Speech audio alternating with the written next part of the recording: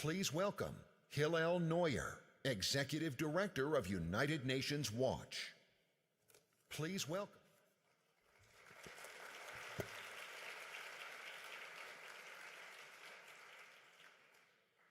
Welcome to the 12th Annual Geneva Summit for Human Rights and Democracy, gathering dissidents, human rights activists, families of political prisoners, members of parliament from around the world to turn a spotlight on urgent human rights situations around the world that require the attention of the international community, of the United Nations, and of the Human Rights Council, which meets next Monday across the street from here.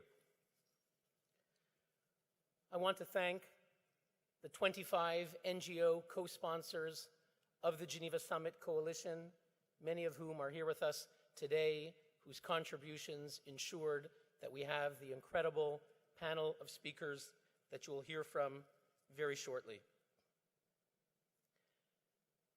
Today you will hear testimony from people who have sacrificed so much for the cause of fundamental human rights for their people, who have paid, in some cases, the ultimate price. And these testimonies will be difficult. These are stories that are hard to hear about oppression, persecution, imprisonment, torture, in some cases, family members who've been killed. And it's easy and quite natural to become sad and to be depressed, and that's normal. But there's something else that you can take away today, and that is when you witness and meet with individuals who have devoted everything, who have sacrificed their freedom for causes of human rights, for the liberty of their own people, for the basic human dignity of their own people, we will have an opportunity today to be inspired. And not just to feel inspiration, but to be inspired and motivated and take action to ensure that all of our governments do the most that we can to make a difference for people who are behind bars, people who are suffering discrimination, persecution, and oppression. Now, next week, foreign ministers, as I mentioned, will gather across the street from here to open the 2020 session of the United Nations Human Rights Council. And some say that the Human Rights Council has done nothing for victims and it's failing. And it's not true to say that the Council has done nothing. That's absolutely not true. The Human Rights Council has taken action on a number of situations.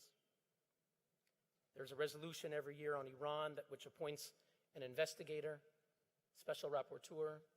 A resolution was just adopted last year to create a fact-finding mission finally on Venezuela, something that we here at the summit have been working on and lobbying for many years, and in a number of other situations.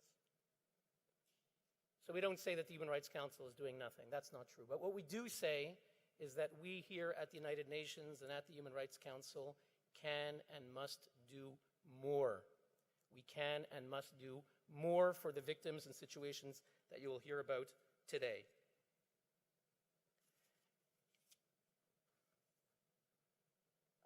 And so we need the voices of the speakers that we've brought today. We need the voices when we think about Iran, where some 1,500 protesters were slaughtered in the streets of Iran. Their only crime was peacefully protesting, calling for human rights and democracy in Tehran and Isfahan and Shiraz and other cities. And when the United Nations in this situation did nothing, there was no emergency session by the Human Rights Council here in Geneva, nor by the General Assembly, nor by the Security Council in New York. The United Nations in this case failed. And that's why we need to hear from Kaveh Shahruz, a courageous voice who calls out the inaction of our world leaders who too often are complicit as apologists for the regime. And when we see that last year here at the United Nations, the Commission on the Status of Women appointed Iran as a judge of women's rights violations, the United Nations is not doing enough. And that's why we need to hear from Shaparak Shajarizadeh, who only a few years ago escaped from Iran after being arrested numerous times for the crime of removing her headscarf. That is a crime in Iran. From the age of 7, every woman, every girl must cover her hair or is arrested, and thousands, hundreds of thousands are arrested by the government. She dared to remove her headscarf. She was arrested, jailed, beaten, and brutalized. And you'll hear her testimony. And she was named by the BBC one of the most influential and inspiring women around the world. And she's with us here today. She'll be receiving soon our 2020 Women's Rights Award. And Shaparak, we're honored that you're with us here today. And in China, where at least 1 million Muslim Uyghurs are locked up in prison camps so that their beards will be shaven off, so that the women will not be able to wear a headscarf if they choose to do so, and so that their religion will be destroyed and their ethnicity, the Uyghurs in the western province of Xinjiang, and their identity, religious, ethnic, cultural, erased in these so-called re-education camps. And when all of this is happening, sadly, here at the Human Rights Council of the United Nations, there's never been a single resolution, a single urgent session, a single commission of inquiry for people now locked up in camps because of their ethnic, religious, and cultural identity. And my friends, I'm sad to say, but it's even worse. And I'm embarrassed to be holding here a document that was published by the United Nations this summer, dated 9 August 2019. You can write it down. It's AHRC 41/G/17. If I didn't see it myself, I would think this is fictional. This is a letter signed by 50 ambassadors to the Human Rights Council here in Geneva. 50 ambassadors. Here are their signatures. And I want to tell you what this letter says. I'm just going to make 3 quotes. It's about the situation of the Uyghurs and what China is doing to these Muslims. And I quote, this is what the letter says. Mr. President, Madam High Commissioner, we commend China's remarkable achievements in the field of human rights. And then they talk about Xinjiang. China has undertaken counter-terrorism measures in Xinjiang. And one of these so-called separatists is the father of Juhur Ilham, from whom we'll hear shortly, who won the EU Sakharov Prize, who's in prison because he dared to speak out for the rights of the Uyghurs. And in this letter, these are called de-radicalization measures. And the letter says, now safety and security has returned to Xinjiang, and the fundamental human rights of people of all ethnic groups are safeguarded, and people there enjoy a stronger sense of happiness, fulfillment, and security. An official document published by the United Nations by 50 Human Rights Council ambassadors celebrating the locking up of 1 million Muslims, and it's signed, ironically, paradoxically, by Bangladesh, by countries who are the first to claim that they support the rights of Muslims and who will support every resolution saying that a cartoon criticizing or questioning a belief in Islam has to be prohibited. These are the ambassadors who signed. Bangladesh, Cuba, North Korea, Egypt, Eritrea, Iran, Iraq, they signed this letter. Russia, Saudi Arabia, Syria, Venezuela, Yemen. The hypocrisy, the cynicism is literally unfathomable. And that's why we need to hear from Juhur Ilham, who will speak about her father, Ilham Tohti, a political prisoner in China today. And we need to hear about Pakistan. A member of the Human Rights Council has never been addressed here. We will hear from Peter Bhatti. His brother, Shahbaz Bhatti, was assassinated. He was the first Christian minister in Pakistan, a minister who spoke out for minorities. That was his mandate. He dared to speak out for Asia Bibi, a Christian mother of 5, sentenced to death for blasphemy, and he was assassinated. He knew he was in Canada, and he told Professor Kotler, who's with us here today, former Justice Minister of Canada, he said, if I go back, I know I will be assassinated, but I must go back to my people. And sadly, he was killed, and we'll hear from his brother shortly. And when Russia in New York sits on the United Nations committee that oversees the work of human rights NGOs, the NGOs who are co-sponsoring this coalition, who have UN accreditation, Russia is a sponsor, and yet we have Lyubov Sobol, leading Russian anti-corruption activist, considered one of the opposition leaders in Russia today. She's repeatedly arrested, courageous person. Another woman named by BBC as one of the 100 inspiring and influential women of the world. She's with us here today, and we need to hear her voice.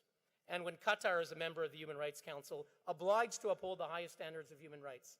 We need to hear from Pete Pattison, who's come here from Nepal, an international labor rights photojournalist who is spotlighting the tens of thousands of migrant workers who are building the arenas for the World Cup to take place in Qatar and who are treated as slave laborers. We need to hear from Pete Pattison. And when Cuba is elected repeatedly, every time there's an election, here to the Human Rights Council, and has immunity and impunity for its throwing of human rights lawyers into prison, we need to hear from Laritza Diversent, a Cuban human rights lawyer, executive director of CubaLex, who dared to provide legal aid and advice to the people of Cuba. They raided her office. They tried to shut her down. She's living in exile, but she will be speaking out. And when the Democratic Republic of Congo is elected to the Human Rights Council, as they are now, a place that is neither democratic nor a republic, we need to hear from Rebecca Kabuo, a heroic pro-democracy activist from the DRC, the youngest prisoner of conscience in that country, who's now free, celebrated around the world, and she's with us here today.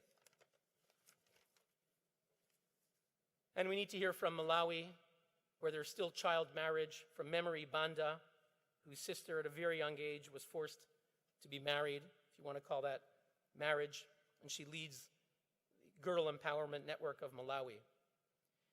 And Vietnam, which has been elected in the past to the Human Rights Council, we need to hear from Dennis Chow, whose father, Van Cam Chow, was living in Australia, originally from Vietnam, but he left the freedom of Australia, went back to be with his people in Vietnam to support their struggle for human rights against dictatorship. He was arrested and thrown into prison. He's in prison now. We need to hear from his son. And we need to hear from Dr. Elham Manea, when Saudi Arabia also is repeatedly elected every single time to the Human Rights Council. We need to hear from this Middle East scholar who will be a voice for Raif Badawi, the famous the human rights blogger who was thrown into prison, a political prisoner, and other women's rights activists who've been tortured and are in prison today, and we'll hear from Elham Manea. And on Venezuela, a country where the UN will be investigating it, and yet, paradoxically, ironically, just elected the Maduro regime to the Human Rights Council, just took their seat last month, and will speak for the first time in the new council next week. We need to hear from Rosa Orozco, the mother of victim Geraldine Marino, who was killed by the regime. She directs the Justice Encounter and Forgiveness organization, and she will provide important testimony about what's happening. She's come here all the way from Venezuela. And UN Watch today will officially launch its campaign, chaired by Ambassador Diego Aria, one of the leading voices for Venezuelans. He is the former ambassador to the UN before the Chavez era, and Maduro, former president of the United Nations Security Council, and he will be launching the campaign to expel the Maduro regime. And he'll tell you and all of us about that. And finally, we'll hear from Biram Da Abeid, the leading anti-slavery activist in Mauritania, a country that has 100 to 500,000 slaves, according to CNN and The Guardian. And they were just elected to the Human Rights Council against our protests, against NGO protests. And he went to prison numerous times to speak out for the rights of slaves in Mauritania, and we'll hear his testimony as he receives later today the Courage Award. And we'll hear from someone who is a lawyer for many of these political prisoners, Professor Irwin Cotler, former Justice Minister, Attorney General of Canada, chair of the Raoul Wallenberg Center for Human Rights, one of the inspiring forces behind the Geneva Summit from the beginning. And we have members of Parliament from around the world who are supporting us here as well, and will be moderating the sessions, joined by journalists from CNN and others. It's an incredible program. This is really an occasion, ladies and gentlemen, for us to listen, to learn, to be inspired, and most importantly, take action.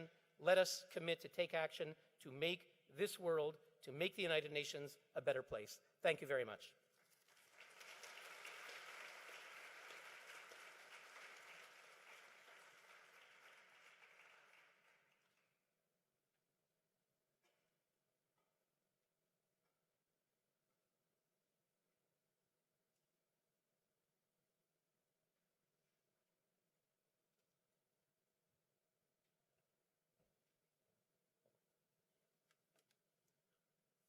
My name is Adriano Principe, and I am a student at the Florimont Institute in Geneva. The empty chair on this panel is dedicated to Cheng Baocheng, a husband, businessman, Chinese pro-democracy activist, and political prisoner, currently being detained in the Beijing First Detention Center. The government of China has engaged in a pattern of harassment and persecution against Mr. Cheng, including 2 previous arrests for his political activism. He has been subjected to threats, harassments, and surveillance. China authorities have installed cameras outside of his apartment and placed tracking and wiretap devices inside of his car. On May 27, 2019, just days before the 30th anniversary of the Tiananmen Square massacre, he was detained for picking quarrels and provoking trouble, a vague and common charge typically used to persecute political dissidents. Weeks later, on July 4th, Mr. Cheng was formally arrested on an additional fake charge of promoting terrorism and extremism and inciting terrorist attacks. Mr. Cheng's crime? For more than a decade, he was dedicated his life to promoting democracy and the rule of law in China. He has been a leader in advancing human rights and social change. As of today, Mr. Cheng has been detained for more than 7 months without even appearing before a judge. A trial date has yet to be scheduled, and evidence for his arrest has yet to be presented.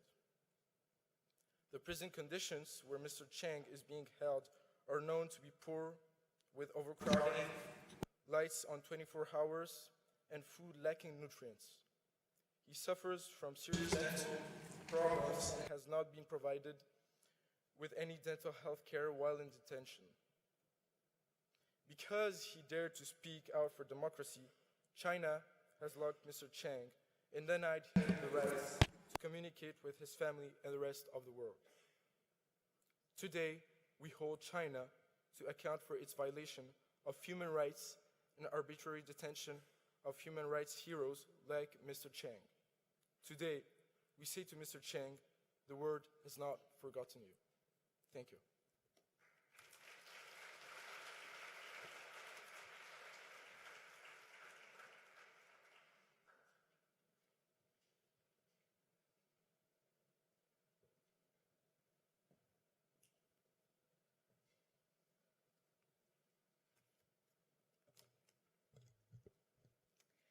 Hello, everybody. My name is Melissa Matani. I'm a senior producer and reporter with CNN, and it's a real honor to be here today, to be surrounded by so many brave and courageous individuals who are really striving to stand up to oppression and make the world a fairer and better place.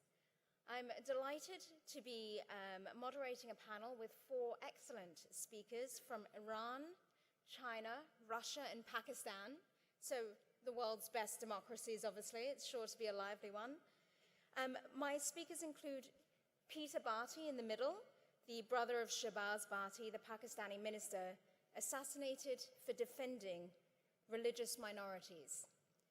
Luba Sabol in the red jacket, a thorn in Vladimir Putin's side, a Russian lawyer, anti-corruption activist, and social media influencer.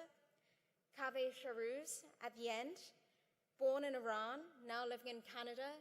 He's a lawyer, human rights activist, and senior fellow at the MacDonald Laurier Institute. And Nuri Turkol, who is missing from our panel but will join us via video link. You'll hear his very, very moving and powerful words on the Uyghur situation. He is one of the leading global voices on the Uyghurs. He's an attorney and the co-founder of the Uyghur Human Rights Project. You will hear from each of them, and then we'll have a discussion. But before I invite Peter up to the stage, I'd like us to just watch a short video about his brother, Shahbaz Bhatti.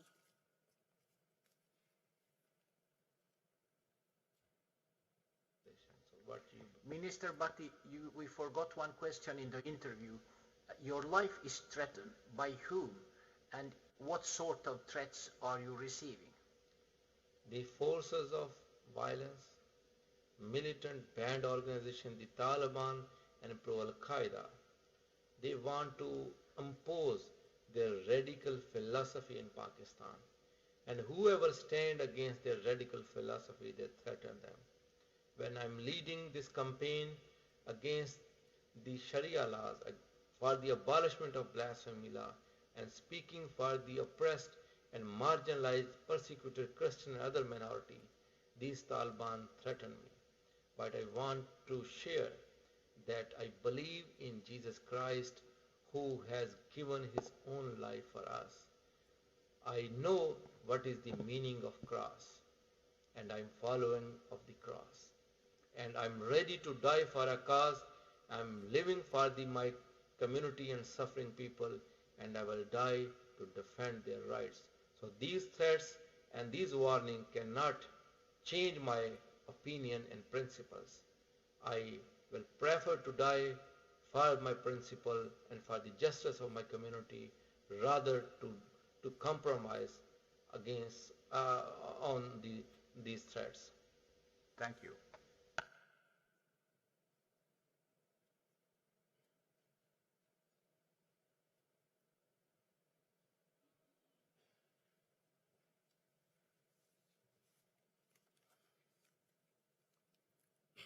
Good morning.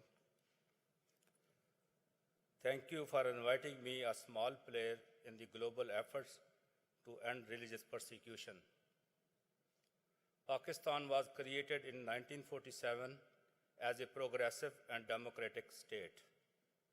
Christians, Hindus, Sikhs, and other religious minorities played a vital role in the establishment of Pakistan and greatly contributed to its development and growth. Unfortunately, shortly after Pakistan achieved independence, extremists took control over the country's political and justice system and introduced discriminatory laws into the Constitution of Pakistan in the name of religion. These laws created a vacuum in which democracy and rule of law were replaced by radical ideologies. Today, these laws are being widely misused and abused. They have become a major tool in oppressing and marginalizing religious minorities community who make roughly 5% of Pakistan's total population. Most allegations in criminal cases of blasphemy are based on personal and economic disputes or religious and social differences. Those accused of blasphemy face the threat of being killed even before the case is registered. Who are imprisoned face the death penalty. Asia Bibi, Christian mother of 5, was sentenced to death in 2009 after dispute with her Muslim co-worker led to allegation that she had insulted religion by drinking in the same cup which her co-worker drank from. Despite lack of evidence, Asia Bibi was dragged and attacked by mobs, taken into custody, and spent the next 9 years on the death row in Pakistan prison. She was finally acquitted of these false charges in 2018. We are thankful to the Pakistani and Canadian governments who assisted with her release and settlement in Canada. Also in 2009, false accusation of blasphemy on Christian man in the city of Gojra led to riots in which thousands gathered and set a fire to all Christian houses, resulting in 7 members of one family being burnt alive in their home. Another horrific case was that Shama and Shahzad Masih, a poor young Christian couple who, while seeking release from bonded labor, were accused of blasphemy and burned alive in their brick kiln. Shama was pregnant with her 4th child. The couple left behind 3 young children. Forced conversion are also a major challenge facing Pakistan's religious minorities. According to the Aurat Foundation, about 1,000 non-Muslim girls are forcibly converted to Islam every year. These women and girls are kidnapped, raped, forcibly converted to Islam, and married to Muslim men. They are typically 12 to 18 years old. My brother Shabaz Bhatti dedicated his entire life to raising awareness about the plight of persecuted religious minorities. He was the only person who publicly challenged Pakistan's discriminatory laws, despite facing threat of his life. He believed in and fought for the vision upon the Pakistan was founded: democracy, equality, and rule of law for all citizens. In 2009, Shabaz was appointed as Pakistan's first ever Minister for Minorities Affairs and was the only Christian cabinet minister in Pakistan's history. My brother Shabaz led a national and international campaign to amend Pakistan's discriminatory laws. He brought the world's attention to deep injustices and severe oppression that Pakistan's religious minorities face daily. But this did not come without a cost. On March 2nd, 2011, Shabaz was assassinated, paying an ultimate price. His killer left a message that anyone who speaks against Pakistan's law will suffer the same fate. He has led many people to ask, who will speak up now? My answer was to create an International Christian Voice, a Canadian non-profit organization, to raise the awareness about the persecution of religious minorities. It is the voice of those who are oppressed and victimized due to their faith, especially in Pakistan. Today, ICV assists thousands of Pakistanis who have fled their homes and seeking refuge in neighboring countries such as Thailand, Malaysia, and Sri Lanka. When their temporary visa expires, asylum seekers are arrested and put into horrible prison-like detention centers. Some languish in these detention centers for years. Many families are separated, and the sick and dying receive no medical treatment. International Christian Voice privately sponsors such refugees to Canada and assist with their settlement and integration by providing them necessities and social support services. We work with like-minded organizations for support these helpless asylum seekers to provide them a new life of freedom and peace. In the spirit of my brother's legacy and on heels of the upcoming UN Human Rights Council session, the international community must together with Pakistan to work and open the educational and vocational schools in religious minority communities, eliminate prejudice material from public school syllabus and ban hate speeches, promote interfaith harmony to change mindset of those who have been brainwashed by radical ideologies, amend legislation and policy to stop forced conversions and discriminatory laws,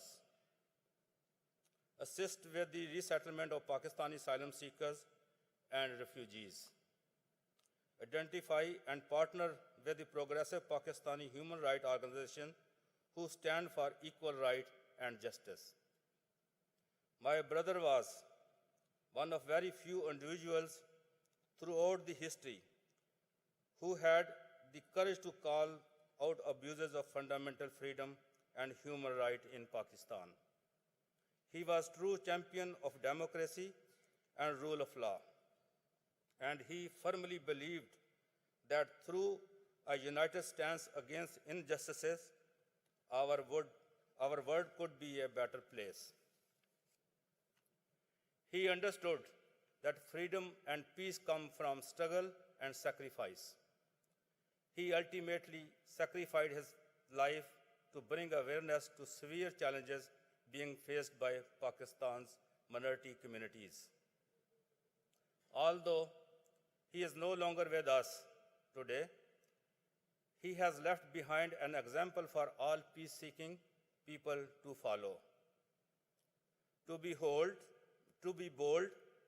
to be principled, and to be determined in our pursuit for justice and equality for all.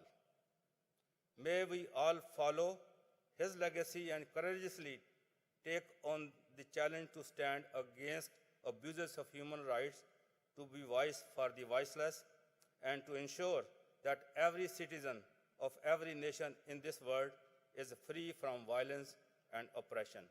Thank you.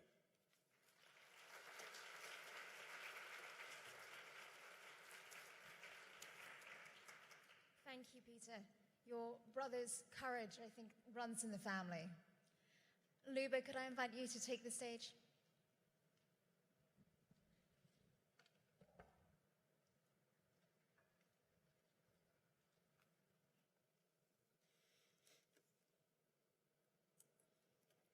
Dear friends, I wish to begin with this rhetorical question. What comes to your mind first when you hear about Russia? Viral videos from the dashboard cameras. Vodka, Putin, Russian certainly includes all the above, but not only. Russia is not synonymous with President Vladimir Putin, nor with his United Party Russia, nor with Yevgeny Prigozhin, the head of the private military company carrying out the Kremlin's wishes in Syria and eastern Ukraine. Rather, Russia is embodied by its 146 million citizens, most of whom just want to live in a civilized world and in a country where freedom and human rights are respected and upheld by credible independent institutions. Unfortunately, the real voice of Russia, its citizens, often goes unheard, both within the country and abroad. Outside observers might think that the current government has the support of the population. Not so. The mass protests in Moscow and other cities this past summer show that while total power remains in Putin's hands, Russians are ready to assert their rights and to democracy. On the world stage, Putin falsely claims the wage is hybrid wars in our name. Yet there is no formal declaration of war. And the Kremlin concisely denies its military aggressions in Ukraine because it knows they are illegal. The Putin regime itself can be understood as a hybrid. Formally, Russia has a constitution that guarantees the rule of law, uphold the separation of powers, establish an independent judiciary, and rest ultimately authority in the people. But in reality, the Russian people have no influence because home brushes of government answer to Putin and his inner circle. Likewise, while Russia holds formal elections, political representatives at the federal and regional levels are selected by the regime. And at the local level, decisions are made by regional governors who are ultimately depends on the central administration. Whenever necessary, the regime resorts to various methods to prevent genuine competition in election, barring opposition candidates from competing, blocking media coverage of opposition campaigns, and engaging in outright election fraud. In March 2016, Alexei Navalny, the effective leader of Russia's democratic opposition, was prevented from running for president, and Putin easily clinched re-election in a field of Kremlin-picked candidates. But in regional elections later that year, the Russian people managed to make their voice heard in a massive protest vote, signaling their dissatisfaction with the regime. Many of United Russia's gubernatorial candidates particularly those who had been pictured shaking Putin's hands before election day, were trounced, despite having had all the administrative and propaganda resources of the state on their side. A funny thing happens in Vladimir Oblast. The incumbent Svetlana Orlova of United Russia lost to Vladimir Sipyagin of the Liberal Democratic Party, LDPR. When asked by journalists why they had voted as they did, many answered that they did not even know Sipyagin, they just wanted anyone but Orlova. Poor protest voting. This year, the authorities corrected their previous electoral mistakes by simply banning pro-democracy opposition candidates in particularly difficult regions. This past summer, I ran in elections to the Moscow City Duma, where independent, democratically selected candidates like myself were barred from running on the basis of absurd trumped-up changes, such as allegations of forging petition signatures to qualify for the ballot. To the contrary, we had significant support from our constituencies, and we appealed this illegal decision in the courts. But because the judiciary too is under the Kremlin's heel, justice was not sought. Having been denied the choices of elected representatives, Moscovites took to the streets by the tens of thousands. The authorities reacted to this process with a wave of repressions, detained several thousand people, and filing criminal charges against pro-democracy groups. We were subjected to night search in our homes, and dozens of people were detained. The Independent Anti-Corruption Foundation was declared to be a foreign agent, and our bank account was frozen. Last summer, opposition leader Alexei Navalny was poisoned while he was under administrative detention. And this is the price of political dissent in present-day Russia. Putin was so scared of the Moscow election that he deploys the full power of the courts, police, prosecutors, the Minister of Justice, Roskomnadzor, the official censorship body, and other resources to retail the democratic opposition.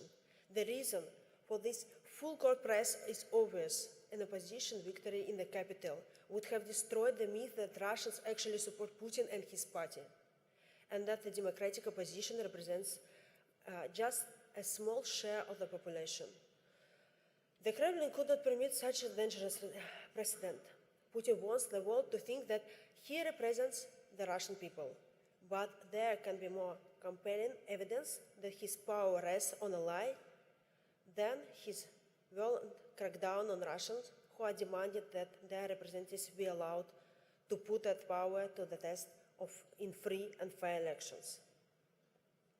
We continue our work. As the current government's trust rating fall, and Vladimir Putin's own rating dropped, according to recent polls, Putin's confidence rating fell to 35%. According to the polls, 60% of Russians are ready for significant changes.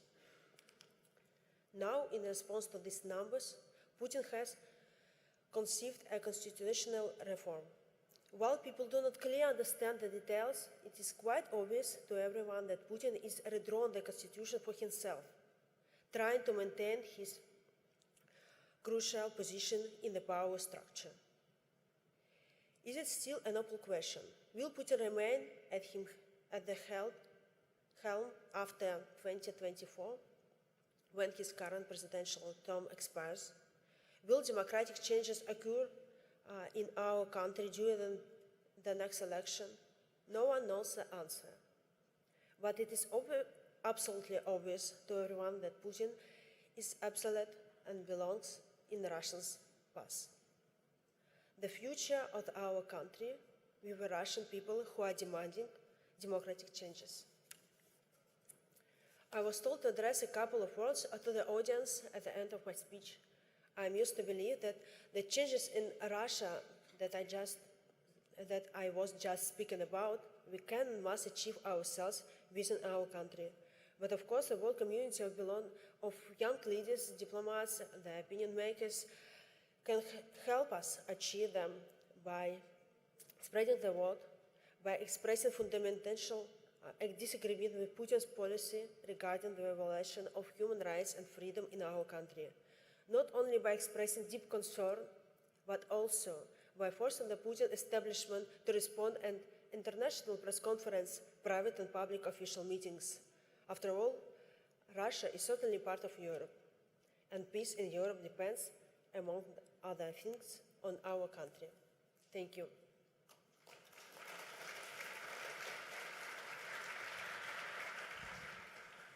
Thank you, Luba. Kaveh?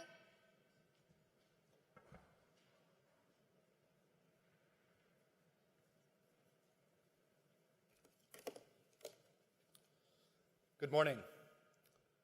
Let me begin by thanking United Nations Watch and the other organizers of the Geneva Summit. It's an honor to be among so many leading human rights experts and so many brave dissidents. The speakers today are from different countries, and the dictators and extremists that they battle come in different garb, in suits, in military fatigues, and in clerical robes. But what all the speeches will reveal is this, that from China to Saudi Arabia, from Pakistan to Malawi to Cuba, our struggle is one. Our struggle is for the right to think, to speak, to assemble, and to decide our own futures. Our collective struggle is, above all else, for simple human dignity. I'm a Canadian, but I was born in Iran, and I'm here today to tell you that nearly 80 million Iranians are part of that struggle. I was born shortly after the Iranian Revolution, and some of my earliest memories are of visiting my uncle in Iran's prisons. He had been arrested at the age of 19 in the reign of terror that followed the Iranian Revolution. His crime was selling newspapers that the new regime didn't approve of. And for that, he was subject to a 5-minute kangaroo court without counsel, tortured to the point of paralysis, and given a 10-year prison sentence. Of that 10-year sentence, he served only 8.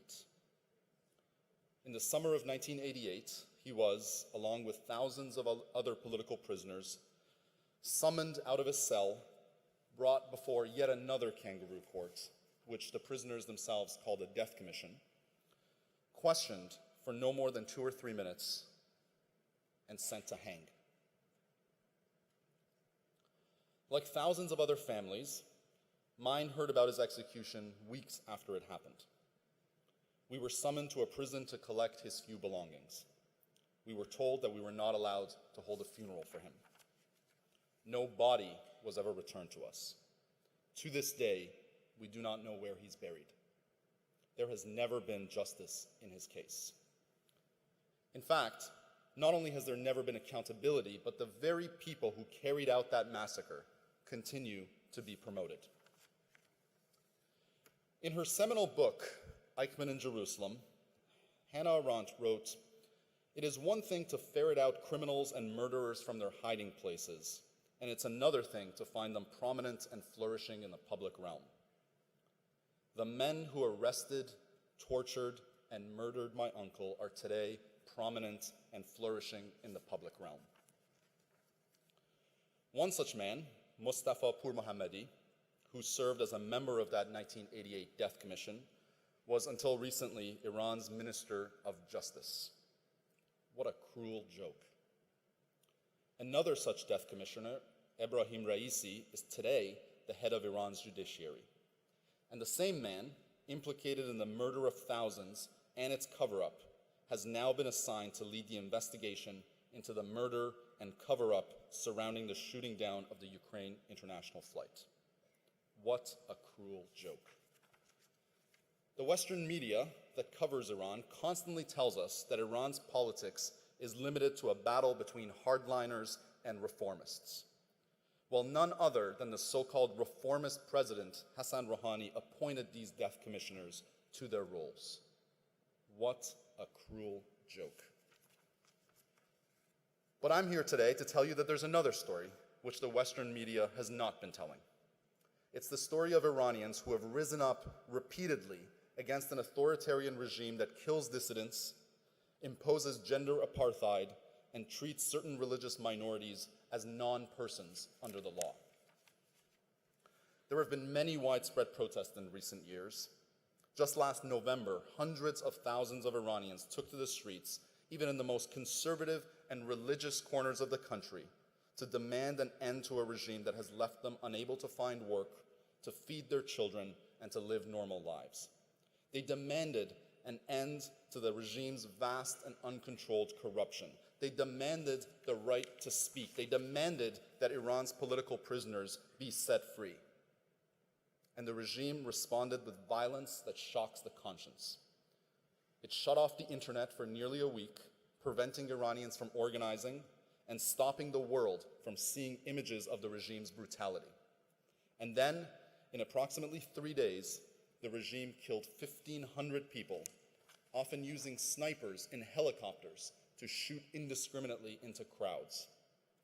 And it's arrested nearly 7,000 people who will undoubtedly be tortured and subject to trials that fall short of international standards. Some will almost certainly be executed.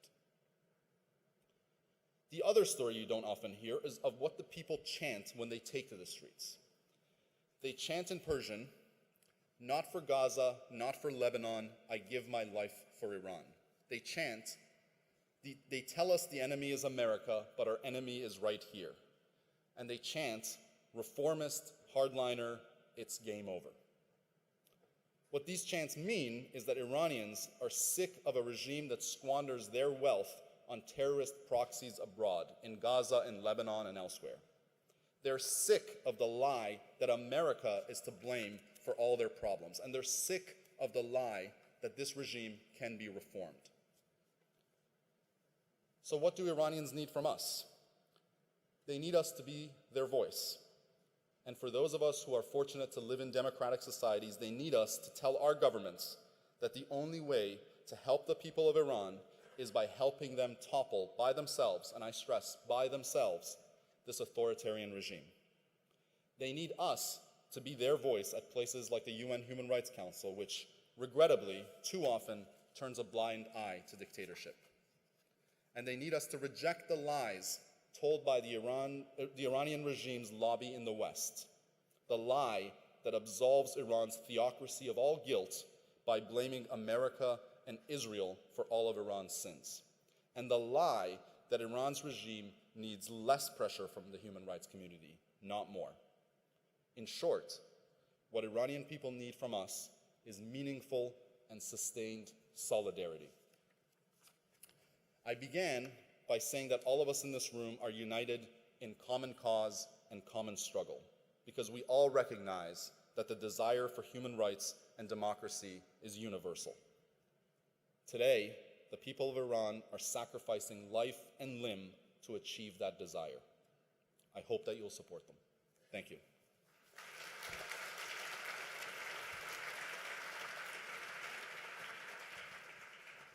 Thank you, Kaveh.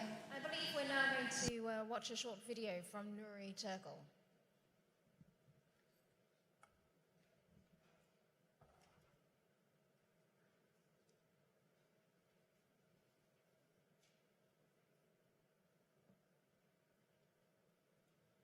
My name is Nuri Turkal. I'm an attorney and human rights advocate in Washington, D.C. I'd like to begin by thanking the organizers of this conference for the opportunity to shine a light on the abominable crimes that the Chinese Communist Party is committing against my people in East Turkestan, that Mao's China renamed as the Xinjiang Uyghur Autonomous Region after its occupation in 1949. China's ghastly human rights abuses are happening as we speak. China's Communist Party has a long history of persecuting Uyghurs, and the ongoing crisis did not happen overnight. The full-scale military-style control started in about 2009 in the name of combating extremism. Since the second half of 2016, China's repression of the Uyghurs has intensified. Xinjiang Communist Party Secretary Chen Quanguo has installed grid-style policing consisting of ubiquitous police checkpoints and pervasive surveillance.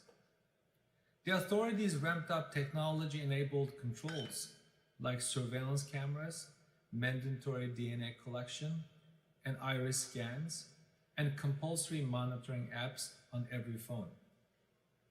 Since early 2017, Chen Quanguo has orchestrated the detention of as many as 3 million Uyghurs in the modern-day concentration camps that he has designed to teach like a school, be managed like the military, and defended like a prison. And in his own words, the purpose of these camps is to break Uyghur lineage, break their roots, break their connections, and break their origins. The persecution goes far beyond the camps. Uyghur children are forcibly separated from their parents and sent to the state-run orphanages. Uyghur religious heritage is being completely eradicated, with religious attire being banned and religious institutions destroyed.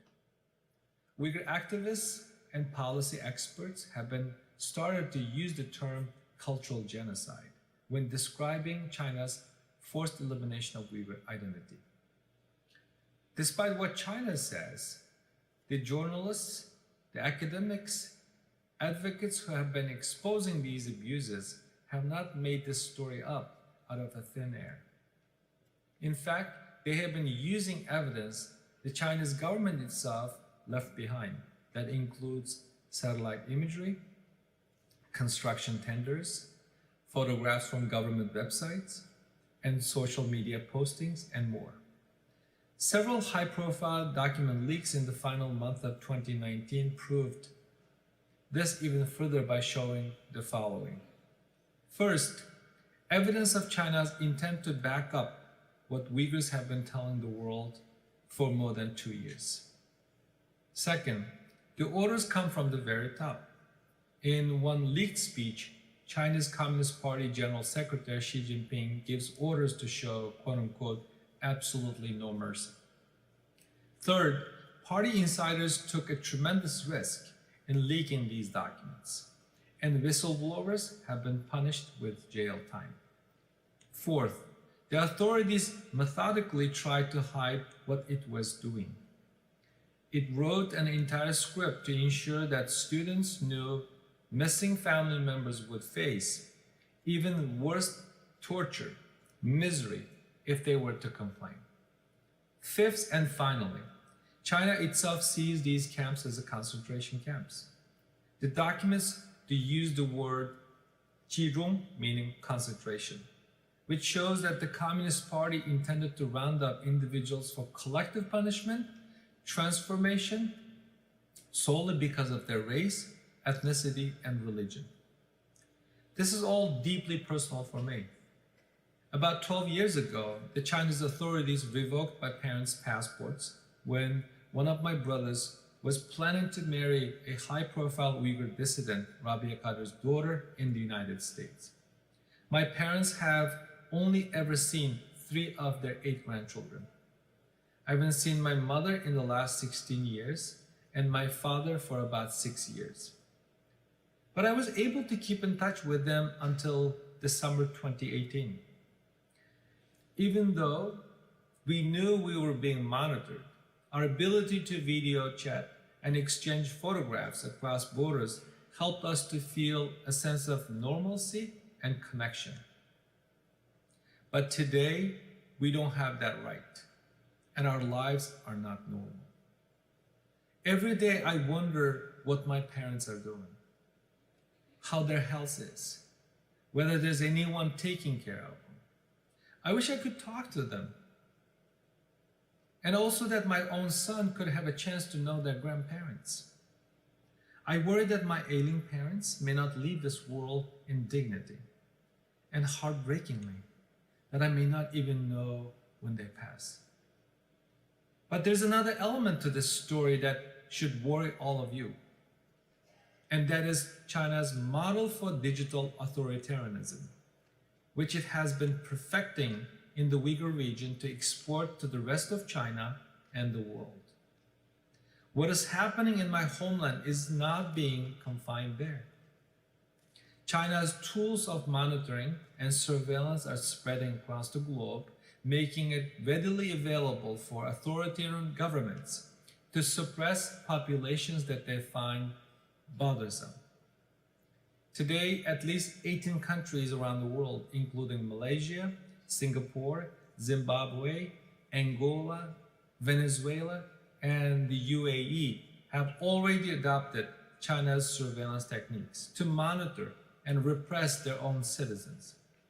The Uyghur crisis is a global problem, one that all of us attending this conference must solve alongside world leaders, global advocates for human rights and democracy. So what can you do to help? I will close by sharing just a few ideas on the governmental, multilateral, and individual levels. Governments throughout Europe should consider doing the following. One, to adopt global Magnitsky sanctions to target actors who are involved or complicit in what likely constitute crimes against humanity. And to adopt export control on tainted products, specifically those in which any part of supply and labor chains are connected to textile and cotton from the Uyghur region. And three, adopt parliamentary mandates similar to the United States Congress's Uyghur Policy Act. On the level of multilateral organizations, we should be working towards one, ensuring that the UN Human Rights Council convenes an emergency session. Two, gaining United Nations, World Health Organization, and other international institutions to get access to the Uyghur region for investigation. And three, pressuring institutions such as the World Bank to immediately cease their controversial lending to the Xinjiang government. But I'm sure some of you want to know, what can you do as individuals? And here's what I recommend. One, demand that your MPs and other political, religious, civic leaders speak about these issues. And two, write letters. For example, you can urge the Red Cross to take action to trace missing Uyghur family members. And also urge the International Olympic Committee to reconsider holding the 2022 Winter Olympics in China. And three, use social media to share important news with your friends and family, as well as to join one of the many Uyghur-led campaigns online. Four, donate your time and money to Uyghur-run organizations. In closing, I'd like to point out that this is not about the Uyghurs anymore, or this is not about how Communist China treats its own citizens. This is about us as a free people and a civilization. Whatever you choose to do, however you decide to respond, the time to act is now. No one can say they did not know, because they do know now. Thank you.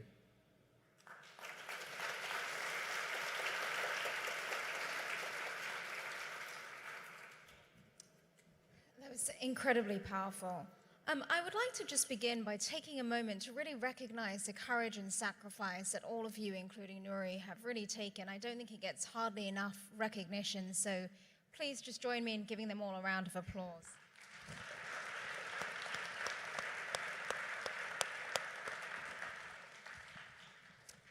So there are a lot of people in this room who may have heard these presentations and feel like they're facing similar situations in their own countries.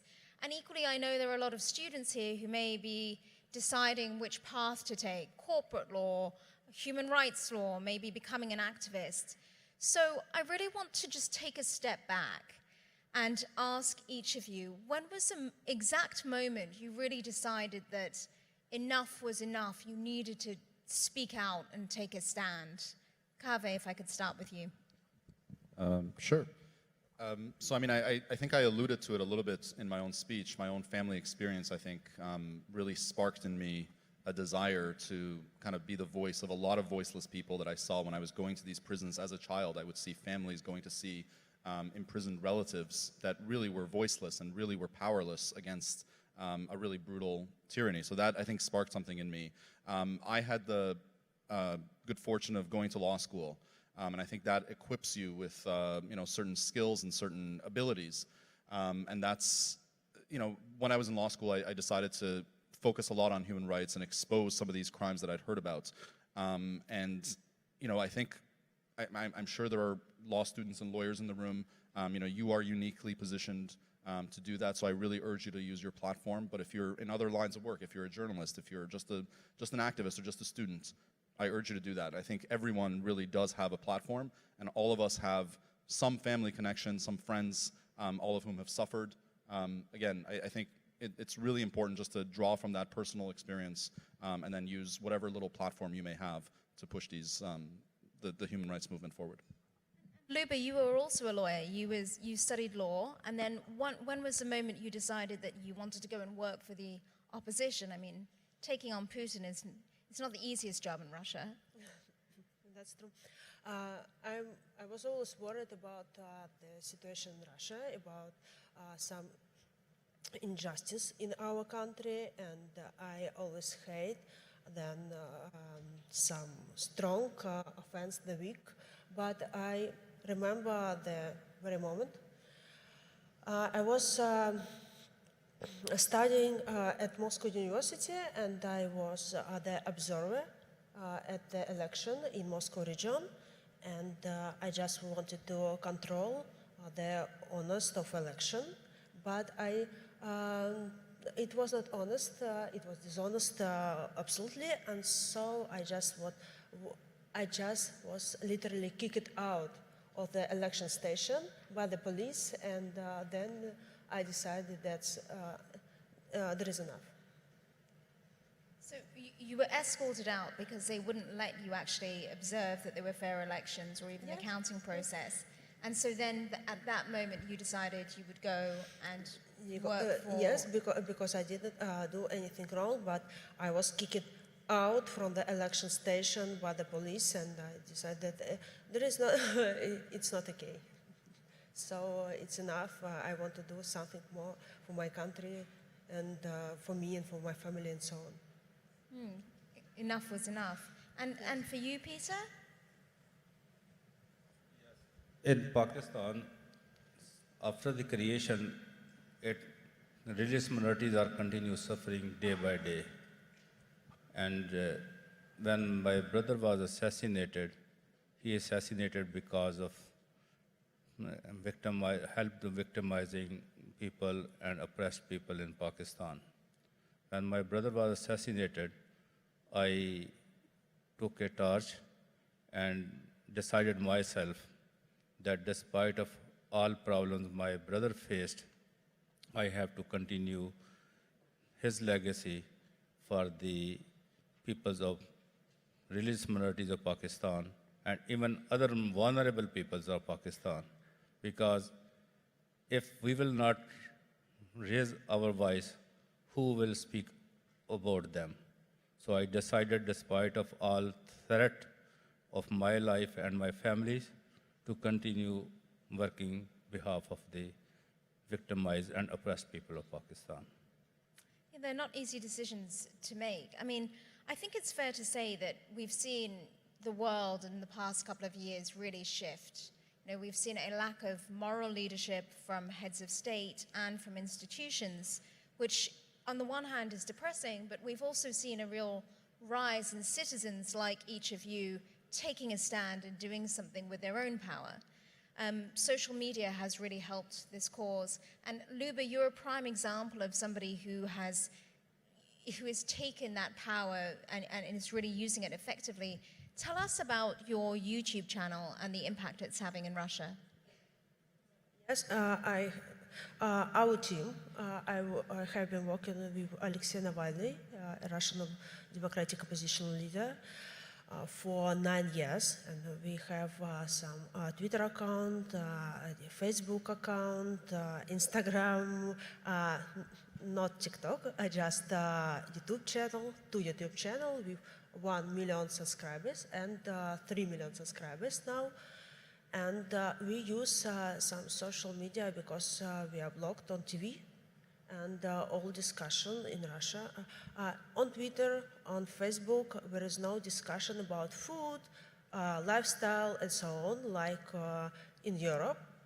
We just discuss some society problems, politics, and so on, because this discussion is blocked on TV, on state newspapers, and so on. But people want to know the truth. We make some investigation and we release it on our YouTube channel, and people support us. So effectively, you were blocked on Russian TV. Yeah. We are in a blacklist. It's me, member of our team, Alexei Navalny, and other Khodorkovsky, and so on. We are blocked on TV. So you took that power into your own hands, and now on this YouTube channel are really telling Russians the truth that they don't hear elsewhere. And you said you have 1 million subscribers on one channel, 3 million. We have two YouTube channels, and with 1 million subscribers and 3 million subscribers. And so that's a great example of how you can really use social media to spread the word. But then, Peter, you know, in your case in Pakistan, it's almost the opposite, because social media has been sometimes used by these extremists to spread fake news. And when we saw in your presentation mob killings, all it takes is like a short clip for somebody to put that on Facebook, for it to spread across the internet, and then you see these violent mobs in Pakistan going to hurt people who are accused of blasphemy, even though there's no evidence. Can you tell us a little bit about this sort of mob rule and the use of fake news in Pakistan? It is so unfortunate that especially if somebody is get accused by blasphemy law, falsely even accused. I gave some examples already that mindset of the people took a control in their own hands, and they don't wait to bring the person in justice through courts or for lawyers. They want to take revenge from themselves, and that's gather the mobs.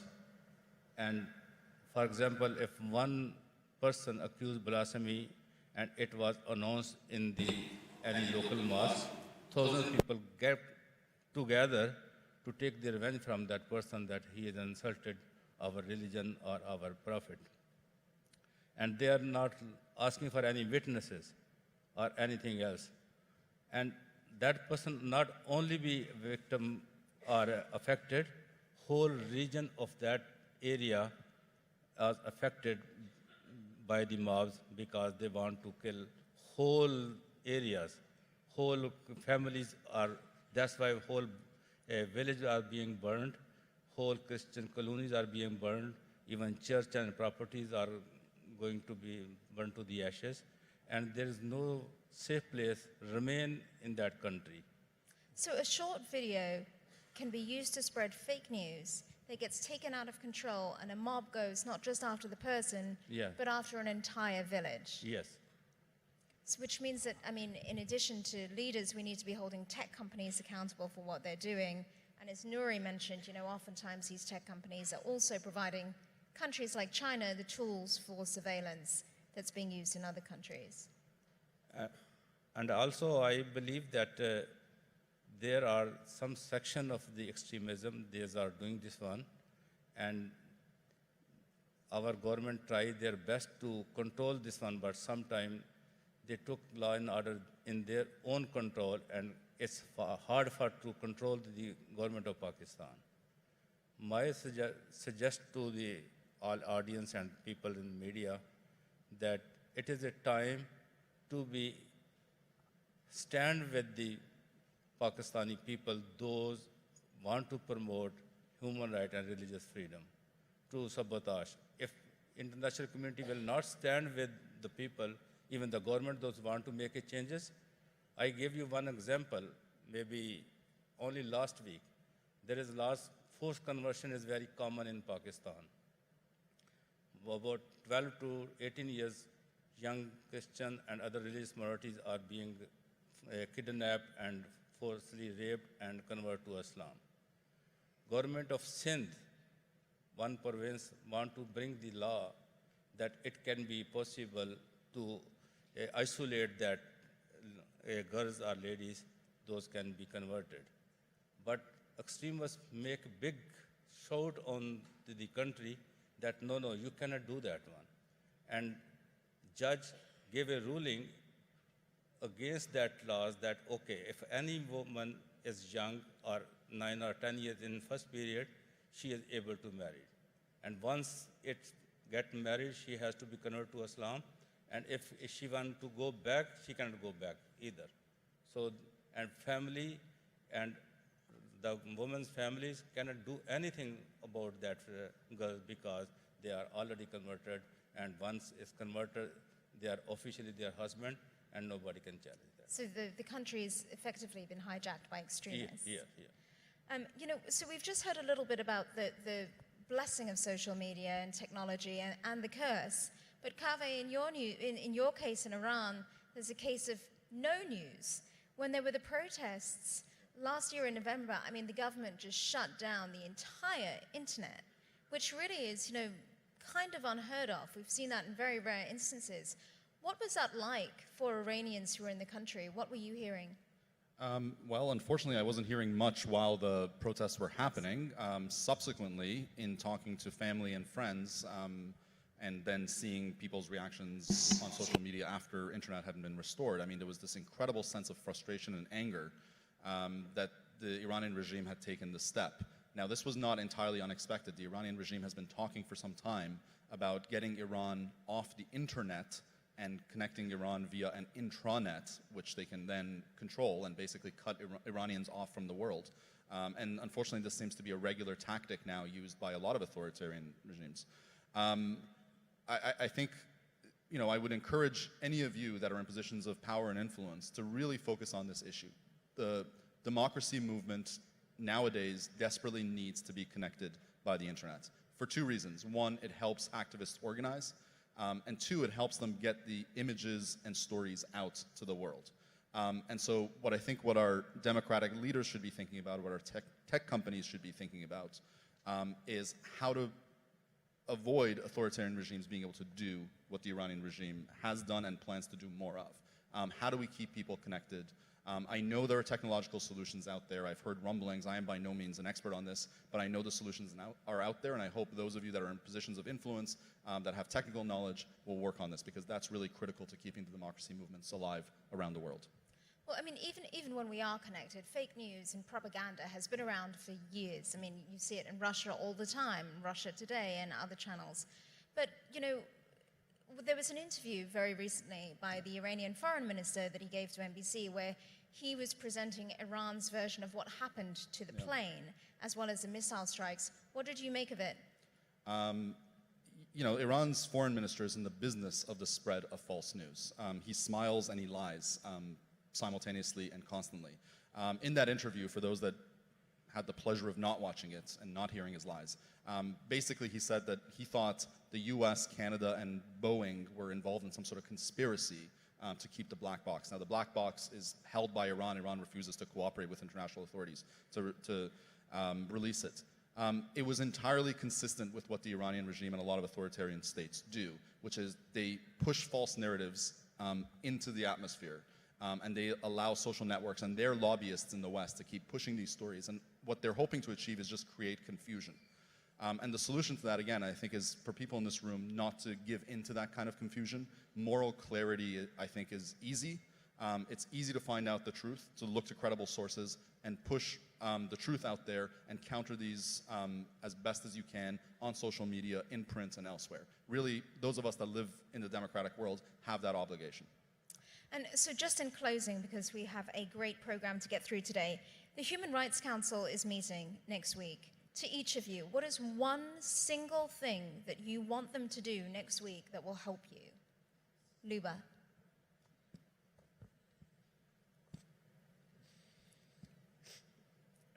I think that I said it yesterday and I want to say it now. I think that foreign officials and foreign politicians must not take money from Putin and his inner circle, because Putin thinks that he can buy anyone. He can just, and I think it's the main thing. Okay, and Peter? I believe that the United Nations should talk to the Pakistan government to repeal all the discriminatory laws, which that is the root cause of affect the religious minorities in Pakistan, and stand with the people, those are raising the voice of minorities there. So if they can protect that voice or stand with them, then more voice can be heard and it can make a change. So far, very few voices are left in Pakistan. Those can raise about the plight of the religious minorities of Pakistan. And Kaveh? I'll say two quick things. One, there ought to be an investigation at the Human Rights Council over what happened in Iran in November when Iran shut off the internet and killed 1,500 people. And secondly, what I will say is that there is a special rapporteur assigned to Iran by the UN Human Rights Council, but that special rapporteur has never had access to Iran, has never been allowed in the country to talk to prisoners and to visit Iran's detention facilities. So I think the international community ought to make it clear to Iran that if you ever want to be on the Human Rights Council, if you ever want to be on UN Women or any other UN body, you have to cooperate and let the special rapporteur do its job. Wonderful. Thank you very much. That's where we'll leave it. Thank you.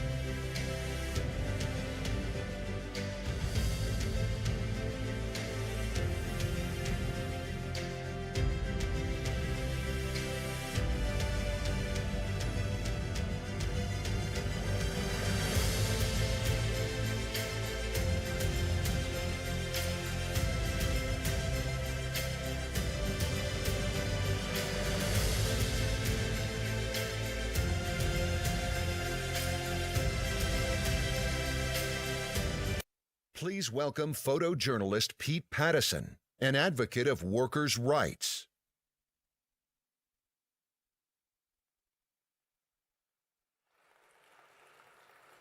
Good morning. When football fans travel to Qatar to watch the World Cup in less than 3 years' time, the airport they arrive at, the roads they travel on, the hotels they stay at, and the stadiums they sit in will all have been built with the help of slave labor. Qatar is a tiny authoritarian Gulf state, and it's one of the richest countries in the world, but it lacks one thing: cheap labor. And so for years it's been importing hundreds of thousands of men from some of the poorest countries in the region, Nepal, Bangladesh, parts of Africa, to help it build its World Cup dream. For the past 7 years, I've been reporting on the lives of these workers for the Guardian newspaper from my base in Nepal. And my reporting began in the summer of 2013, when day after day I would wait outside the arrivals gate at Kathmandu's airport, and I'd watch as hundreds of young men would come off flights from the Gulf, pushing trolleys, some of them carrying big flat-screen TVs. Was sort of a symbol of their success, because economic migration to the Gulf can work for some. But then I would wait, and something else would come out on those trolleys. Coffins, bearing the bodies of migrant workers. One of them was a boy called Ganesh Bishwakarma. And I followed his coffin back to his village. And this is what I saw.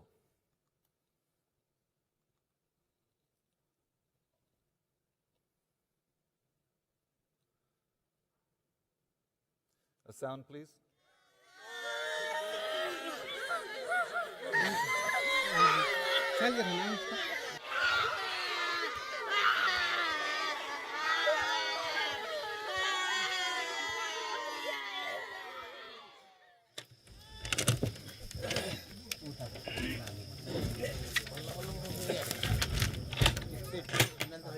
Ganesh Bishwakarma left his home in rural Nepal for a job in Qatar.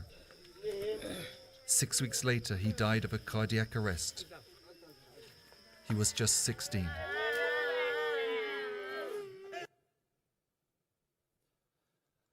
Ganesh became part of my first story on Qatar, and about 40 articles later, I'm still going back.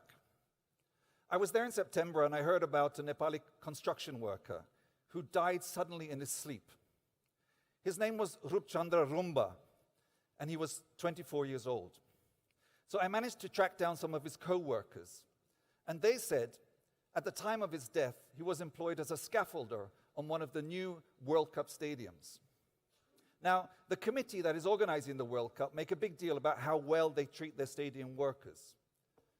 But Rupchandra's story illustrates everything that goes wrong when young men go to Qatar for work. You see, Rupchandra had to pay a huge amount to a recruitment agent in Nepal to secure his job. Workers typically pay anything between 1,000 to 5,000 euros, which of course is money they don't have, so they have to borrow it at high interest rates. So they're deep in debt before they've even left home.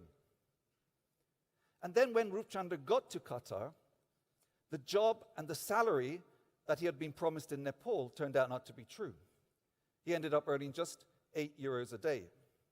And if you talk to migrant workers in Qatar, this is the issue they raise time and again. Low pay, late pay, sometimes no pay. So you might be thinking, well, why didn't Rupchandra just leave? He couldn't leave for two reasons. First of all, when he arrived in Qatar, the first thing his employer did was confiscate his passport. And then secondly, like every worker in Qatar, Rupchandra was subject to a sponsorship system that is also known as kafala. Under kafala, a worker cannot leave their job without their employer's permission. In other words, they're effectively owned by their employer. And so Qatar, for so many of these workers, is not a route out of poverty. It's a trap. And it's these conditions that leave tens of thousands of workers vulnerable to forced labor and bonded labor, which are modern forms of slavery. So I asked Rupchandra's co-workers to take me to the place where he lived. You see, migrant workers in Qatar don't choose where they live. They're housed by their employer in vast labor camps. I mean, they're literally called labor camps. They're squalid and they're overcrowded. 8, 10, sometimes 12 men to a room. This is where Rupchandra lived. It was a truly appalling place to die. Early one morning in June, while all his roommates were still in bed, they told me they heard him struggling for breath. They said it sounded like someone was choking him. An ambulance was called, he was taken away, but it was too late. You see, Rupchandra's death was not a one-off. Every year, hundreds of young men die suddenly in Qatar from so-called natural causes. I say so-called because no one really knows why they die, because the Qatari regime refuses to investigate. If hundreds of Qataris or Westerners were dying in the country under mysterious circumstances each year, there'd be an outrage. But when they're poor Nepalis or Bangladeshis, there's only silence. Now, Rupchandra had a wife called Nirmala and a young son who was 6 at the time called Niraj. So I went back to Kathmandu and I met them in the small room they rent on the edge of the city. And I said to Nirmala, look, your husband was building a new World Cup stadium. Did you get any compensation from Qatar? And she said, no, I didn't get anything. All I got was 530 euros. And I thought, 530 euros? Where did that come from? I asked her. And she said Rupchandra's co-workers, you know, the ones earning €8 a day, they all donated whatever they could, and they sent it to me. And so in Qatar, you have tens of thousands of workers laboring under what is effectively state-sponsored slavery. You have a World Cup stadium worker who died, but no one investigated his death. You have a wife who now has no husband, no income, and no compensation from the richest country in the world. And you have a 6-year-old boy who is left asking one question: where's my dad? Which all begs another question. Why does Qatar allow this to happen? And after 7 years of reporting on this issue, I only have one answer. They just don't care. There are people in the Qatari regime who see their migrant workers as non-humans, as disposable. You know, Qatar's economic model is not just based on exploiting its vast reserves of natural gas. It's based on exploiting its vast migrant workforce. Slavery still exists in Qatar, and indeed across the whole Gulf, for the same reason. It's always existed throughout human history, which is that one race thinks they're superior to another. Now, football's the global game. We all love it. Nobody wants to see football tainted by the sweat and blood of workers. So if you want to do something, here's what I suggest. Just a few hours from here is the headquarters of FIFA, football's world governing body. They are responsible for the World Cup. I mean, officially it's called the FIFA World Cup.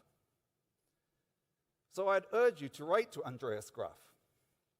Tell him what you learned today, and ask him, why has Rupchandra's widow still received nothing from Qatar? When the World Cup ends in a little less than 3 years, I wonder what names you'll remember. Will it be those of the global football superstars, Cristiano Ronaldo, Neymar, Lionel Messi? Not for me. The names I'll remember are Ganesh Bishwakarma, Rupchandra Rumba, and his little boy, Niraj, who is still asking, where's my dad? Thank you.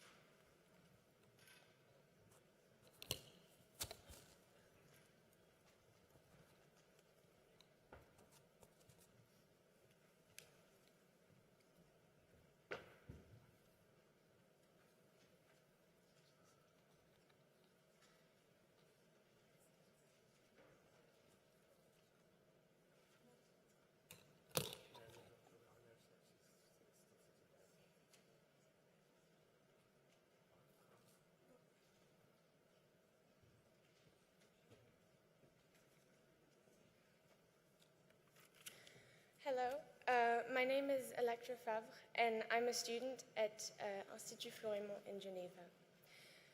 The empty chair on this panel is dedicated to Germain Rukuki, a husband, a father of 3 children, and a human rights defender in Burundi.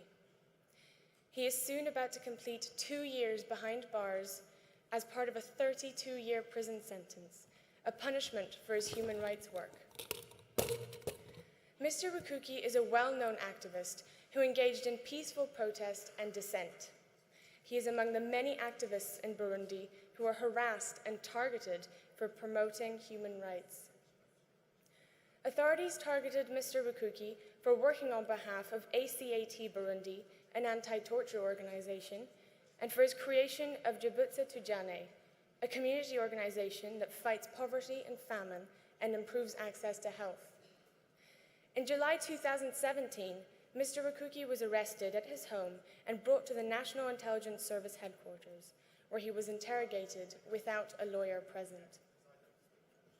His only crime was that In the face of mounting oppression in Burundi, he showed an unwavering commitment to defending human rights, promoting fundamental freedoms, and fighting social injustice. In April 2018, less than a year after being arrested and detained, he was sentenced to 32 years in prison on charges of threatening state security and attacking the authority of the state. These charges, according to United Nations experts, have no basis in fact and are a pretext to silence his voice and criminalize his human rights work. As of today, Mr. Rukuki has been unlawfully detained for nearly 2 years, with no prospect of being released. Court authorities claim to have lost his case file, rendering his appeal defunct. While in prison, he has suffered from perilous conditions and been deprived of appropriate medical care following an emergency ankle surgery. The poor conditions of hygiene have reduced his mobility and threaten to have long-term disabling effects on his health. Today, we say to Germain Rukuki, supporters of human rights worldwide have not forgotten you. And when foreign ministers gather next week to address the 2020 UN Human Rights Council directly across from here, let us hope that they speak out for the freedom of courageous human rights defenders like Germain Rukuki. Thank you.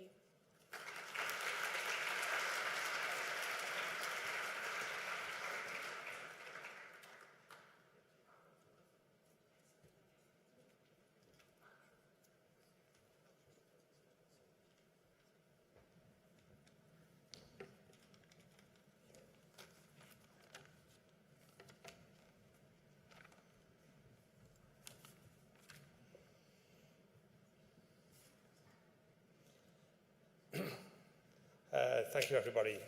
My name is Phil Benyon, and at the moment I'm Vice Chair of the Human Rights Committee for Liberal International, but 2 weeks ago I was a member of the European Parliament, but we've had something called Brexit, and I'm afraid I don't think it's going to help the cause of human rights worldwide. Some people may differ, but that's my view. I just want to comment on the speaker we've just seen from on the World Cup stadia. This was something that was brought to my attention back in 2014 when the Bangladeshi diaspora in the UK brought up an issue to my office because they said that the Bangladeshi migrant workers in Qatar were actually falling from height from the stadiums, and the kafala regime meant that they could not actually refuse to work, and they did not feel competent at working at these heights, and there were a large number of deaths. And I brought this up with the Qatari authorities. Now, I brought it up again a month ago, and they claimed that the kafala system has now been abolished. Now, there may be some misinterpretation or differential interpretation of what the word abolished means here. But now we're moving on to the next session. We've got some brilliant speakers for you here. I've got Laritza de Versant, and she is a human rights lawyer from Cuba, but she's now, because her offices were raided and criminal proceedings were brought against her, she's now operating from Pennsylvania, and but she's still advising all her clients using modern technology. And we have we have Rebecca Cabo. She's from the Democratic Republic of the Congo. Democratic in inverted commas, as you all probably all know, that there was a presidential election recently, and the victory was awarded to the person who finished second. That's not, I think, what we think of as democracy. And they're both operating in countries with an authoritarian regime. Now, on my program, I've only got 2 speakers. So I think we're going to have to go back to the original program to find out who's my 3rd speaker, because I was told I was only got 2 speakers. You can do your own introduction. But before we start, Some of the speakers here, one of the speakers will be speaking in Spanish, another in French. There is simultaneous interpretation available on your desks. They are working, I've checked them, and there is a 1, 2, 3 Spanish, French, and English, French and Spanish. So be prepared, they are working, and I think if I give you that pre-warning, that at least you won't be struggling around trying to get your systems working when we start. Okay, and I'm going to hand over now to our first speaker. So, my name is Yavuz Aydın. I was a judge, and I'm now a purged judge living in exile in Brussels, Belgium now. So, due to the delicacy of the issue, I think, for security reasons and other things, my name might not appear in the program, but now I'm here in the live. Thank you. And are you going to start? Please.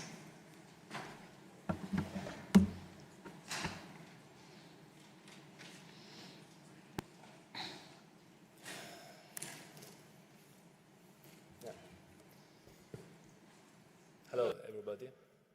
As I said, my name is Yavuz Aydın. I was a judge in Turkey for 14 years, up until 2016.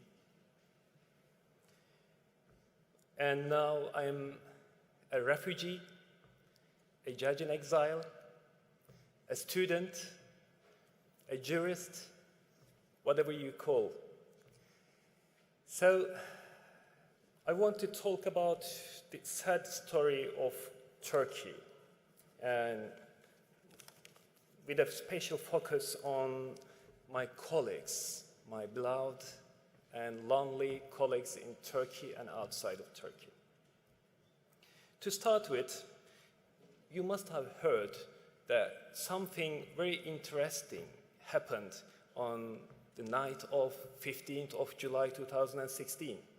There was a coup attempt, a really treacherous attempt maybe to overthrow the government, or somebody, as somebody says, as the opposition party leader was saying in the beginning, a controlled coup d'etat. We don't know yet. We will see sooner or later. But all my condolences to those who lost their lives in that treacherous event that night.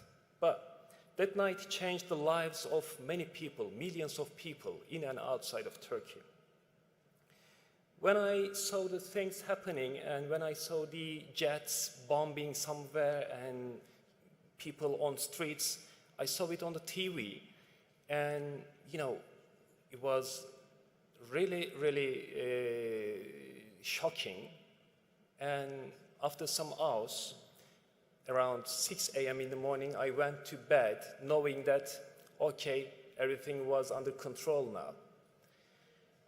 Around 10 a.m. in the morning, like 4 hours later, I woke up with my phone ringing. My friends, my wife was calling, and they were asking, why are you sleeping? What happened? They said, thousands of judges are being purged now by the High Council of Judges and Prosecutors. Well, that was shocking, but this real shock came afterwards. I learned that in the morning, even before this coup attempt was suppressed, this High Council of Judges and Prosecutors convened with the agenda of suspending some 3,000 judges and prosecutors, including me, and they did it in 2 hours. In 2 hours, they launched the investigation against these 3,000 judges and prosecutors. They completed the investigation, they made the decision, and they handed out this to the prosecution office. And the prosecution office, even before the decision of the High Council of Judges and Prosecutors, they issued an arrest warrant for all these 2,800 judges and prosecutors, including my name. And all these lists were on the internet and on WhatsApp. So, as a summary, I went to bed as a judge and woke up as a terrorist. So that was really what happened. So, and what I saw afterwards was Erdogan really meant something when he was saying that this was a gift from God. It was 3 a.m. in the morning that night, just in the middle of this coup attempt. Nothing was suppressed yet. And he said this. Then I understood that this was just the beginning, and it was. Afterwards, after purging 3,000 judges and prosecutors first, I wasn't there. I didn't surrender after seeing all those pictures and video footage of these tortured people broadcast and aired by the state TV channels and agencies. Okay, I thought, let's wait and see. But in the meantime, the real coup came.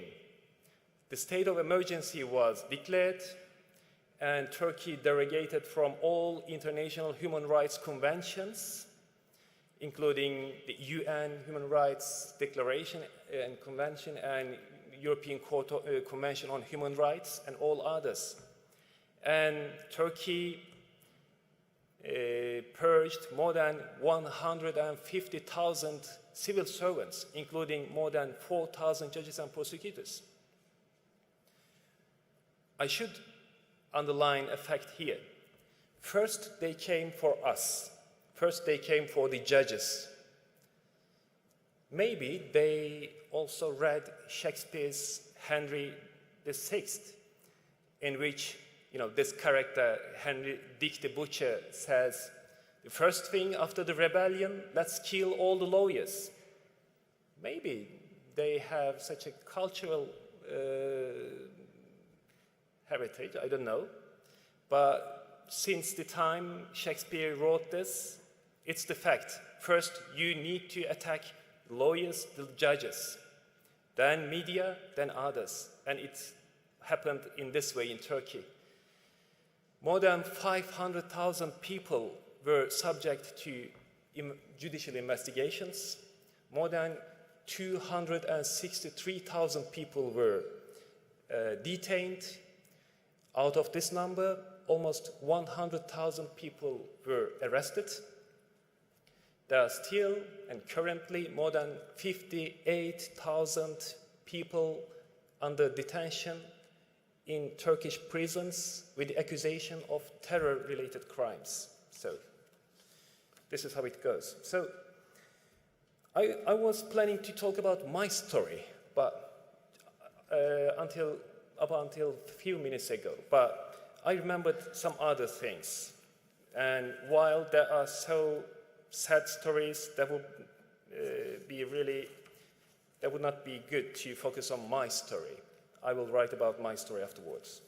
So, can you see this?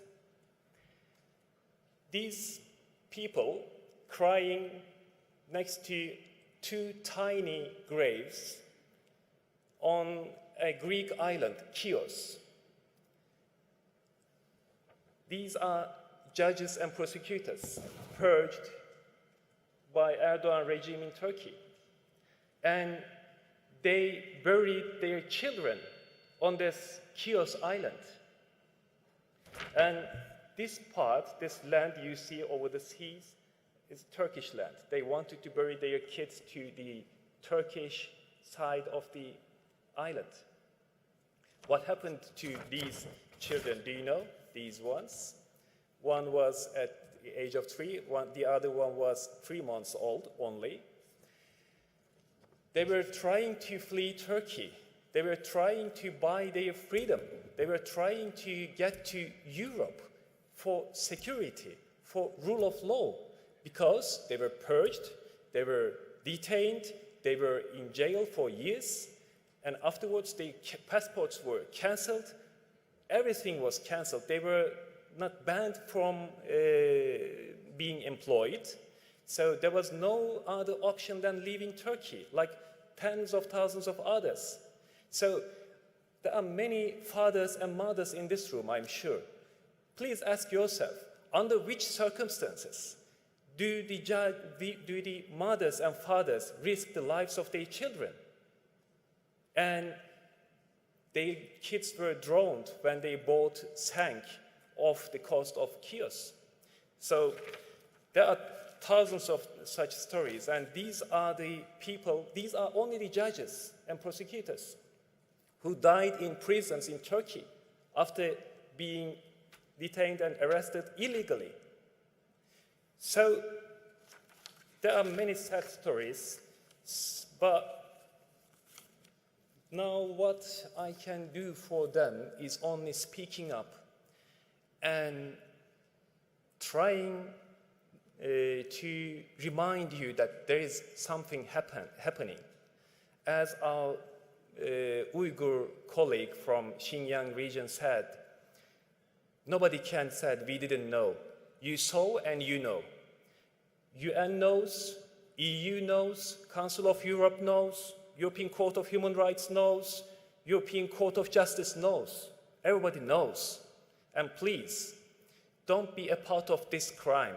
Be a part of this cry for these people.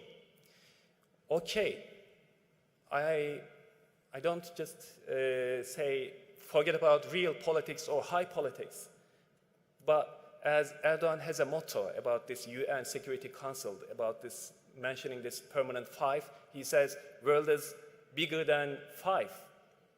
Yes, world is bigger than 5.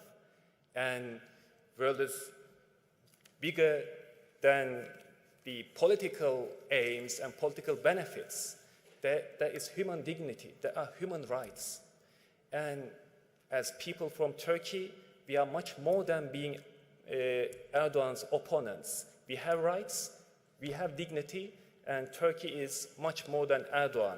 There are millions of people waiting for their voice to be heard. Please don't forget them. Thank you.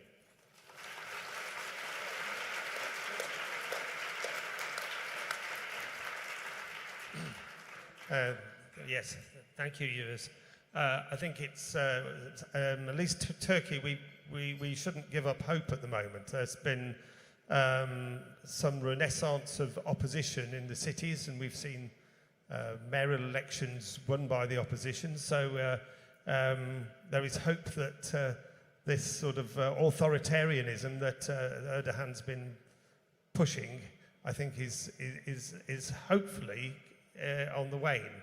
But I mean, Turkey is a country where there are organisations which the AK party deemed to be terrorist, which are not recognised as terrorist anywhere else in the world. And as your experience shows, you can wake up, you can go to bed a judge and wake up a terrorist, but only in the eyes of the AK party. So it's welcome here. I think you were on the original programme that I saw, but you were missing off the one that I was given. So apologies for that. Now I'm going to hand over to Larissa, who's going to talk to us about the challenges of operating in Cuba, which has obviously been an authoritarian regime now since, well, it's probably since Cuban independence, but the challenges are such that you've really had to leave the country to continue your work. So, are you going to take the stand? Thanks.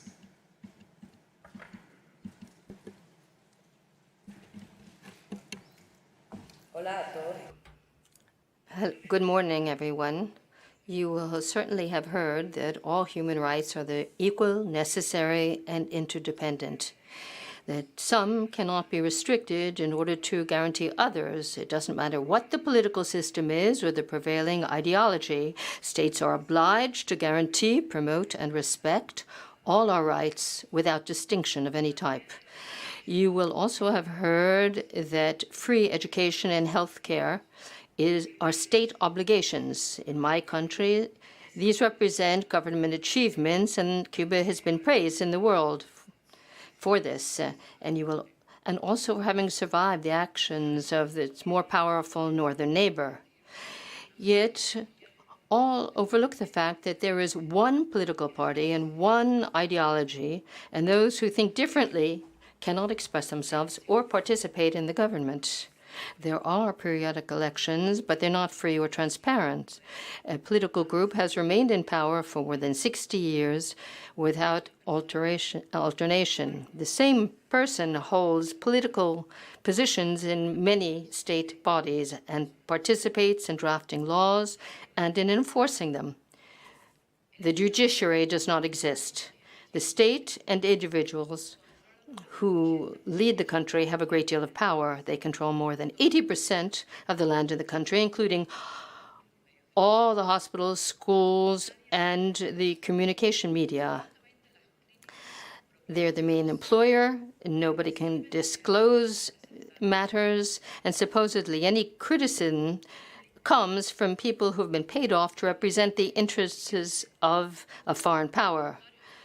Publishing a news story in independent digital platform or commentary on social networks or meeting with people who think differently are sufficient motive to arrest, interrogate, and threaten and jail people on behalf of national defense and sovereignty. And they can be prevented from moving within the country or outside of it. In 2007, I publicized my ideas on press outlets. In 2010, we founded CubaLex. It's an office that offers free legal guidance. I and my team began to investigate and denounce human rights violations, and I became a human rights advocate, but I was also accused of being a mercenary at the behest of a foreign government. On September 23, 2016, my home, which was the headquarters of the organization, was raided. They arrived without notice with evil intentions. They cut off communications so we could not sound the alarm. No matter that we were just calling for a constitutional right for the inviolability of our homes. I still remember the pain in my jaws as I clenched my teeth not to react while they broke down the doors and forced their way in. They confiscated our telephone and computers. They took away all the documents of our clients and property title. They prevented us from eating for the 11 hours of the raid. We were interrogated. 5 of us women were obliged to strip naked, and in their eyes I saw their pleasure of seeing us humiliated. They imprisoned a colleague for a year, and I'm still wondering, what did we do to deserve this? 1 month after the raid, the public prosecutor's office that supposedly serves the rights of citizens interrogated a number of our clients. Most of them are people who are deprived of liberty. They were recorded and questioned about having required the services of an illegal group, as if we were terrorists. For those who were in prison, they were proposed privileges or early release from jail if they testified against us. We were very frightened of having a trial without any due process, of ending up in prison and not being able to continue our work. Anxiety and depression affected us physically. Nothing and no one could protect us. They knew it, and the only thing we could do was to request asylum. But they sent out an alert so that we couldn't leave the country. A day before I left, the prosecutor's office informed me that they had evidence enough to imprison me.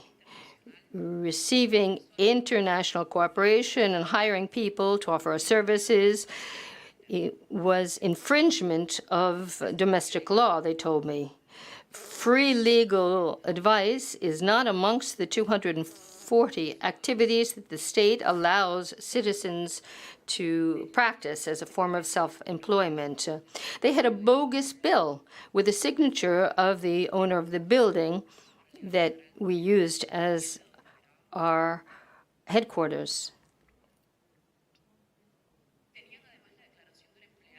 They had the declaration of a state employee who heard other people comment that I had given gifts to state employees to speed up red tape. These were the types of evidence they used to accuse me of document forgery and bribery, which would set me up for 3 to 8 years of prison, and confiscating our premises. We will allow you to leave the country, but if you come back, we will reactivate our accusation against you, they warned me. It's been 3 years now that I haven't been able to return, or hug my mother. I couldn't say goodbye to my grandfather when he died last year. I am still crying over the loss of everything I've known for much of my life and that I had to give up. I don't know if I'll be able to return. But the fact that I'm here today means that I have not given up. My story is not exceptional. It's the same for all human rights advocates, for journalists, artists, writers, all those who decide to express themselves freely and publicly. The difference is that many of them don't want to escape or can't escape. Nonetheless, we all want the same thing. Respect for the rights of all Cubans, no matter what they think or where they live. We have many obstacles before us.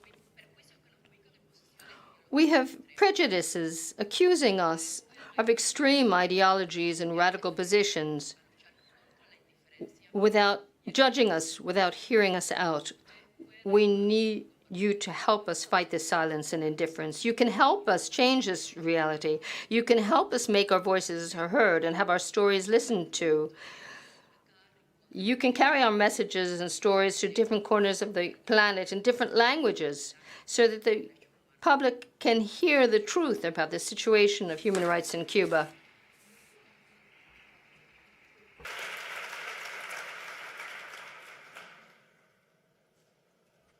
Yes, thank you. So I did catch the last 2 or 3 minutes of that when the translation came. So, and you tell me that even though you've had 2 changes of president since Fidel, that it's just the same regime with a different figurehead, with absolutely no reform, no improvement. So I'm going to now hand over to our young lady here from the Congo. And Rebecca is from Goma, from the Goma area. And if you know the geography, it's on the east coast, the eastern borders against the Rwandan border. And it's been subject to incursions from militia from Rwanda, a lot of human rights abuses, a lot of abuse of the population, which has also come from the regime itself. She's been working through civil society to try and improve the situation, to try and get politicians to take more notice of the people. She's also been working on the conditions in prisons, and she's a very worthy speaker here. She's going to be speaking in French. So over to you, Rebecca. Thank you.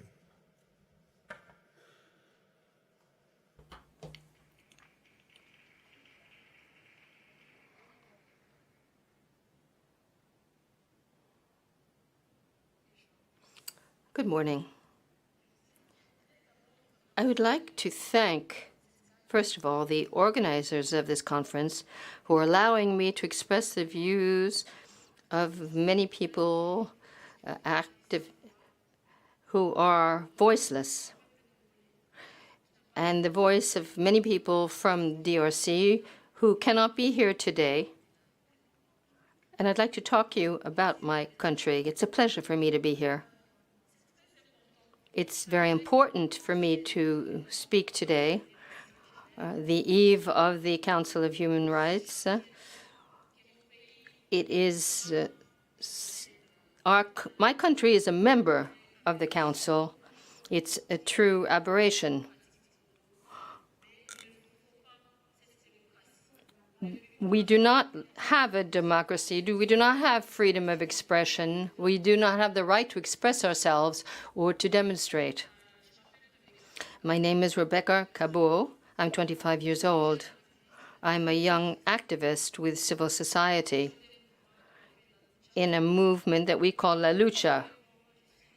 And I have been there for many years.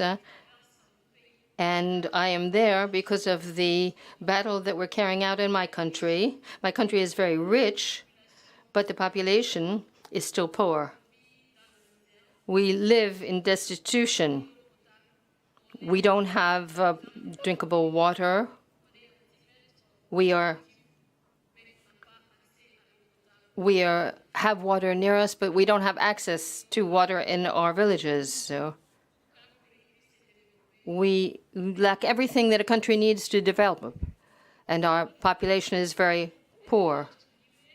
Our mission is to collectively build a new country, one that will be free and prosperous with social justice. That is our mission. That is the mission of Lucha. I joined Lucha to participate in the fight for socio-economic access to water, health, security, education, electricity, community work takes place, and the population needs to take over this fight.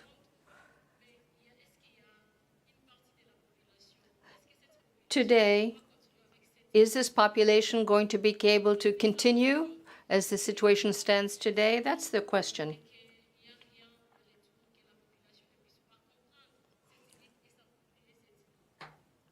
We have to fight against the elite. For 3 decades, the DRC has been the victim of poor governance, of corruption, of insecurity. Many people have been cited of having caused humanitarian and economic crimes, but they're still in power. They're still there. But the perpetrators have gotten off scot-free, and they are in power. And in the north of the country, in the Beni region, and in the east of the country, there have been massacres.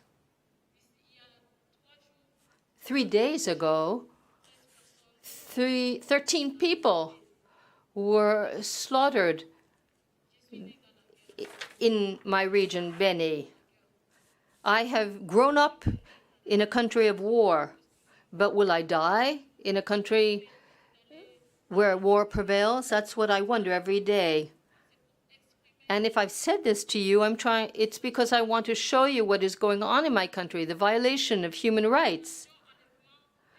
There has been impunity, abductions. The population is fleeing, and this is not good. I am pleading for these violations to stop in the east of my country. The massacres that are taking place in the north of my country. And I'm here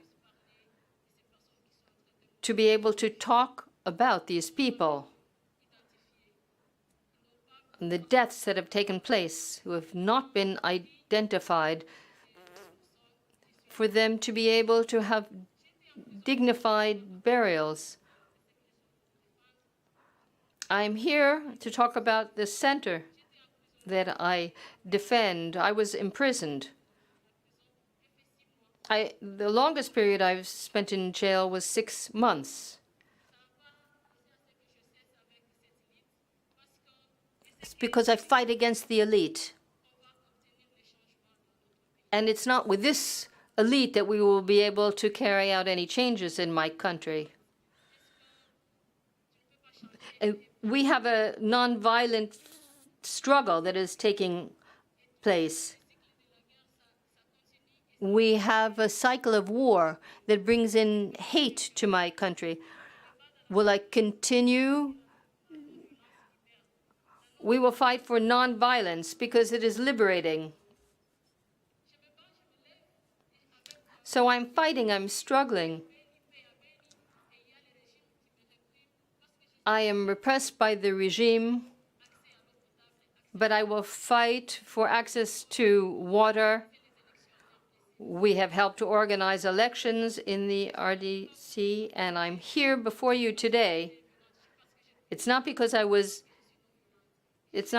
violent or have taken up weapons, it's because I'm nonviolent. With nonviolence, we can bring about change in our country. I would like to invite all of you to do something for my country, to share what you've heard about my country, to talk about the struggle that is taking place in my country, to bring our voices beyond these walls and talking about the attacks on human rights advocates. We have to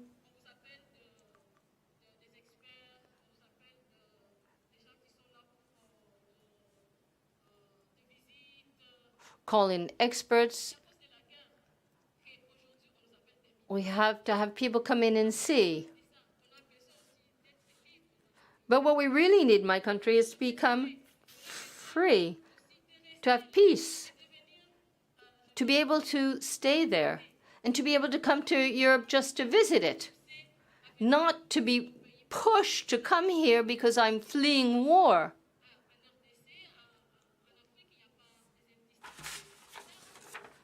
In the DRC, we have war.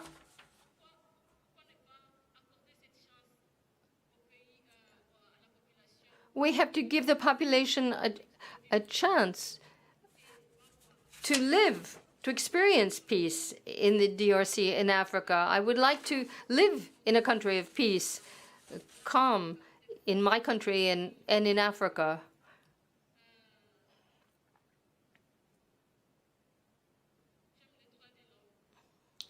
I support human rights. We hear this all the time, but it's not visible. It's not practiced in my country. My country is called the Democratic Republic of the Congo, but there is no democracy, and we don't have a republic. Thank you.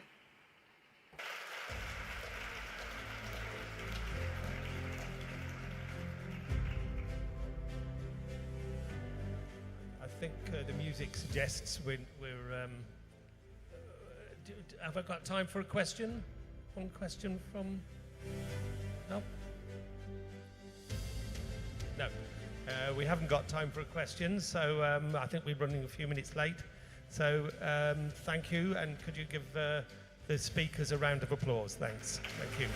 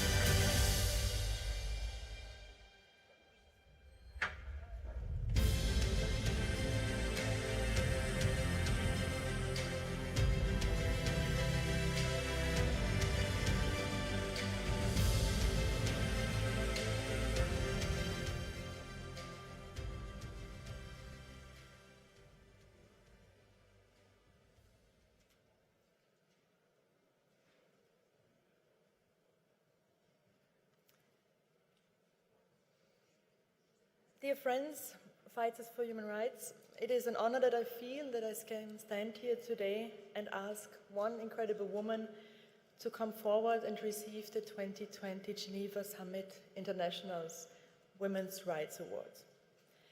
It is easy to speak like me as a politician coming from a democratic country for other people's human rights and to try to defend them. But to speak out as a regular citizen, being yourself the victim of oppression and discrimination in a totalitarian theocracy, this is profoundly dangerous and, in the same extent, heroic. After this was not enough, it is also even more heroic when you have a lot to risk. And as a mother of 3 children, I can only imagine what our awardee went through, having her son to worry about on top of it all. Therefore, I'm very happy to declare that this year, the 25 human rights groups that sponsor the Geneva Summit for Human Rights and Democracy have chosen to recognize the extraordinary efforts of Shaparak Shayarizadeh, an Iranian woman who had the courage to speak out against violence of women's human rights and was jailed, beaten, and brutalized for her defiance. She is an outspoken figure of the White Wednesday movement that shows resistance against the jihad law in Iran. A compulsory dress code under penalties such as lashes and imprisonment is the visible symbol of oppression of women because it erases the women's freedom of choice. And as a woman, my admiration goes beyond words for Shaparak, who has suffered abysmal mistreatment, for daring to demand to live in accordance with her choices of relationships, her choice whom to marry, how to live, if to divorce, to travel freely alone, to take the job she wants to. Shaparak has not only proven her remarkable courage in exercising civil disobedience, but also has shown an honorable sense of solidarity with her lawyer, Nasrin Sotoudeh. As a result of defending women such as her, Nasrin has been charged for 38 years and 148 lashes for her fight for equality and freedom. Knowing just a fraction of the great things that you have done, Shaparak, I can only say you deserve nothing but our respect, gratitude, and admiration for fighting for women's rights at great risk to yourself and your family. It is to women such as you who speak out and refuse to be muted that women have gained their freedoms and rights. You have reached out to the international community and ensured that the world knows, because if the world is not right, it must be made right. For this, you made it listen. Thank you, dear Shaparak.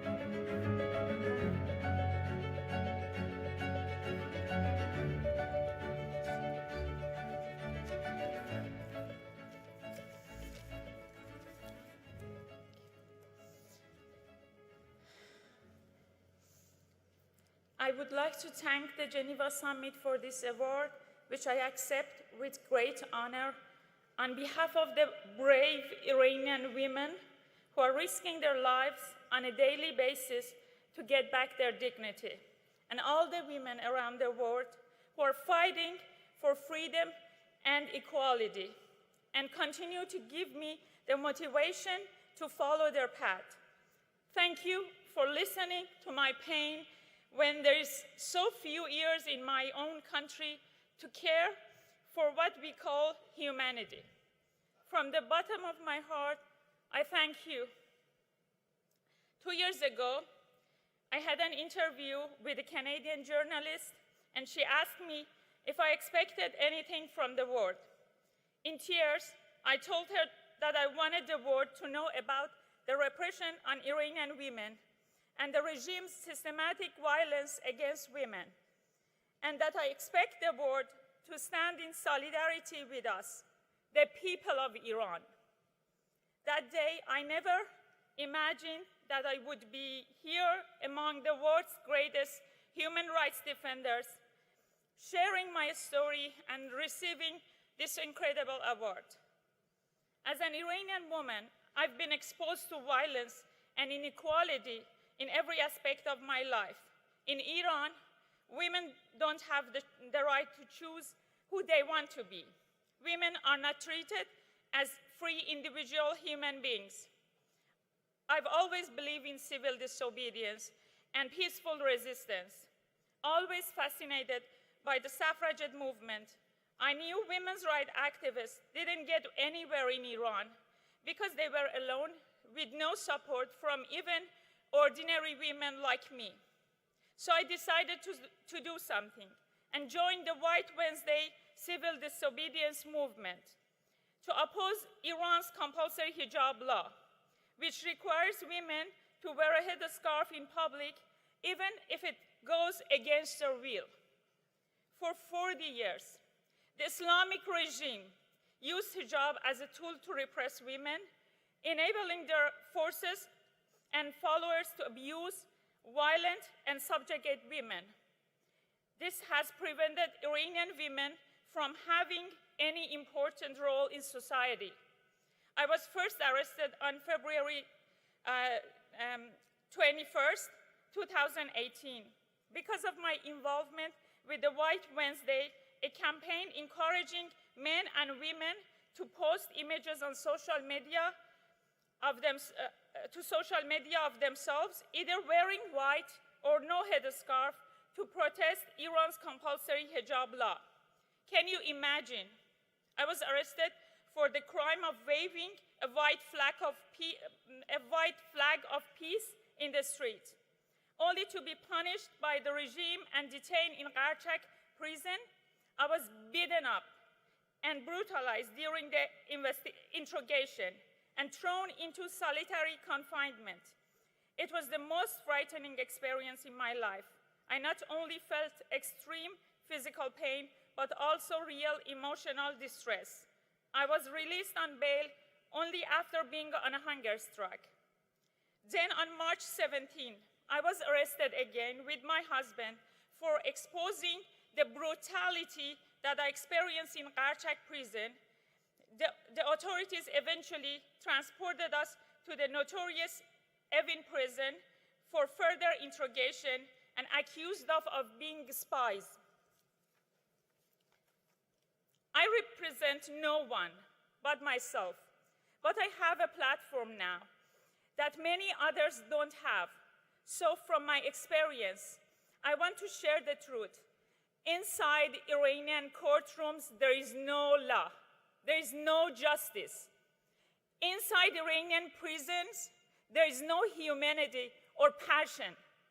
On May 1st, a few months after the second arrest, I was on a vacation with my 9-year-old son.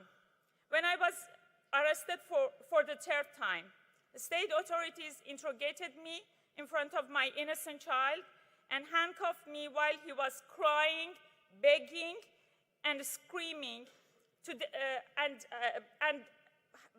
asking them to let us go home. That evening in the courthouse, he cried himself to sleep on my lap on a cold stone bench. At that moment, I told myself that I wouldn't let this happen to my family ever again. When my lawyer, Nasrin Sotoudeh, got me out on bail in May 2018, I immediately fled the country with my son, and my trial proceeded without me. Nasrin informed me that throughout the trial, the judge refused to hear my side and had already made his mind up. My fate was predetermined, as it had been for so many of the women who stood trial before me. However, unlike those women, and thanks to Nasrin, I was safely outside the country with my son. 3 days after representing me at my trial, Nasrin was arrested for the crime of being a member of a human rights organization and advocating for women's rights. She was wrongly accused of propaganda against the state and encouraging prostitution. In summer 2018, the government arrested many human rights lawyers who were detained for months. Some got released on bail. Others got sentenced to prison for decades. Nasrin got 38 years and 148 lashes. Amir Salar Dawoodi got 30 years and 111 lashes. Mohammad Najafi, 14 years. My point is that arresting human rights lawyers and threatening innocent people who reject the government illustrate the total absence of freedom of expression and speech in Iran.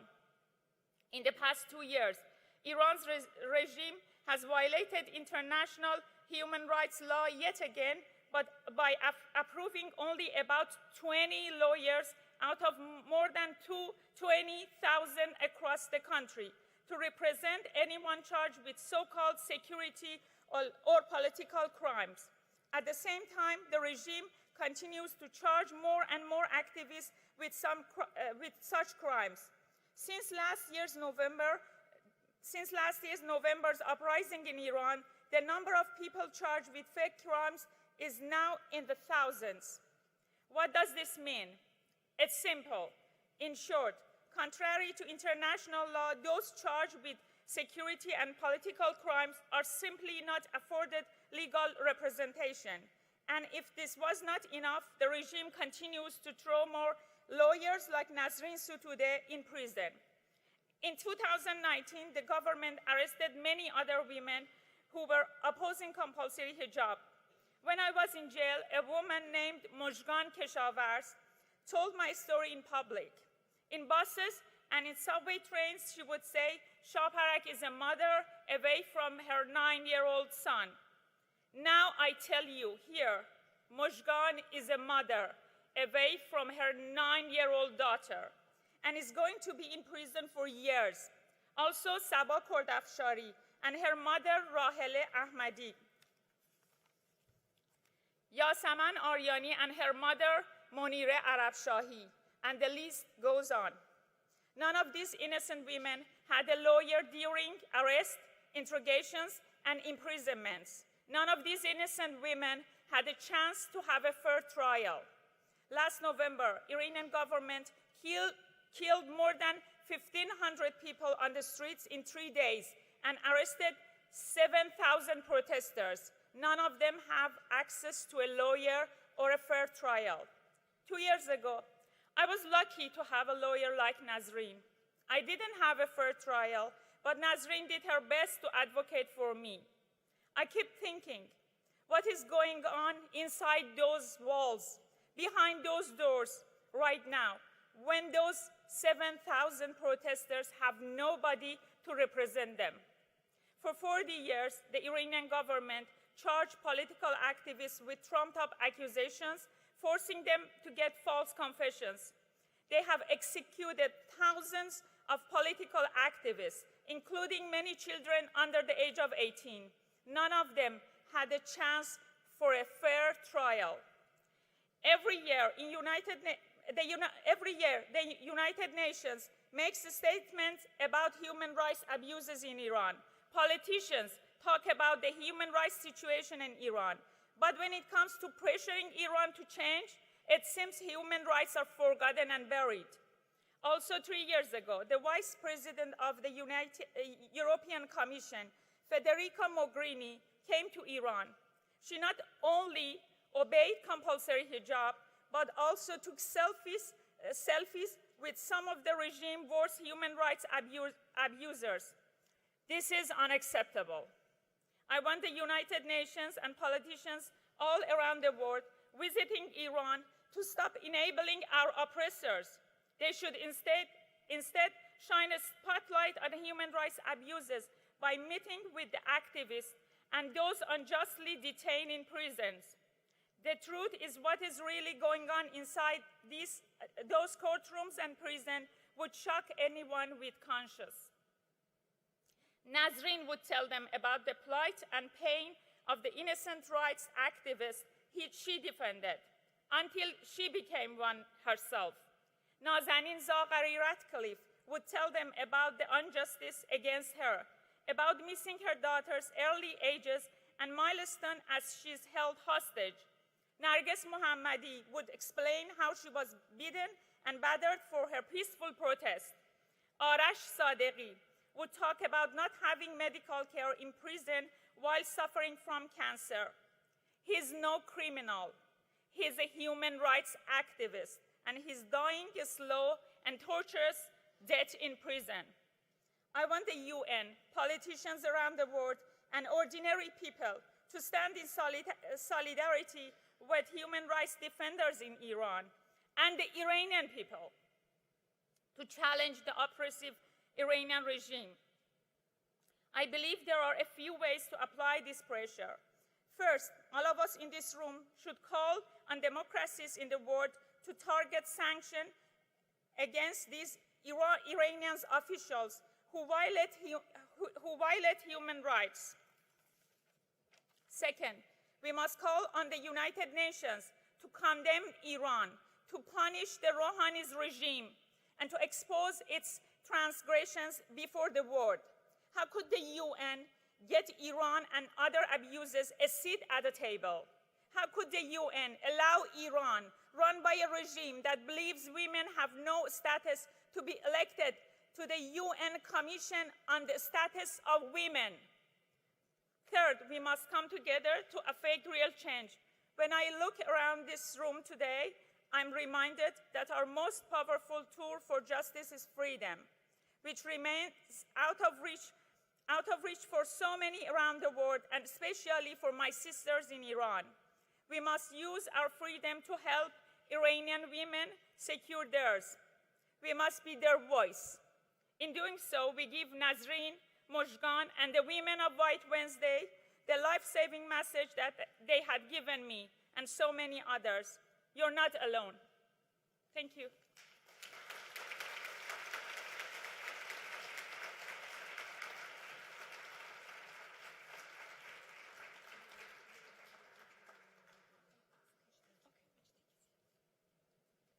Congratulations. So, Shahbaraz, tell me, what does winning this award mean to you?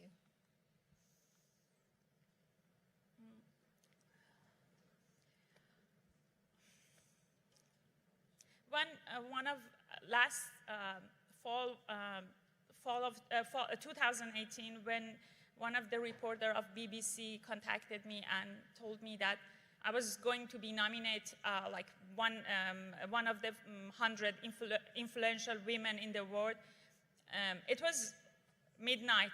The only thing in that moment came to my mind. I cried.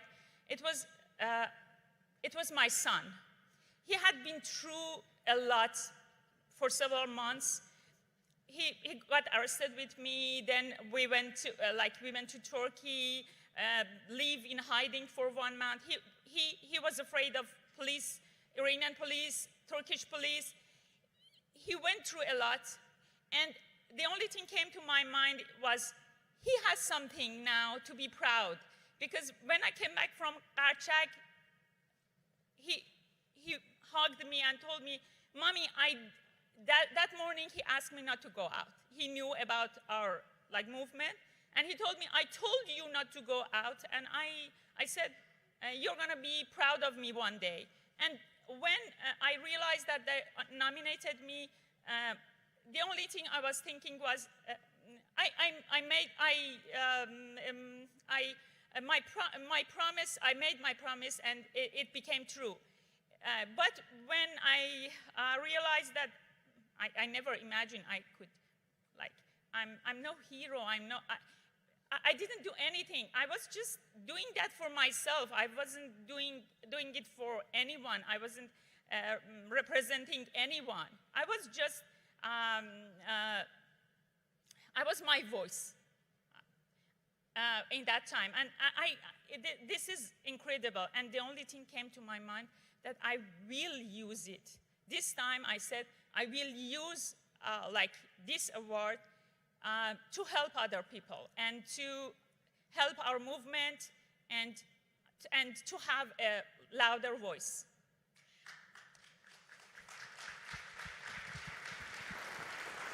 Great. And you know, you spoke just now about like when you were in prison, were you thinking of your son? Were you thinking one day you would have a platform like this? No, I wasn't one of those brave women. I was like in that cell. Like every hour I had panic attack. And I tried not to imagine my son's face.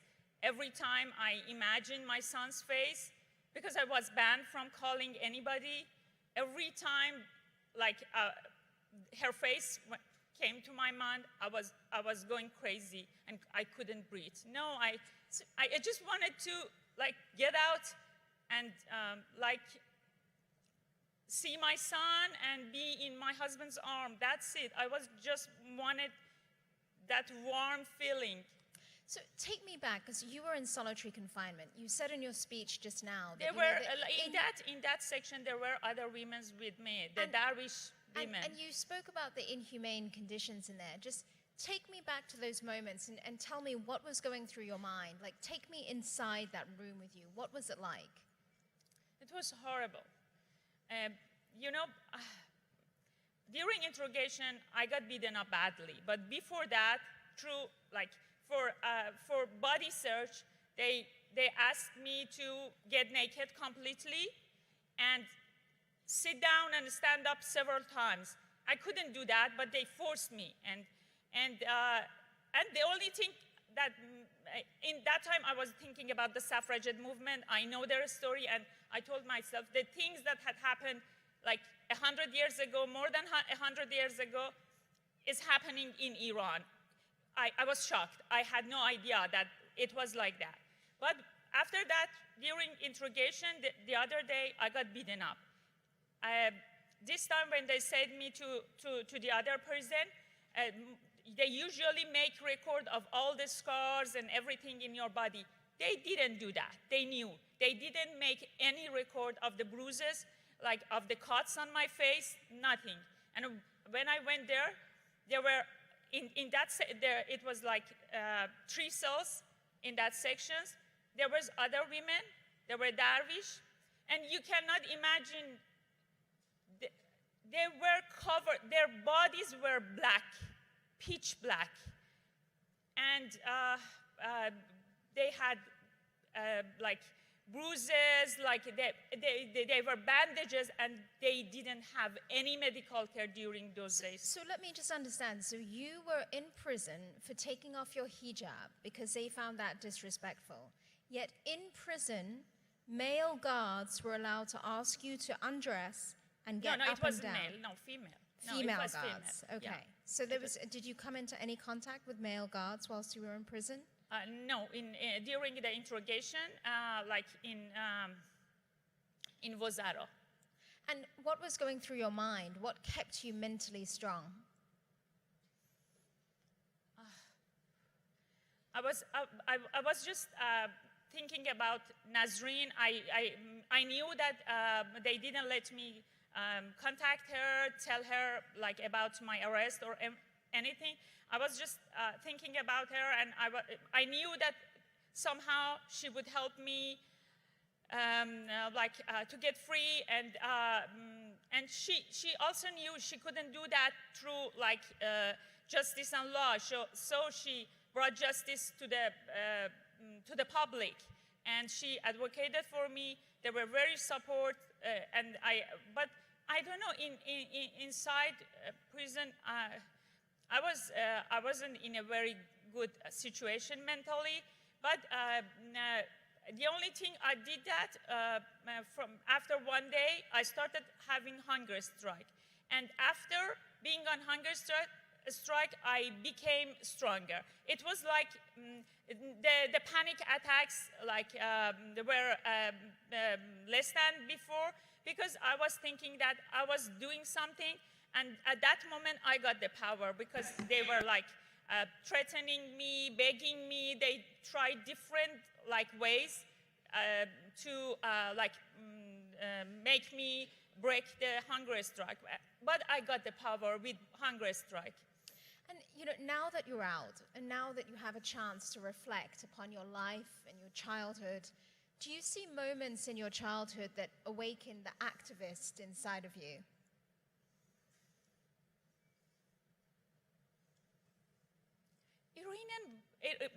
Iranian women, they practice civil disobedience in their daily life. For example, the time that I was going to school, we weren't allowed to wear something white. White socks was forbidden. But all the kids wearing white socks, we know that they would punish us, but we did it. If you see the images of Iranian women, you see that they are fighting for freedom in their daily life. And that was I was one of them. Iranian women don't consider the Iranian regime their representative, their government. So they try, in every way, they try to do something to protest in their daily life. You've been through a lot. You've sacrificed your country. You've sacrificed your marriage. How have these events now changed you as a person? I'm not a happy person anymore. And I feel guilty all the time. Because all the time that I try to be the voice of the voiceless, I try to tell the world, to remind the world, everybody know, Amnesty, in every situation, Amnesty has statements.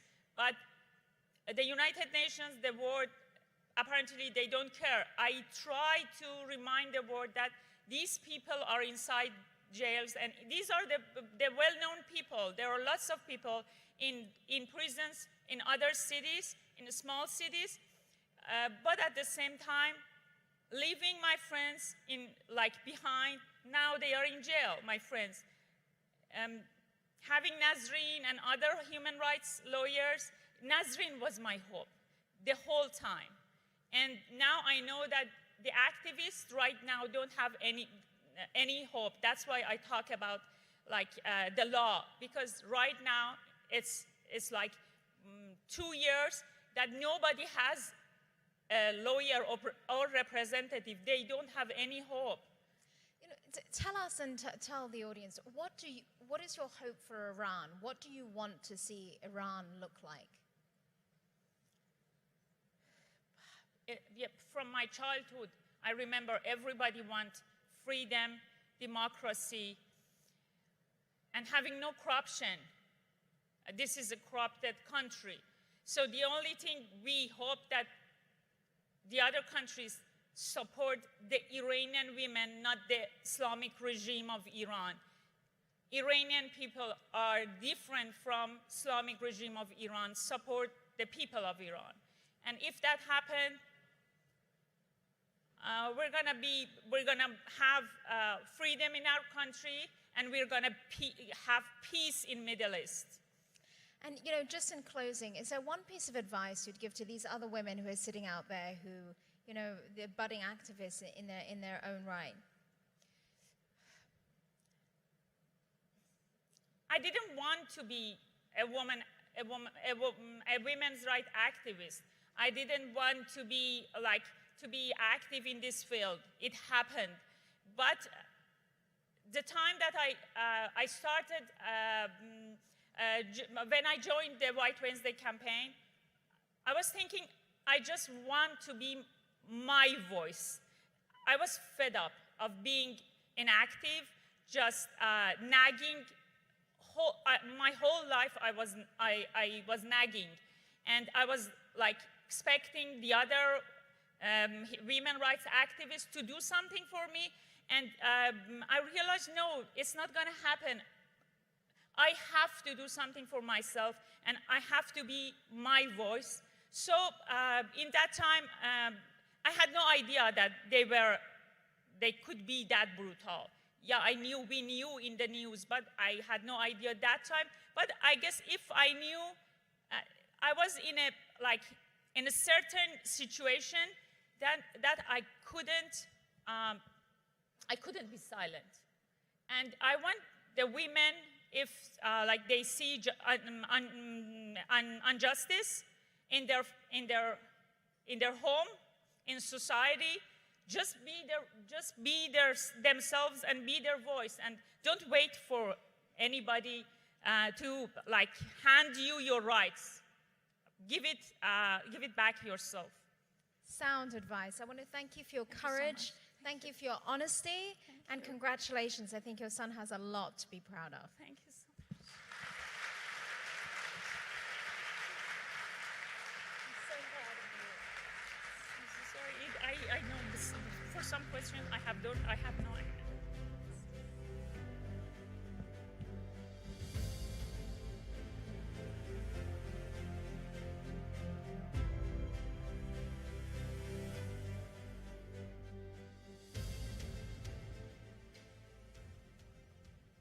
Bravo, Shaparak. Thank you for your powerful words on behalf of so many women and others in Iran who are suffering oppression and who are denied their basic human rights. I think if we can do one thing to show support for what we just heard, for the victims in Iran.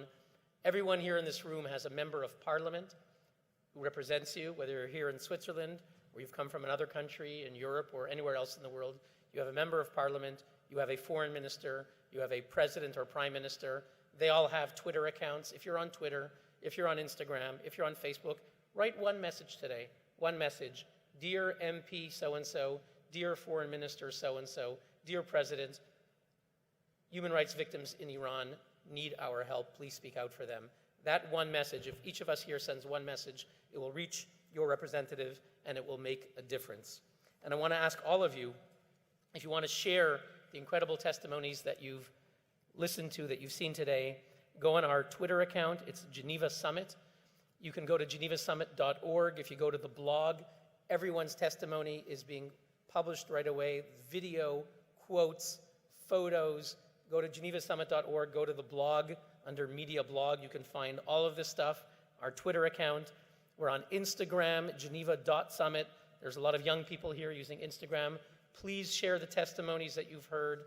And remember to use hashtag GS2020, hashtag GS2020. It's really important that you share the word, and so that the message goes out to the world. I want to remind everyone also that outside in the lobby, there are 4 tablets standing on little stands, and that's a way for you also to take action. We have petitions to free the political prisoners that you've heard about here today, to expel Venezuela. You'll hear more about that later. So if you just pass by, you can sign your name to a petition. These are little things, but if each of us does one little thing, as Eleanor Roosevelt said, human rights doesn't begin in the grand halls, it begins at the homes, at workplace. If we each do one little thing, it will make a difference. So thank you all. Thank you to our incredible speakers from this morning. Thank you all for listening. Please come back after lunch. At 2 p.m., we will resume. Bon appetit, and see you later. Thank you.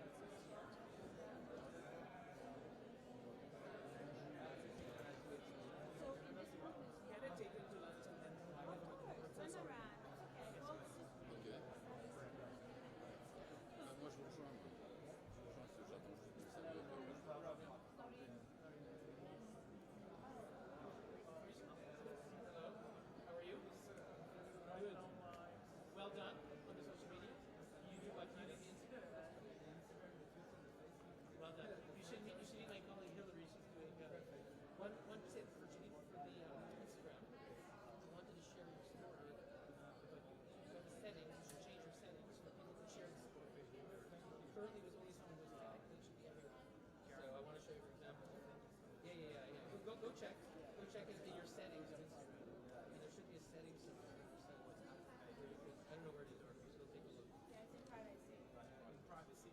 And you want to be able to share the story. It's okay. It's okay. I'm learning too. So. Yeah, but sharing.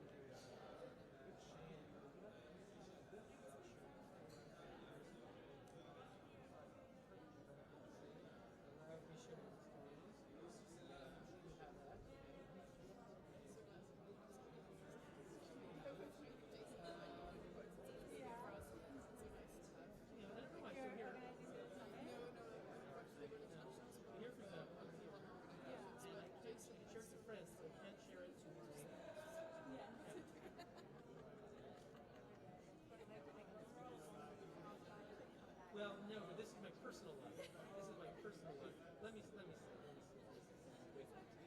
Maybe I just can't show it.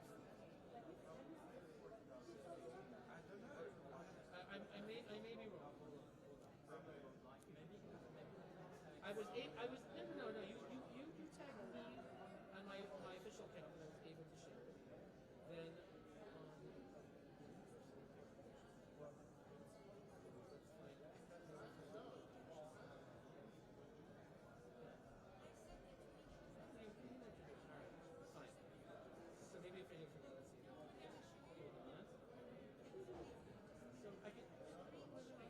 share it to people, but not to the story. Maybe.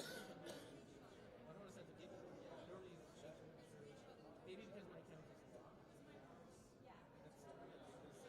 My public account works, but my private account, I can only share for friends. All right, that's some extra stuff. Okay, so you're fine. You're fine. No, I learned. Okay. Anyway, no, we're trying to learn from the best. Good. Okay. No, my public account everything's true. Okay. So anyway, that's good. Keep it up. Well done. Thank you. Well done.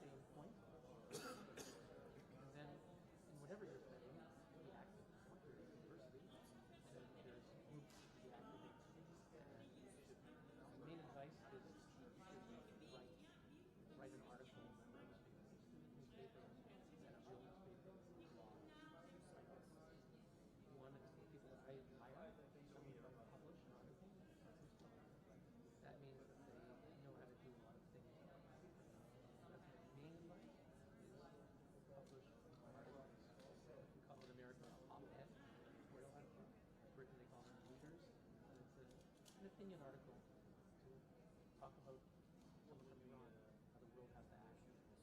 Publish an article and run up first in a student newspaper, then a regular newspaper, instead of an hour blog, and that'll be very impressive.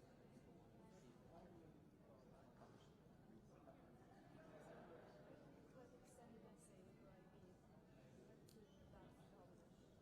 You have to go look at publications, go look at newspapers, go look at blogs, go look at journals, see what they publish, see who try to do that.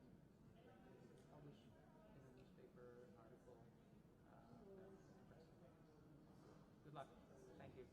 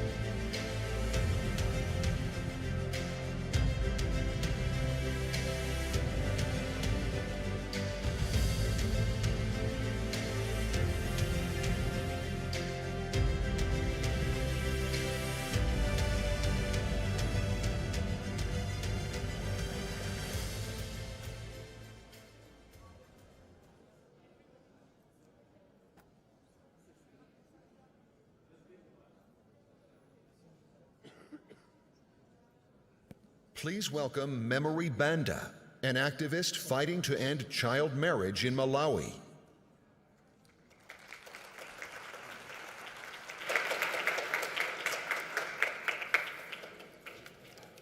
Good afternoon. My name is Memory Banda. I'm honored and humbled to be here today as we continue, thank you, as we continue to promote democracy and defend human rights around the world. I come from Malawi, a country well known recently as a model for democracy, because it's full of noble people who are actually taking active role in ensuring that they are a part of the political processes that are going on in the country. At the same time, there are still developmental challenges that actually Malawi is still struggling to overcome today. One of the biggest situations is the situation of girls and women who are still struggling to reach their full potential. Despite the progress on gender equality, girls and women still face discrimination in every aspect of their lives. Girls are more likely to drop out of school, and women have less access to land, credit, and even finding jobs to actually sustain themselves. And further to that, there is race representation of women in the decision-making positions. I believe that Malawi will not be able to fully become a developed country if half of its population is actually left behind. And women still face a lot of obstacles, whether social, economic, and politically. And I believe that it's high time women in Malawi, not just in Malawi, but across the globe, claim for their spaces. Another unique problem that is actually facing Malawi today is the issue of child marriage. Child marriage is actually a very, very big problem that is not only affecting Malawi, but so many other developing countries. And let me tell you, child marriage is actually a big telling sign that women everywhere in the world, especially girls, are not valued. And it is also a telling sign that women and girls will still have the lowest status in our communities which we come from. Child marriage is also a telling sign that most of the human rights are being neglected. And it is also a telling sign that the governments, so many governments, are failing women and girls across the world. Child marriage cannot be a sideline issue. Child marriage every year affects about 14 million girls around the world. And 1 in 3 girls get affected by child marriage, and they get married before the age of 18. And 1 in 9 girls get married before the age of 15. Some in even worse situations as young as 10. Child brides are actually often exposed to so many challenges, and they go through traumatic experiences, and the most painful thing is actually to see them going through premature pregnancy, and most of the times they're actually infected with sexually transmitted infections such as HIV and AIDS. And as you all know, child marriage is also closely linked with a low-level economic income at a household level. And at the same time, you wouldn't actually expect a child who was married off, for example, at the age of 15 to actually educate her children. It means that she will be economically dependent on someone, and at the same time, she won't be able to support her children. This entails that the circle of poverty will keep on going from generation to generation. In the community where I actually come from, child marriage is equally celebrated like any other marriage. Imagine a marriage of a 13-year-old. They go into church, celebrate like an ordinary marriage. I feel like it's high time that has to be stopped. And that can only happen with people in this room, with people everywhere in the world watching me right now. Child marriage has always been, in the community where I come from, has not really been recognized as one of the human rights violation. Instead, it is viewed as an issue that is too sensitive to talk about. It is also looked at as something that is too difficult to confront. And it is actually deeply attached to our traditions and beliefs and norms. That's why it is taken as a normal thing. But I believe that that is changing now. It is changing because we are now seeing a lot of girls and women speaking out. I have seen girls standing up, amplifying their voices, demanding their rights, demanding for their space. And I have seen women rising up, connecting with each other, recreating a generational conversation that these things need to be stopped. And I have also seen boys and men standing up. I have seen local and traditional leaders against this harmful practice. But there is more that we can actually do, because up to date, millions and millions of girls are being lost through child marriage. Before I go further, I would like you to know a little bit about me and people looking at me. Who is this girl? I am actually 23 years old, and I have my little sister who was married off at the age of 11. She got pregnant and she was married off. This was not questionable because this was like a tradition. An adolescent girl gets married off and nobody does anything about it. I saw her dreams being shattered.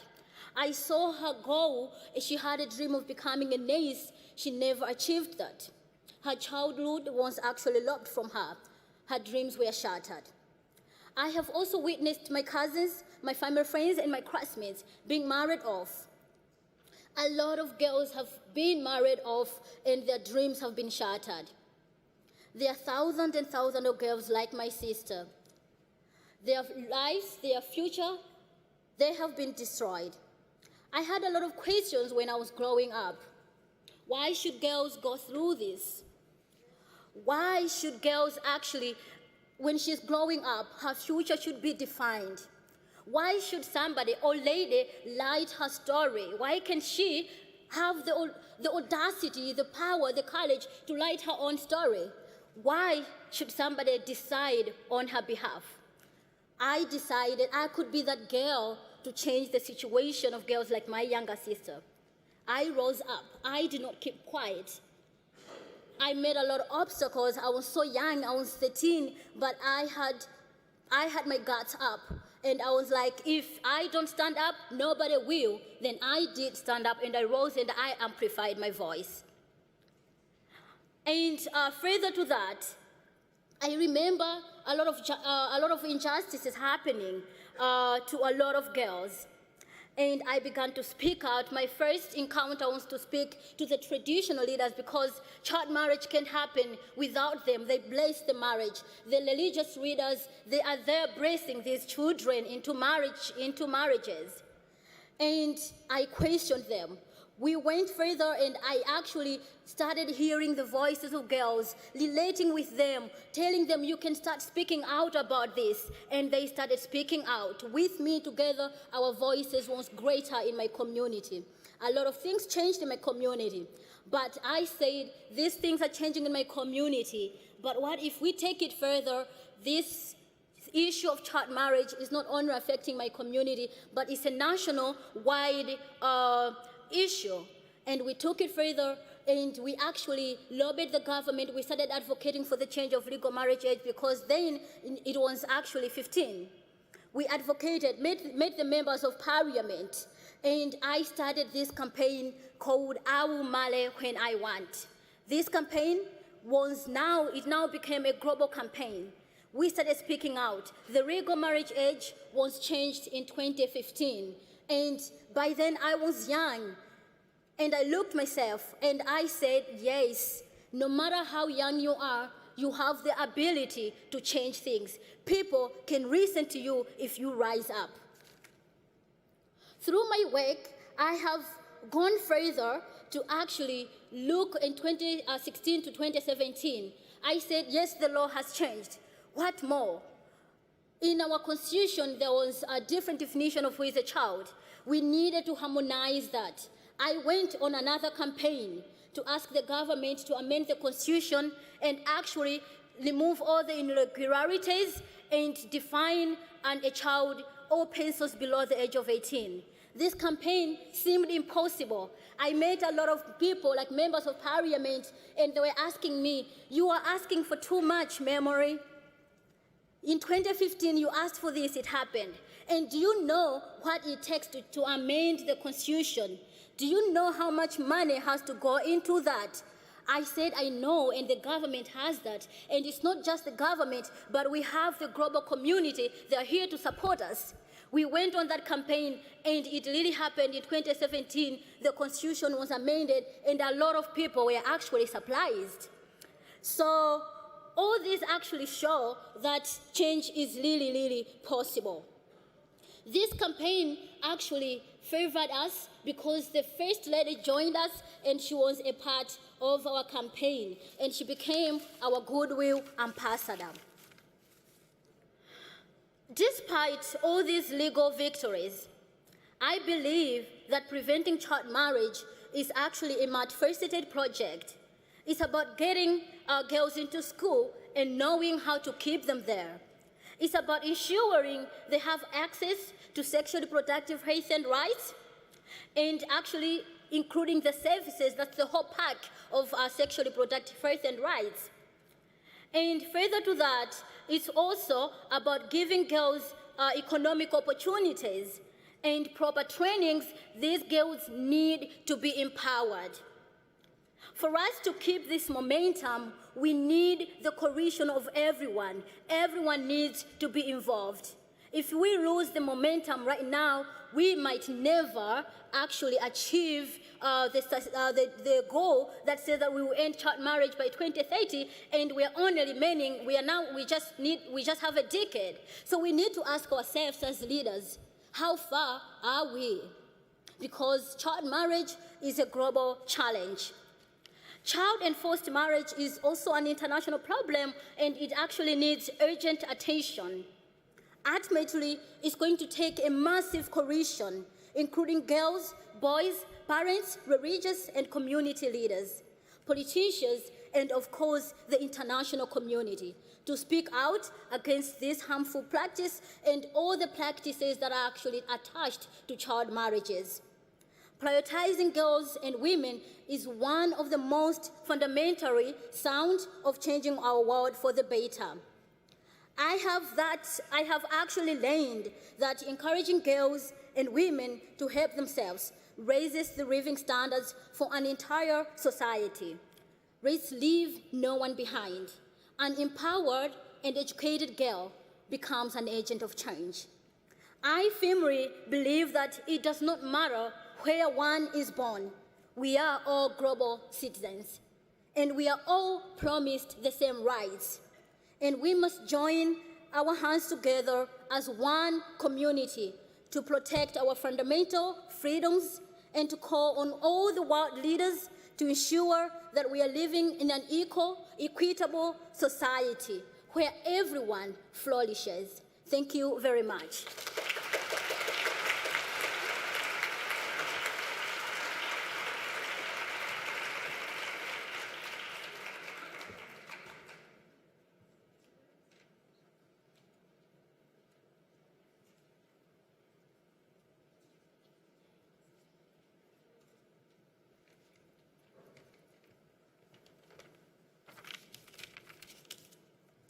Good afternoon.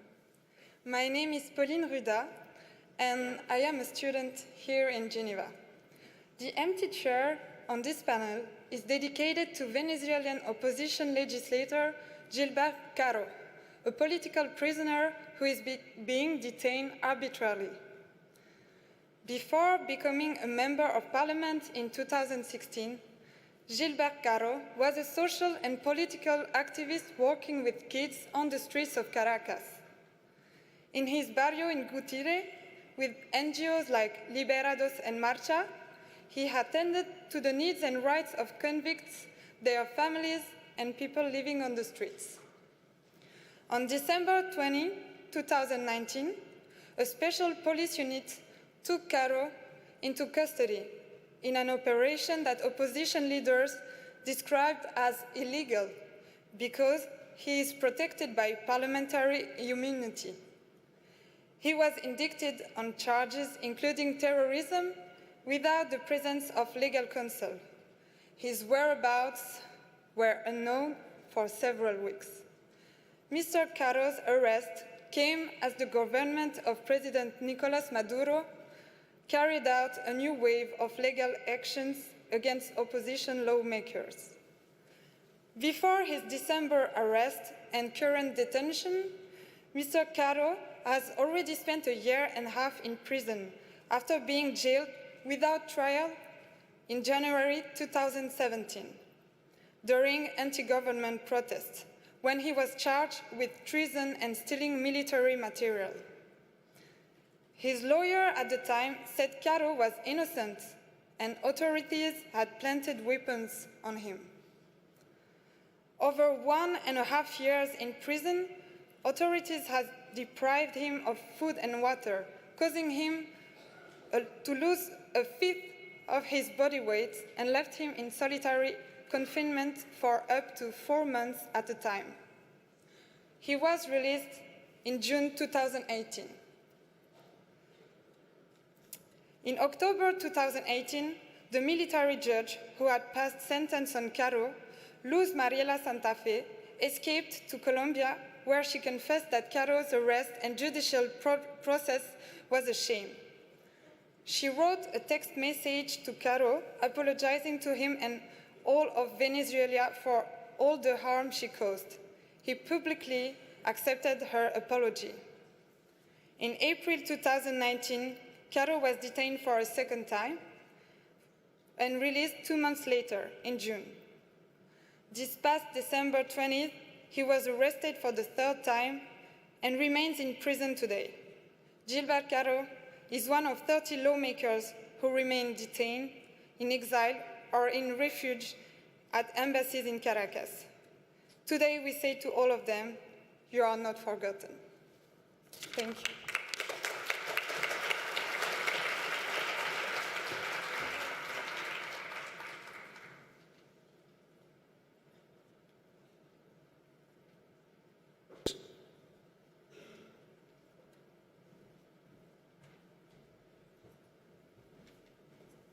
Please welcome Professor Erwin Kotler, Chair of the Raoul Wallenberg Center for Human Rights.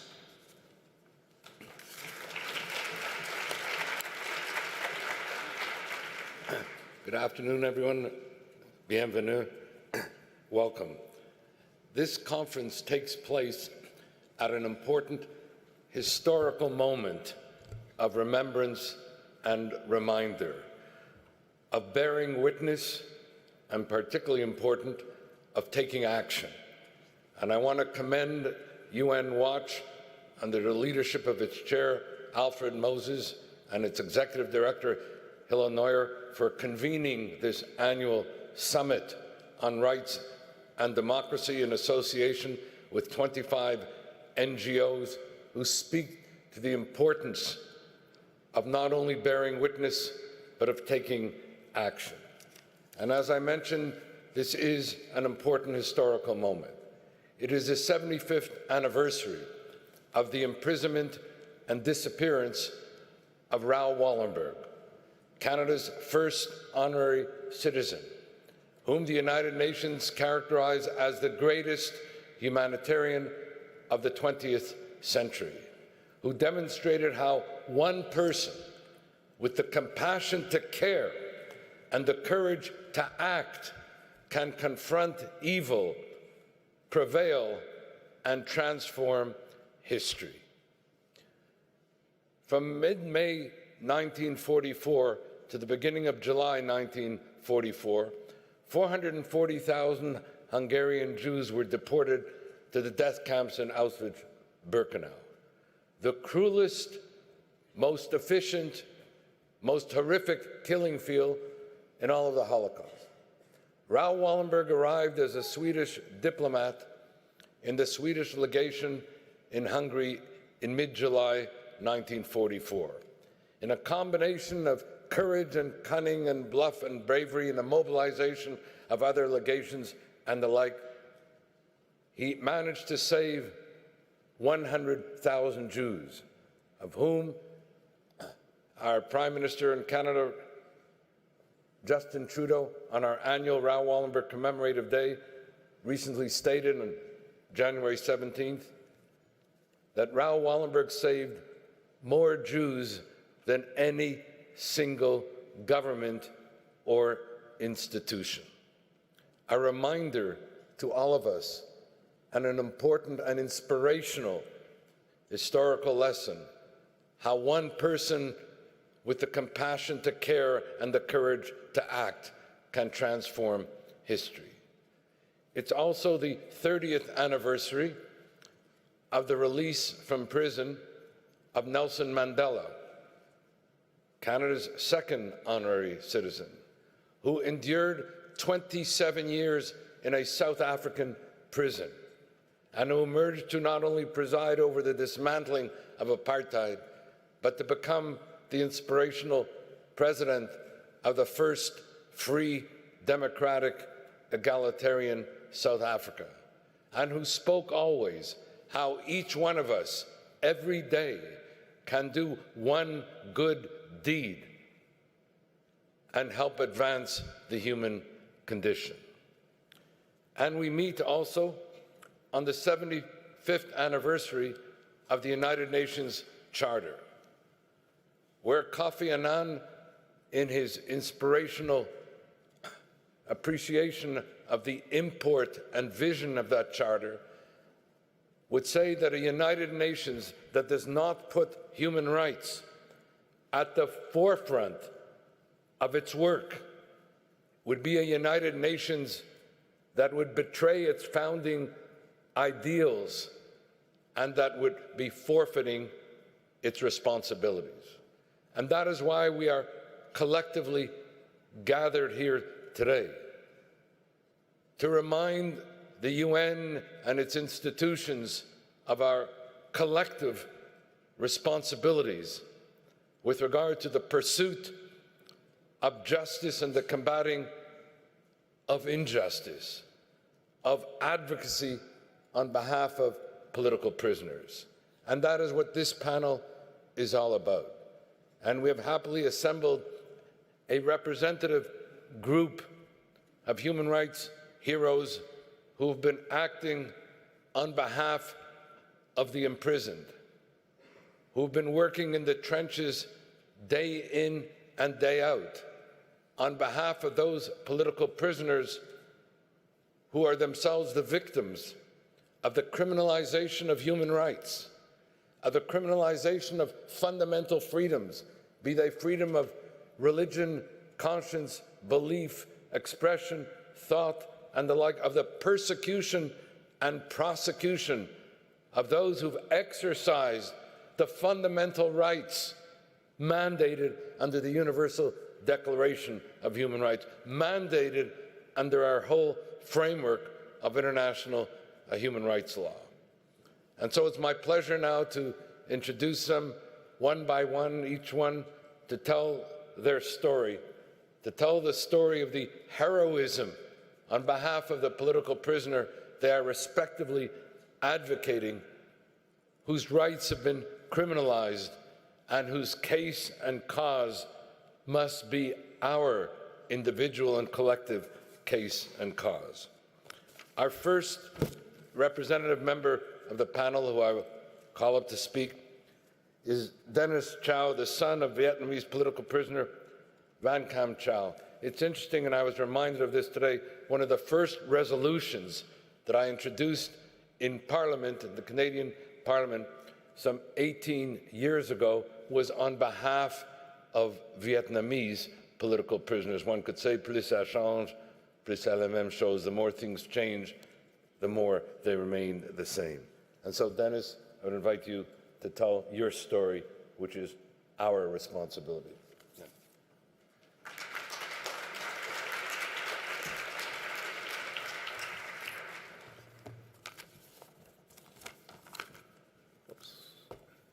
Hello, my name is Dennis Chow.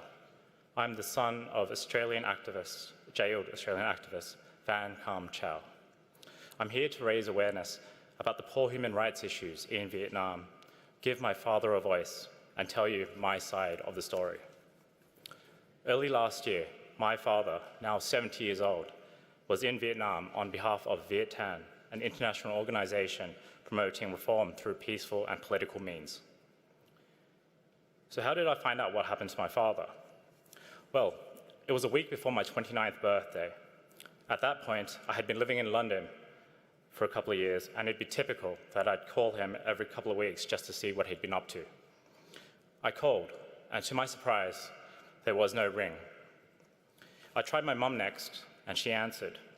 She sounded anxious, her voice trembled, and I knew something was up. At first, I could tell that my mum didn't want to tell me, and she didn't. I pestered her to the point of getting angry. I don't like secrets. She put my brother on the phone, and from this I have vivid memories of this conversation. I remember it well. I could overhear my brother talking to my mum. We need to tell him. We need to let him know. We cannot hide this from him. And finally, he told me.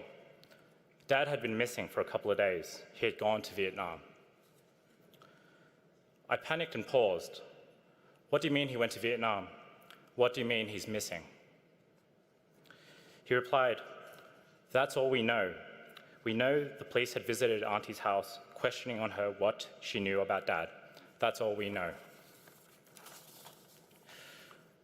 No one had spoken to him in the past couple of days. My heart immediately sank. Imagine a loved one being snatched off the street. No confirmation, no explanation, no update. He was already missing a few days at this point. I had an idea of what my father was up to since he had retired. I knew it involved promoting democracy and human rights. I knew from what I read in the papers that such advocacy and holding the government to account for its transgressions would not sit well with Vietnamese authorities. So what happened in the years following his arrest? After hearing about my father's detention, I had learned that he had been arrested on suspicions of crimes committing to overthrow the Vietnamese government. We were told by the Australian consulate that he'd be held for a 4-month investigation period. This meant no visitors, no lawyers, and the only updates we had were from the Australian consulate, which came only once a month. My mother was allowed to write nondescript letters, which were handled by prison officials before being passed to my father.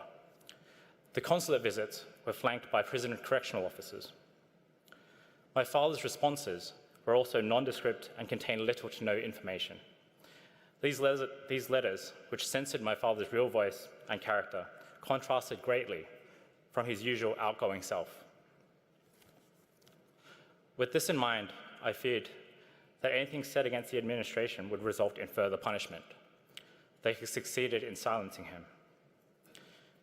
His 4-month investigation period was extended by a further 8-month period, adding to my family's anxiety caused by his absence.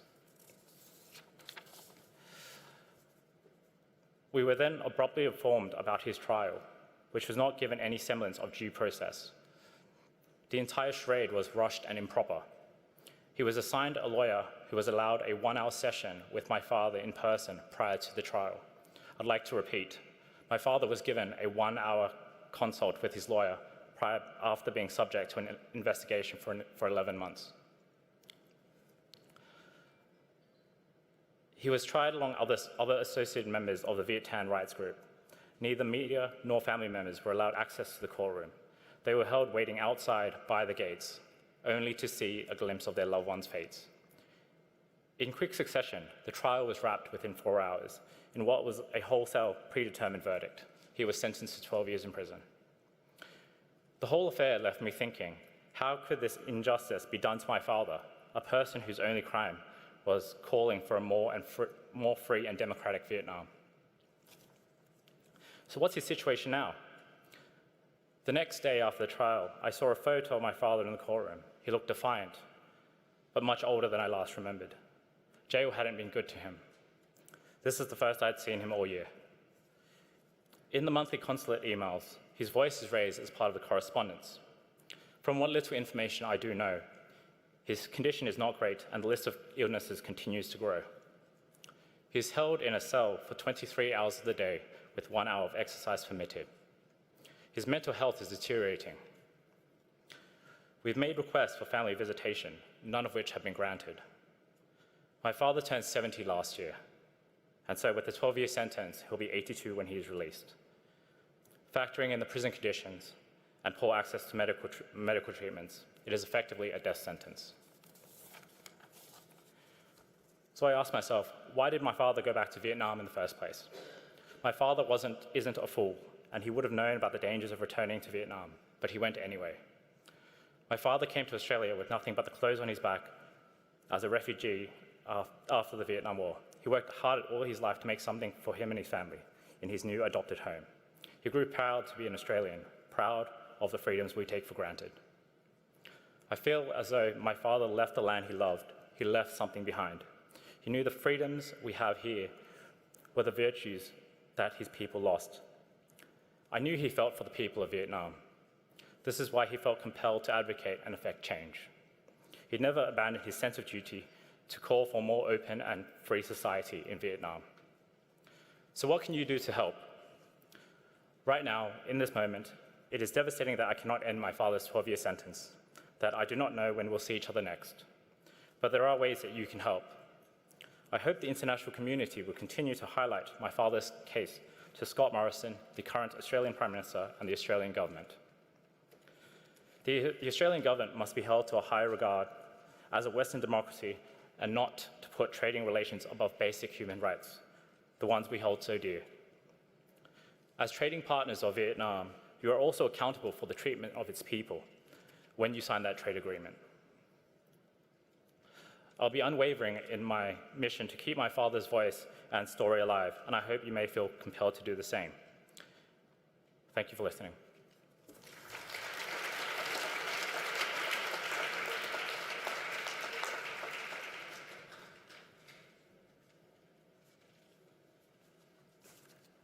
Dennis, thank you for telling your compelling story of your father being imprisoned on trumped-up charges, of the denial of due process in his case, of a sham trial, of a 12-year conviction, most of which time is spent in solitary confinement at the age of 70, and your call for all of us to raise our voices on his behalf, and I'm sure we will engage that more in our discussion.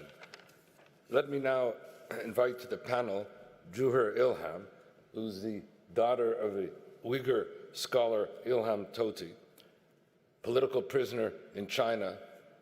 Her appearance here today is particularly timely. Just yesterday, there was a dramatic release documentary report on the massive repression of Uyghurs in the concentration camp and the manner in which they are subjected to assaults on their rights, state surveillance, and so on.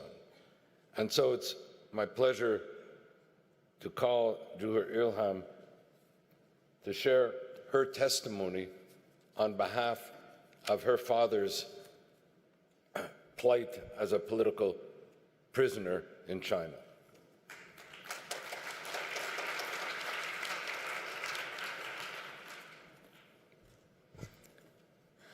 Go, go. Don't cry. Don't let them think Uyghur girls are weak. These were my father's last words to me on February 2nd, 2013, when I left him in a tiny white room at the Beijing International Airport and boarded a plane to the US. We were on our way to Indiana University, where my father was invited as a visiting scholar. I was 18 years old. At first, I objected. How could I leave you? How could I go to the US alone? I don't even speak English. But he insisted. Look around you. Look at how this country is treating you. Do you still want to stay here? My father, Ilham Tohti, was born in 1969 in Artush, a small town in the Uyghur region known for producing some of the region's top business people. My father was a successful businessman, an economics professor at Minzu University in Beijing, and a firm believer in equality for all people. He speaks many languages. He is well-read, a compassionate soul, and a good father. Prior to his arrest in 2014, he spent most of his time promoting dialogue among ethnic minorities and the Han majority in China. He traveled to many countries, discovering that diverse people can live together in harmony. He wanted this for China. My father created the website Uyghurbiz.com so that Han people could understand the many aspects of Uyghur life, a rich culture, beautiful language, as well as social and economic disparities. This was all in a good faith effort to counter China's state-backed media and school textbooks that portray the Uyghurs as entertainers, pickpockets, thieves, and now violent extremists. My father was detained for 3 days after we shared our last goodbye at the Beijing International Airport. He spent the next 11 months under house arrest. We spoke at least 3 times a day, making sure the other was safe and adjusting well to their new circumstances. At first, our conversations focused on the kind of things fathers worry about when their daughter is far away. How was I eating? How was my English coming along? Was I making new friends? He was proud of me even when I did the littlest things. When I paid my first electricity bill, he admired how grown up I was becoming. Soon the light talk became more serious. He warned me that he would probably be arrested a few months before he was taken away on January 15th, 2014. He told me, create Twitter and Facebook accounts. You will need them one day. Daddy has lots of friends all over the world. Some I've met, some I don't even know. They will help you. Don't think about this too much now. Focus on your studies. I want to prepare you for what might come. I was born into my father's world. I had no choice. While living as a young girl in China, I experienced the intrusions of state security into our home. The constant surveillance, the restrictions on schooling, the detainment in the countryside, and death threats. In 2013, the choice to leave China was mine. With that choice came the opportunity to keep my father's work alive. He knew that the Chinese would attempt to silence him by labeling him a separatist and locking him in solitary confinement. Now my father is serving a life sentence, and no one has had contact with him since 2017. I don't know where my father is, and I don't even know if he's alive.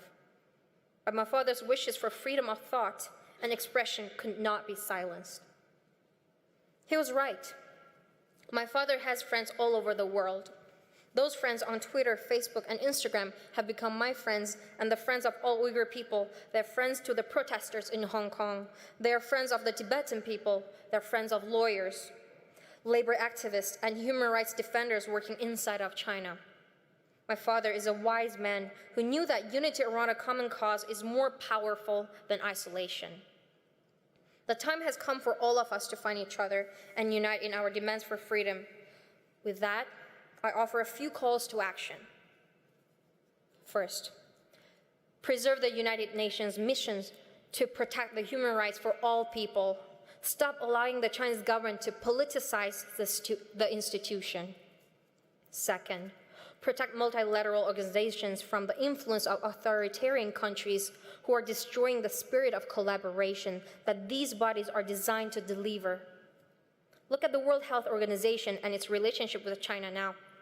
The WHO's endorsement of China's numbers and assessments in the early stages of this coronavirus outbreak, as well as its ongoing praise for the country's response, undermine efforts to control the spread of the virus. Speaking of the coronavirus, The Uyghur region is at high risk for infection, with over 1 million Uyghur people detained in overcrowded, unhygienic camps. Immune systems are already compromised from poor nutrition and inadequate medical care. The total media blackout in this region makes it difficult to know how many people have been infected and how many have died. Send medical teams and supplies to the Uyghur region to screen, diagnose, and treat those inside and outside of the camps. They need you. To the Chinese people inside and outside of China, as my father said to me before I got on the airplane to the US, look around you.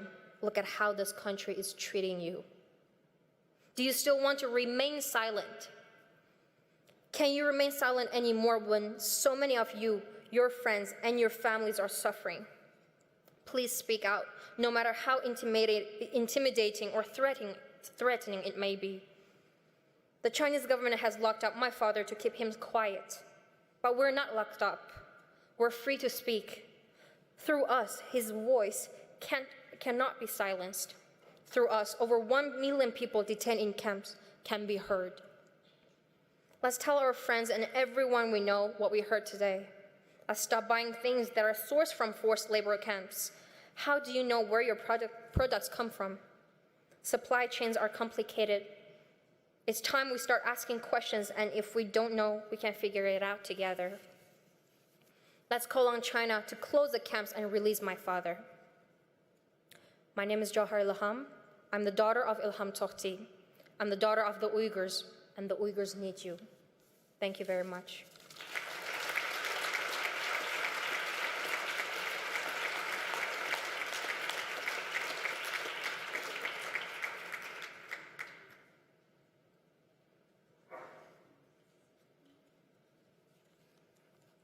Thank you also for your very compelling testimony on behalf of your father, and through him on behalf of all imprisoned Uyghurs and voices who are silenced internationally. As you put it, your father was a compassionate soul, a believer in equality, an advocate for inclusion, and while his voice is being silenced, our voices can be heard. On behalf of your father, on behalf of the Uyghur community, on behalf of all those whose voices are being silenced as they are being imprisoned. Let me now invite to the podium our third representative advocate in the person of Dr. Elham Mania. She is a distinguished Middle East scholar at the University of Zurich, and she has been serving, among other things, as a writer and advocate for the imprisoned Saudi blogger Raif Badawi. Her voice has been one that continues to be heard on behalf of the Badawi family, and I'm pleased to invite you, Ilham, to come join us here at the podium.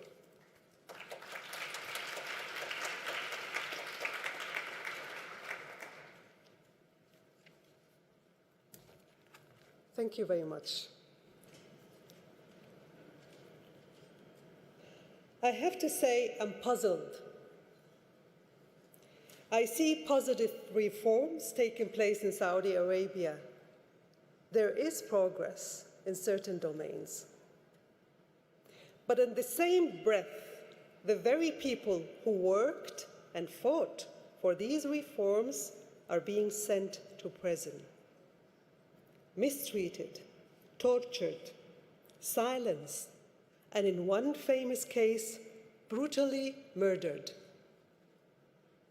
The rule of law, accountability, good governance are yet to become a reality in the Kingdom of Saudi Arabia.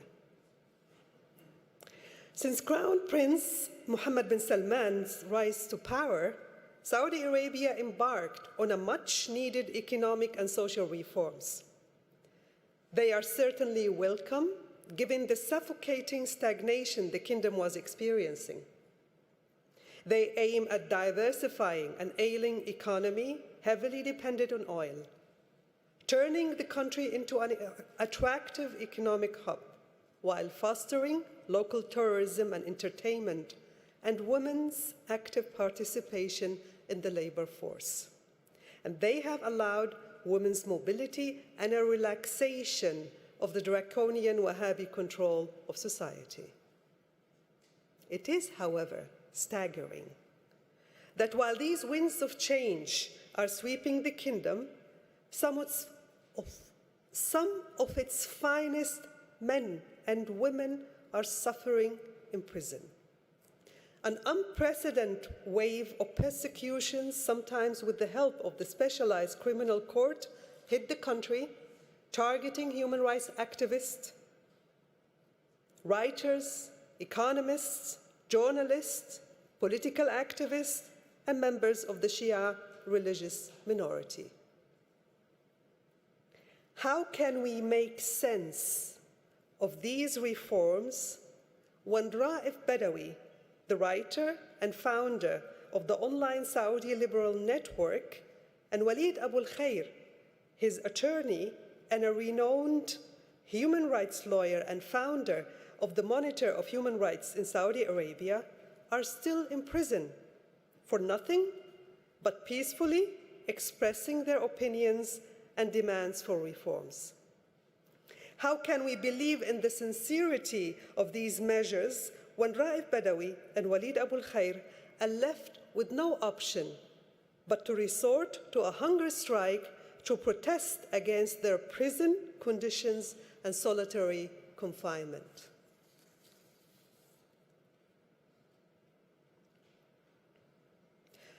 I'm an academic and a human rights advocate.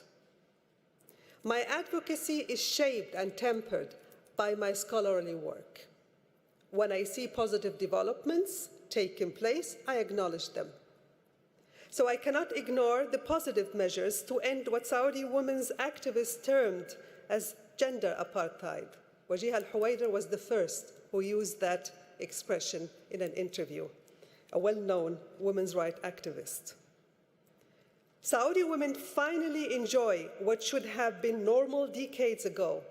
They can drive, work, travel without having to ask for permission first. They can exercise more control over family affairs, including registering their newborn children. Male guardianship, as well as the powers of the religious police, have been constrained, although still not ended. Last week, news broke that a new set of laws will change the rules of divorce in the country. Instead of unilateral male right to divorce, both husband and wife will now need to apply to court for a separation. If this turns out to be true, we are talking about serious emancipatory measures.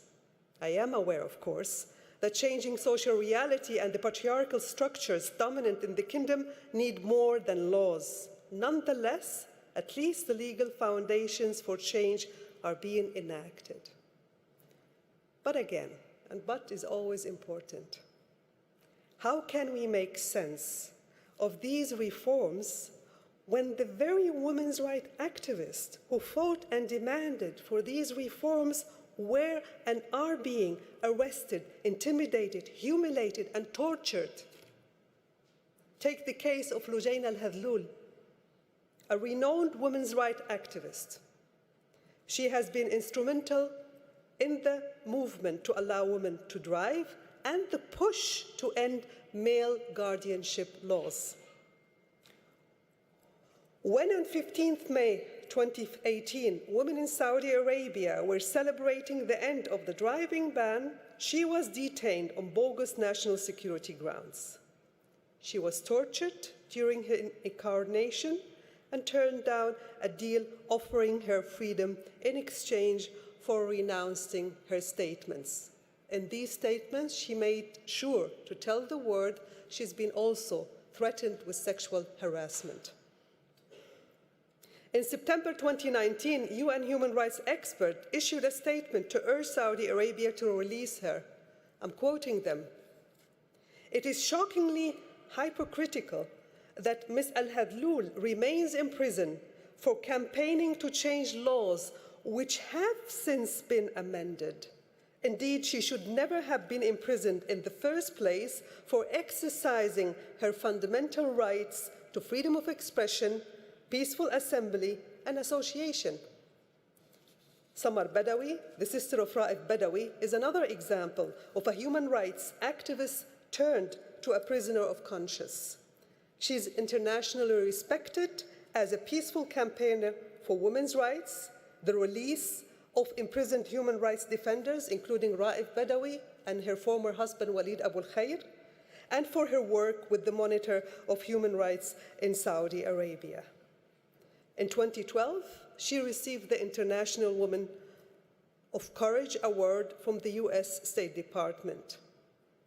On a night in July 2018, Saudi security men snatched Samar Badawi from her apartment. Until today, it is not known where Mrs. Badawi is being detained. Tell me, how can we possibly believe in the sincerity of these reforms when the very women rights activists who fought for and demanded these reforms are being treated in this arbitrary manner? We would very much like to trust in the kingdom's reforms, but they remain incomplete without putting an end to the ordeal of Saudi prisoners of conscience. The time has come to lead the way for a complete set of reforms. Complete. Now is the time to free them all unconditionally and seek their assistance in building their own country. It is time for a new social contract with Saudi civil society actors, for turning a truly new page in Saudi Arabia's history. Thank you.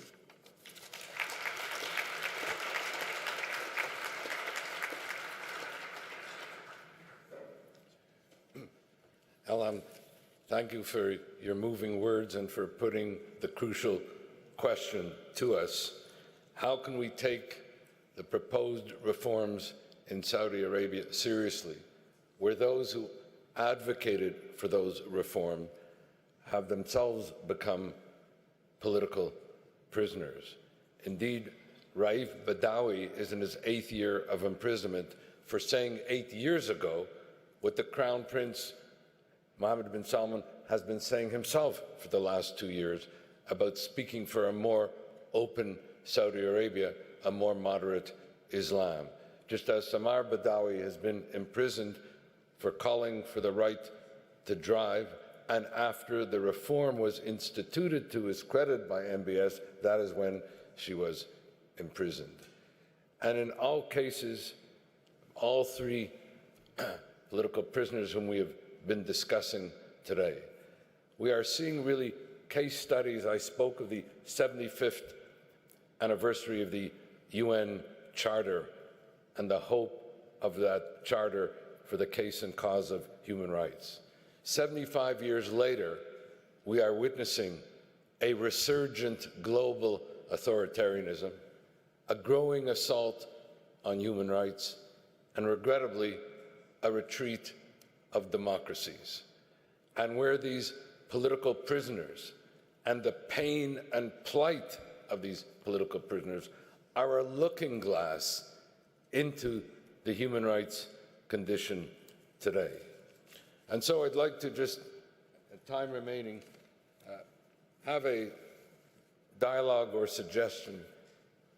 If we have this resurgent global authoritarianism, how do we engage the democracies more so that the democracies who should be at the forefront of speaking up for political prisoners, for implementing that mandate of the UN Charter, where their voices will be heard rather than their silence being complicit. So I'll ask each of you in turn to try to give us some suggestions.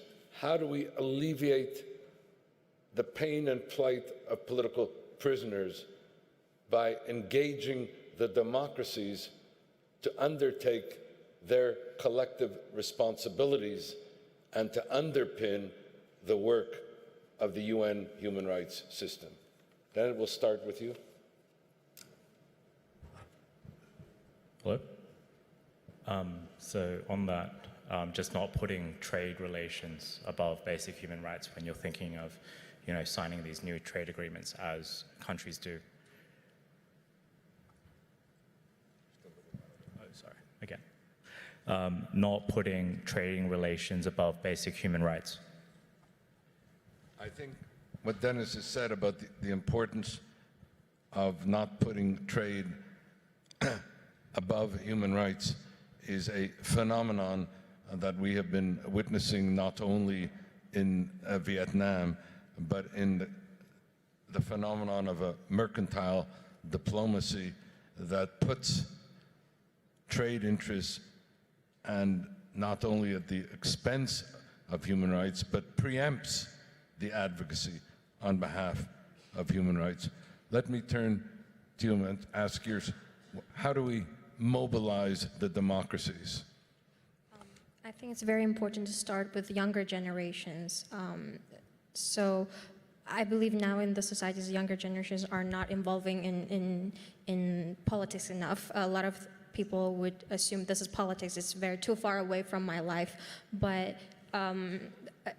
as we know, democracy, it is part of politics, but it is also main part is about human rights, and it's strongly connected. And I do suggest educating starting from very younger generations, from high school, from college students, and with media training, letting them have more access to the outside world will be a very helpful way to help with the democracy. I'm glad you mentioned the importance of and the voice of young people. I think in the last year alone, one of the more encouraging signs has been the manner in which young people have been taking to the streets and raising their voices at considerable risk to themselves. The movement in Hong Kong is a movement of young people. In Chile, we saw young people in protest. In Lebanon, and I can go on. So while there's been this resurgent global authoritarianism, while there's been this assault on human rights and the silence of democracies, we have been seeing in the last year the phenomenon of young people willing to brave this repression and to speak up and to act.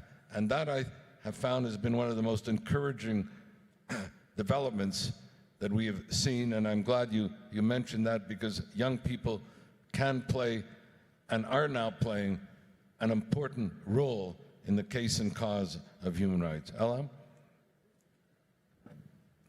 I'll just join my two colleagues in this respect.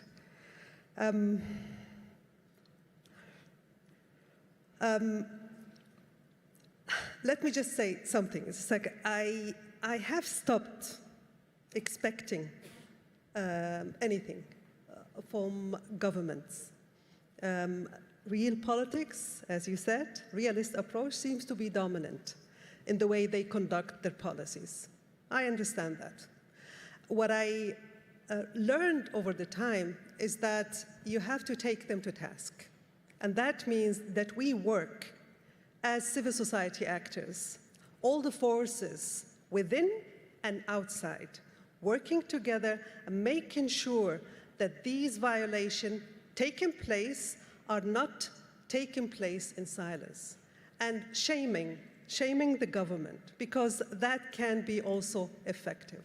And with all due respect, if I look at the United States, during the Cold War, there was a well-known a saying that I usually quote. I'm not sure which president said it. Yes, he's talking about a Latin American president. Yes, he's a son of a bitch, but he's our son of a bitch, right? After the Cold War, you had the war on terrorism. You have certain interests that are dominating relationships. Oil, trade. All of these are factors. I'm not going to ignore them. But while that is the case, I will insist these are universal human rights, and I'm holding you to task for whatever you're saying you're representing. And within our countries, specifically I'm talking about the Middle East and MENA region, change will only happen if we demand it. So we're not going to sit waiting for someone to hand us handouts. These are our rights. We're fighting for them.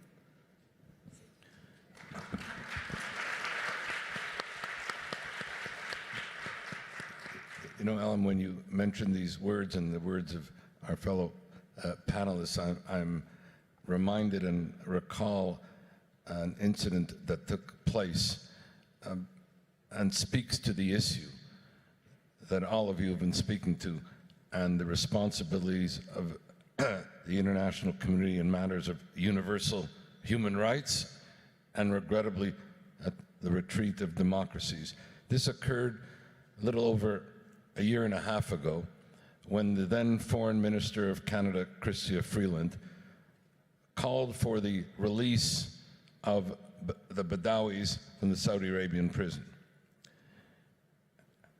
Immediately after her call, which was not the first of its kind from the Canadian Parliament or the Canadian government, but it resulted in Saudi Arabian leadership erupting in anger, ejecting the Canadian ambassador from Saudi Arabia, recalling the Saudi Arabian ambassador from Canada, suspending all trade and investment with Canada, and recalling the 15,000 Saudi Arabian students who were studying in Canada, really punishing innocent Saudi Arabian students and doing detriment to Saudi Arabia's own self-interest.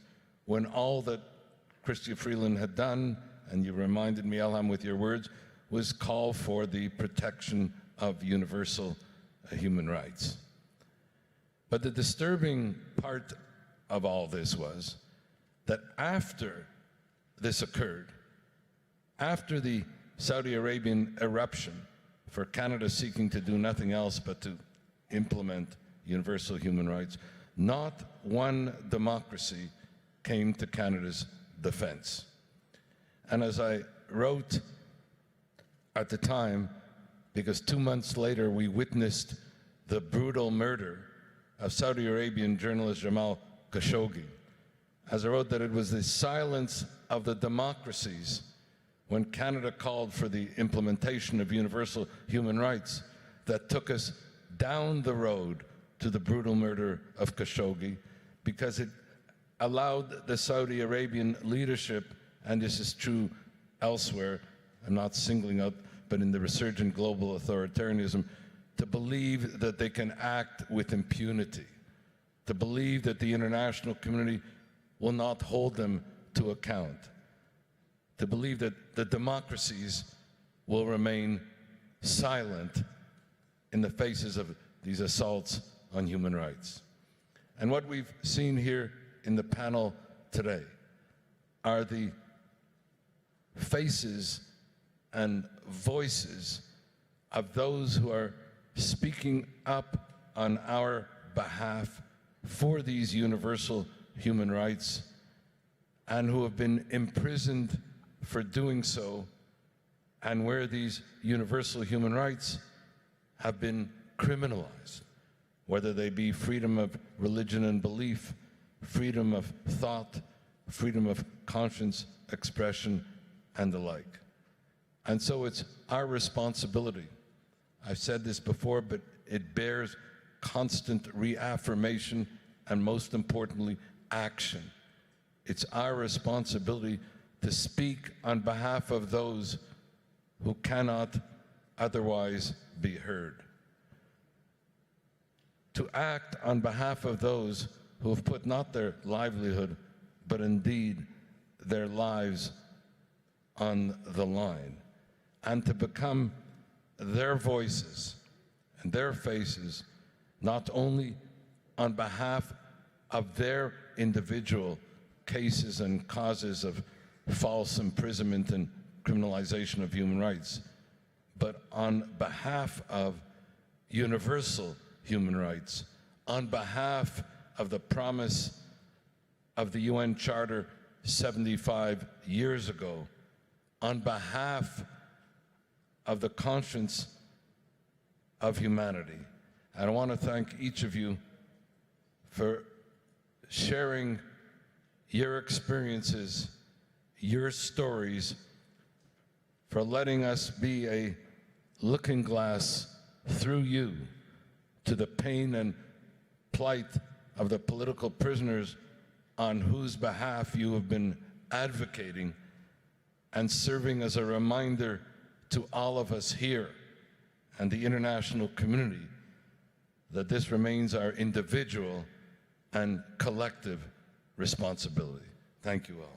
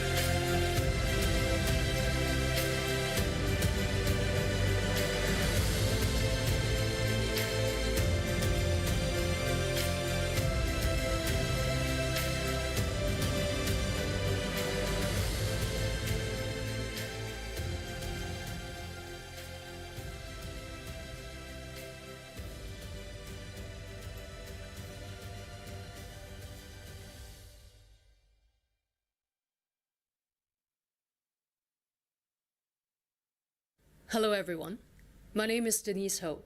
I am a singer and pro-democracy activist from Hong Kong.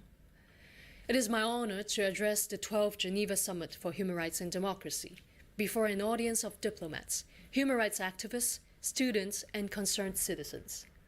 The last time I spoke in Geneva was just across the street at the UN Human Rights Council, where I was repeatedly interrupted by China. I'm glad that today, I know I can speak without interruption. For a long and unforgettable period of 6 months, June 2019 to December 2019, the world witnessed the very persistent fight of Hong Kongers, our fight for freedom. During those days, we were met with more than 16,000 rounds of tear gas, rubber bullets, and other so-called non-lethal weapons from the police. Water cannons filled with blue dye fired off at innocent pedestrians. People shot in the eye lost eyesight permanently. Live rounds were fired at point-blank range into the chests of 2 teenage boys. 2 universities were besieged. And yet, people still fought on.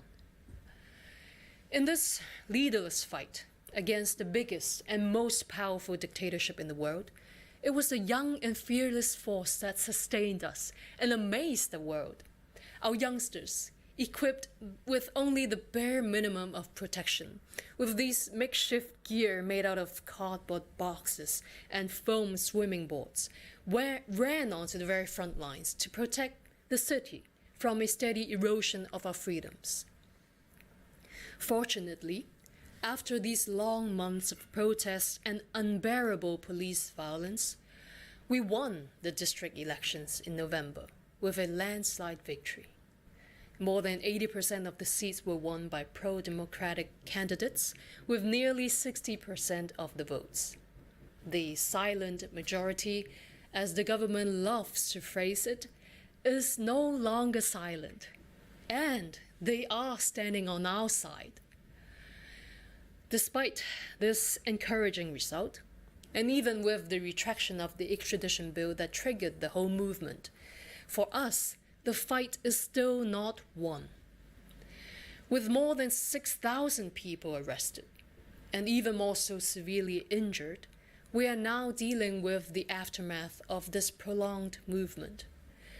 Hundreds, maybe even thousands of youth have fled the country, ending up in Taiwan, Australia, and Canada in fear of political repercussions. Some others have been refused bail and have since October been awaiting trial in the cold cell blocks. Not to forget all these mysterious thefts and suicides that appeared during these 6 months, with a suspiciously high number of bodies, sometimes totally naked, found in the sea, demonstrating the recklessness of this regime. In more recent days, the incompetence of our government, namely the Chief Executive Carrie Lam, has been exposed through how they have been dealing with the coronavirus situation, stubbornly refusing to close off borders, failing to regulate sanitary supplies, therefore creating chaos and fear among the people. With a Hong Kong government that only responds to the communist government, which refuses to listen to the strong voices of the people, the one country, two systems is doomed to fail terribly.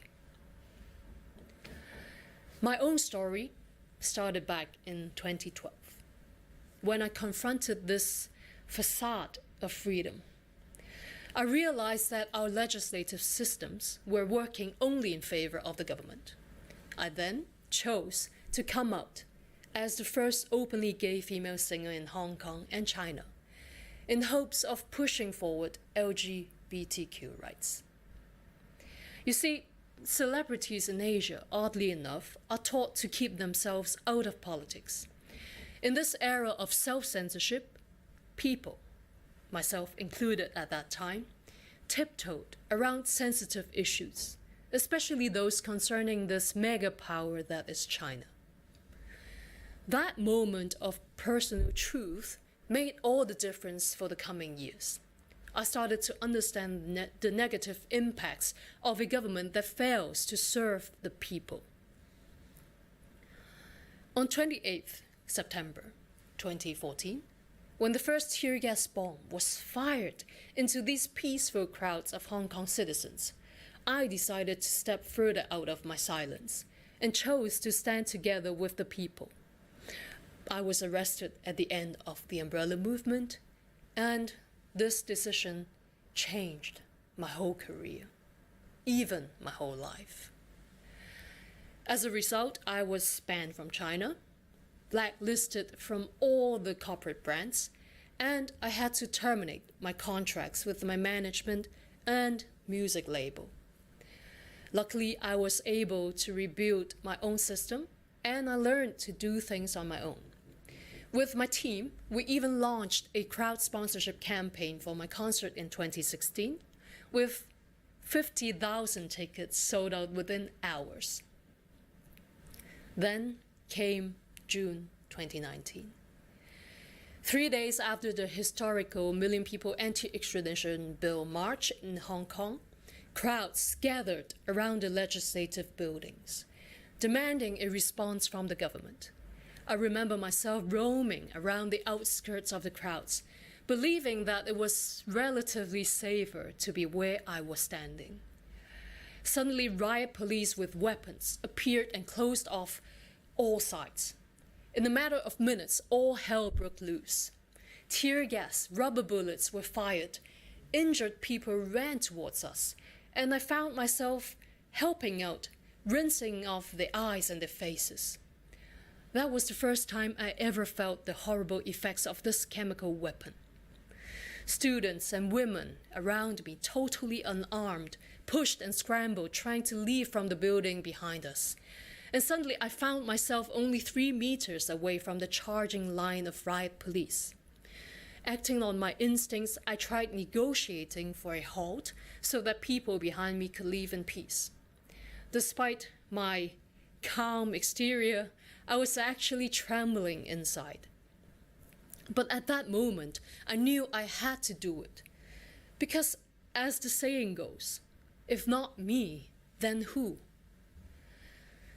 Along the way, you come to understand that courage is not something that you plan for. Things that happen at a split second drive us to capabilities that were previously unknown. Despite the fears present at this given moment, you overcome it with this habit of always doing right by your conscience. And so the rest is history. These courageous young people who were in the front lines have been doing exactly that, believing in their actions, responding to their conscience. They sacrificed their futures for our city, yet it is not in vain. Fighting for these selfless causes, they have awakened the city, and they have brought hope to those who had already given up. In reality, this is not only a fight for Hong Kong, but a very global fight against a dictatorship that is inflicting its influence in the whole world. This dictatorship that is China. Again, with the spreading of the coronavirus, we can finally see for ourselves the destructive impacts of a superpower regime that does not tell the truth. By withholding facts, silencing and persecuting whistleblowers, and even exercising their powers to silence global organizations such as the WHO and the UN, they have effectively worsened the situation into an epidemic, something that could have been prevented if we, as a global community, had been consciously monitoring these violations and stepping up to halt China's immense power. With the globalization of the world, we are one, and we must act as one. Turning a blind eye where it is convenient, pretending that these violations of human rights happening on the other side of the world are things that does not concern our well-being, is something that would eventually catch up on you. As Hong Kongers have shown the world, it is this power, the power of the ordinary, that can make the difference. Whoever and wherever you are, by stepping up to these injustices, voicing out your concerns, however small and unimportant they might seem, you can be the one to trigger the most unexpected of changes.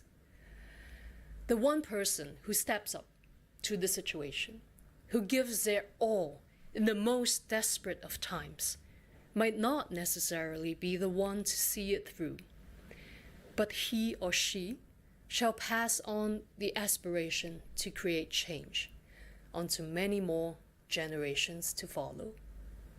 And that might be our surest bet of making good in the world. Thank you.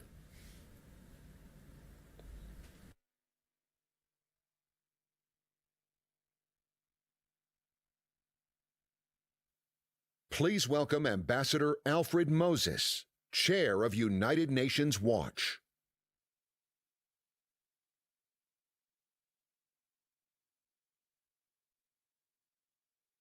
Someone said to me at the lunch break, I've seen you before. For 12 years, you've seen me before. But the fact is, I'm a member of a minority. I'm one of the few people here that will be speaking who is not a human rights hero. I've never been in prison. I've never been beaten. My family's never been threatened. I've lived in a liberal democracy for almost 10 generations, probably 10 decades. I'm privileged and lucky. But I am concerned, I feel deeply, for those of you who've recounted today the horrors that you have endured, the persecution that members of your families have suffered, the deprivations that you have been part of your lives. All that you have lost concerns me and everyone here deeply. As Irwin Cotler said, this is the 75th anniversary of the adoption of the UN Charter in San Francisco. It was the product of creativity and foresightedness and large thinking on the part of Franklin Delano Roosevelt. He did not live to see the adoption of the Charter. It was signed on behalf of the United States by his successor, Harry Truman.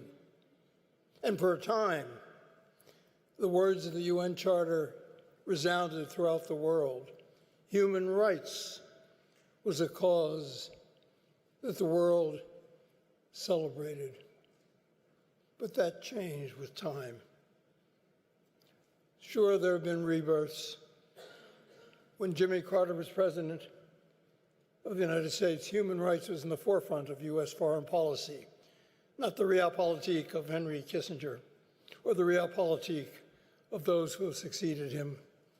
When the Berlin Wall came down in November 1989, we again celebrated human rights as Eastern Europe, the former Soviet Union, disappeared. We celebrated. We thought human rights have indeed arrived. It is the end of history. The promises of the French Revolution have now been fulfilled, and all the world will resound with the words of freedom and individual rights. But today, we know that's not the case. Where have we come from? Where are we, and where are we going to go? That's the question we are all asking ourselves. My crystal ball is a bit cloudy, but let me suggest the answer doesn't lie simply with the youth. Youth are always our activists. But let's ask ourselves, where have all the youth gone? For 70 years in my country, students in high school and in college have been taught the importance of human rights. But where are those persons today? They're in government, and they're doing nothing. Unfortunately, the youth become middle-aged, they become older, and the lessons of youth become less important to them. It is not the youth that we have to turn to create a better world. It's ourselves, each of us, regardless of our age. We've missed opportunities. Just think of it. What has happened? The Iranian Revolution. It didn't have to go into Shia extremism. There was the thought that with the overthrow of the Shah, Iran would become a democracy, that the Persian traditions would come to the forefront. But that revolution was co-opted by Shia extremism. And those in the Soviet Union, today Russia thought with Boris Yeltsin, there would indeed be democracy and freedom in Russia. But we now have Vladimir Putin and autocracy. It didn't have to be that way. We've missed opportunities. Think of Tahrir Square within the last decade. It didn't have to produce General Sisi. It could have produced a liberal democracy. We missed the opportunity, all of us, along the way. Those opportunities will reoccur, and it's up to us to create liberal democracies. Why liberal democracies? Because they're the only safeguard of human rights. They're the repository of the notion that the individual has a sanctity, even a sovereignty, that all rights that are not explicitly given to the government are reserved to the people. The people shall reign. When that becomes the dominant political philosophy throughout the world, human rights will be ensured. We look at the United Nations and we say, where is the United Nations on human rights 75 years later? Let's be honest with ourselves. What is the United Nations? It's 193 countries. It isn't the United Nations, the city on the hill. It's 193 countries, the majority of which are authoritarian. How can you expect the United Nations to uphold human rights when a majority of its members do not uphold human rights? If you want to change, we have to change the countries that are the members of the United Nations, change their political systems. There is no shortcut. Otherwise, we'll be here 25 years from now lamenting the absence of human rights. without governments that protect their citizens, that recognize the sanctity, even the sovereignty of individuals, human rights will not be the mantra. Unfortunately, throughout history, going back to my own religious tradition, I was raised with the concept of freeing the imprisoned. Matira Surim, in Hebrew, as my friend from Darfur would tell you, it means to free those who are bound.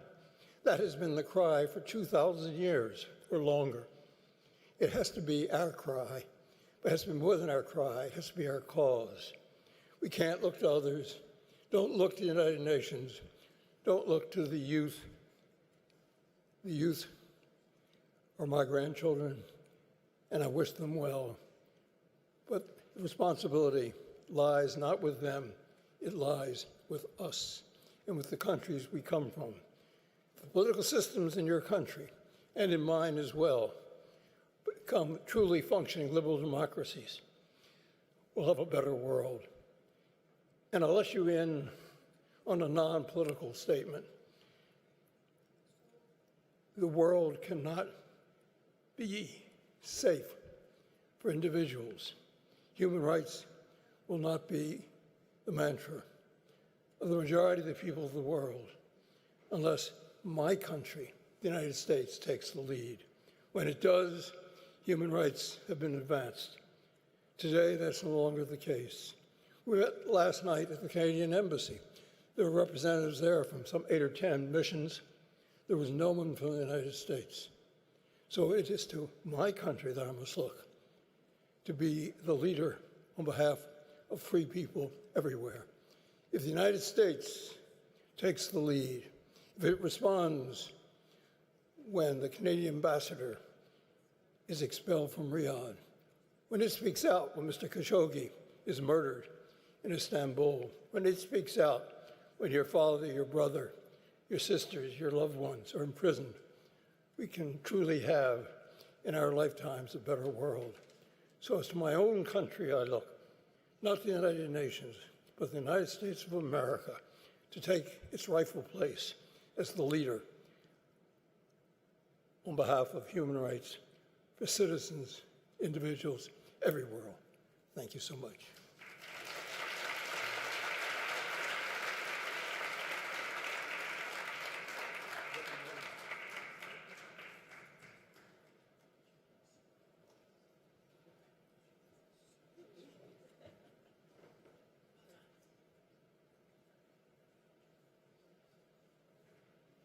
Please welcome Maria Alejandra Aristeguieta Alvarez, Ambassador Designate in Switzerland of Venezuela Interim President Juan Guaido.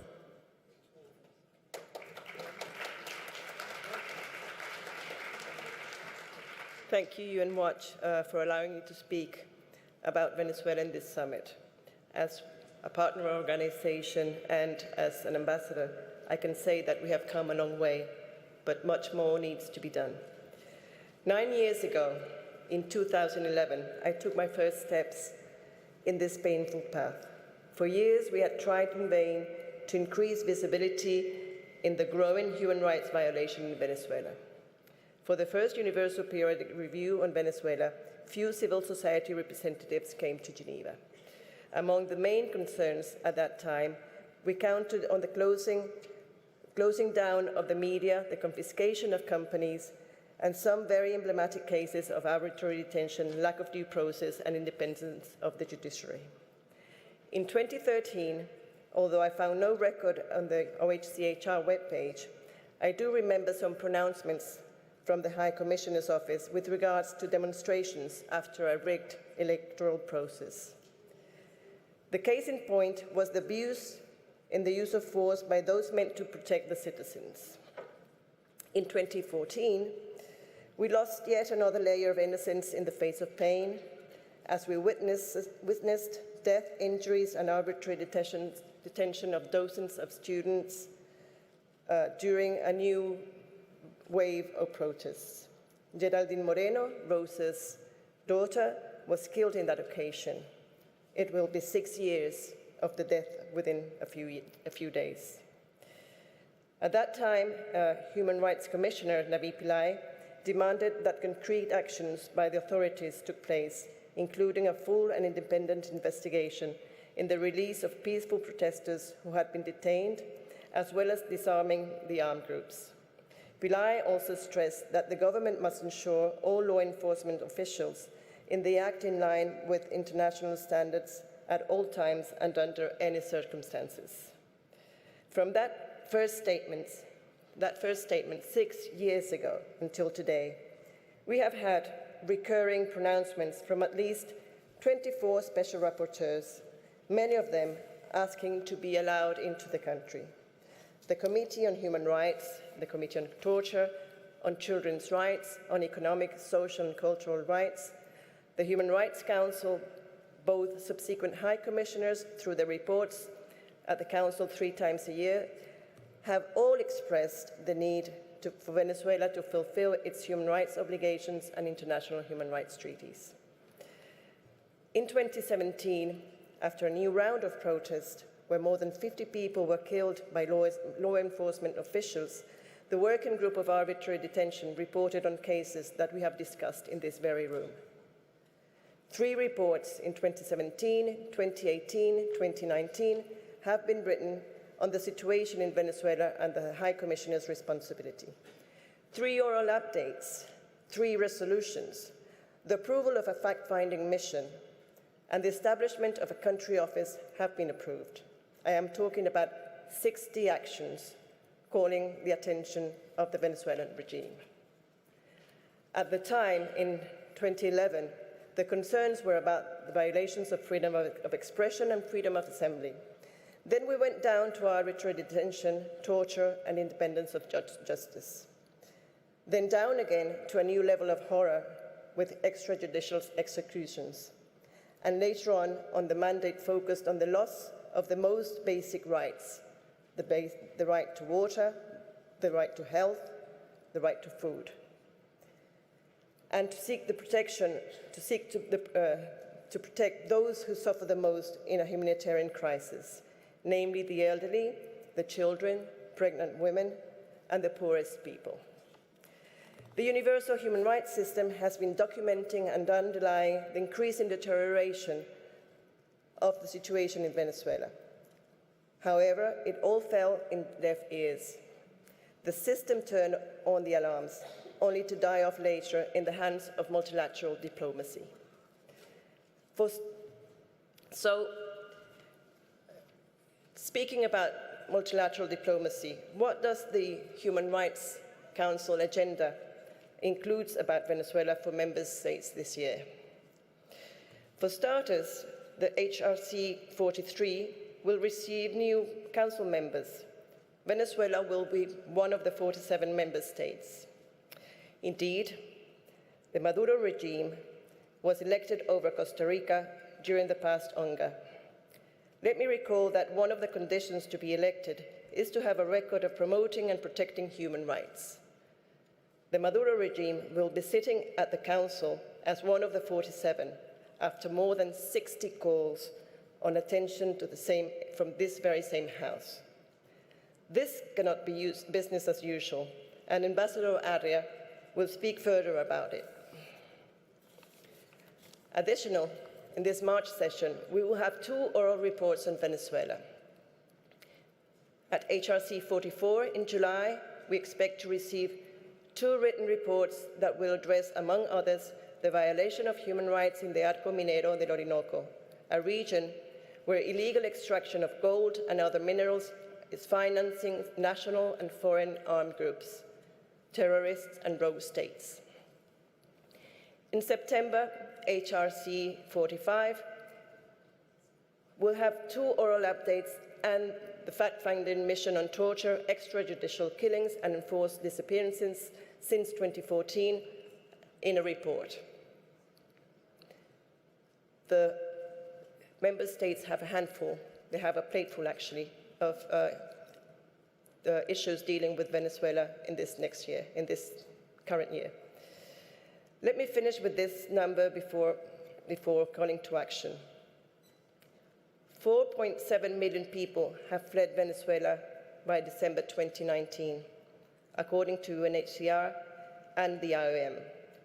At least 7 million people within the country live in urgent need of humanitarian assistance, according to the UN data. 7,000 extrajudicial executions have been documented by the High Commissioner's report delivered in July 2019. 9,000 political prisoners have been reported since 2014 to the Organization of American States. My request to member states, 9 years after I started this fight, is to let those numbers sink in and to turn those numbers and all those pages written by human rights experts and the UNOHCR into decisive action. Please take action, decisive action. I thank you all on behalf of 30 million Venezuelans that have given me this space today. Thank you.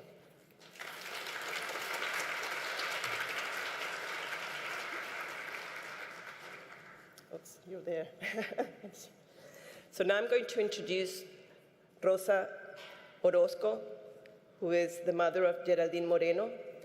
She, as I said, lost her daughter in the demonstrations in 2014 and has created an NGO that has given her the strength to carry on and to give visibility to what's going on in Venezuela. I leave you to Rosa.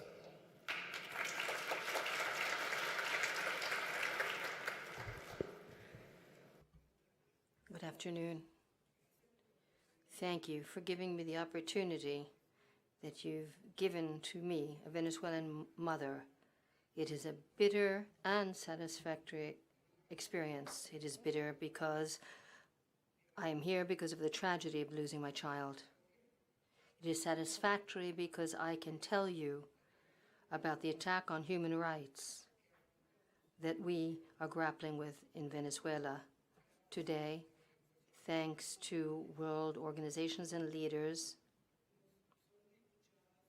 The victims who, due to the lack of the rule of law, are ignored in Venezuela are being heard here today. So I speak in the name of more than 300 victims who have been murdered since 2014. As a result of a pattern of attacks that is systematic and generalized against those who clamor for justice, liberty, and democracy. I am Rosa Orozco, the mother of Geraldine Moreno, a student of cytotechnology who was murdered at 23 years old. She was a top-class athlete and a passionate soccer fan. She was my treasure and my companion.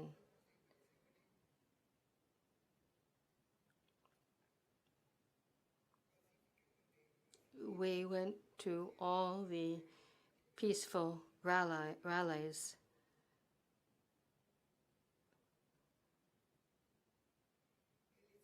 So we could exercise our human rights.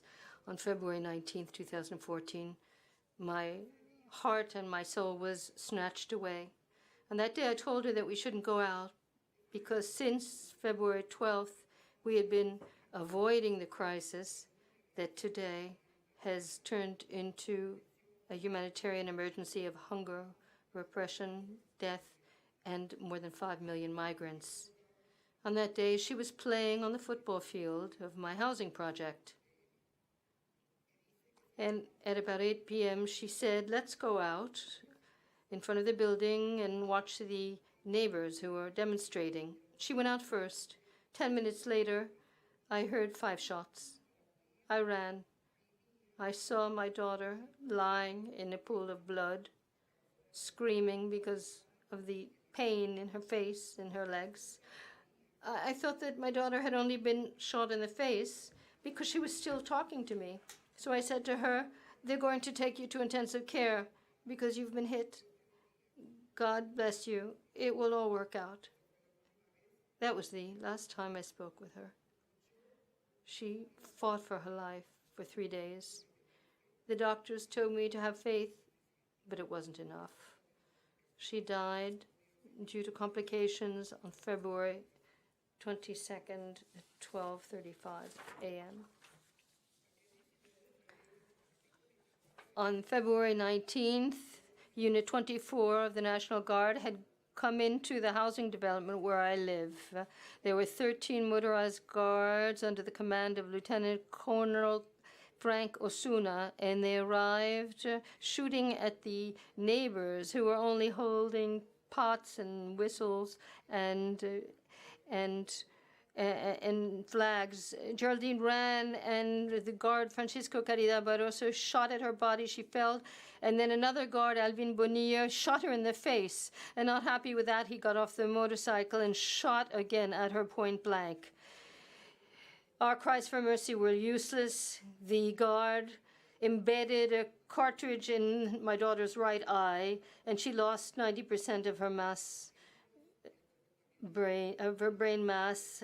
And the behavior of the National Guard was an atrocity. If you had only seen my daughter's face, you would understand.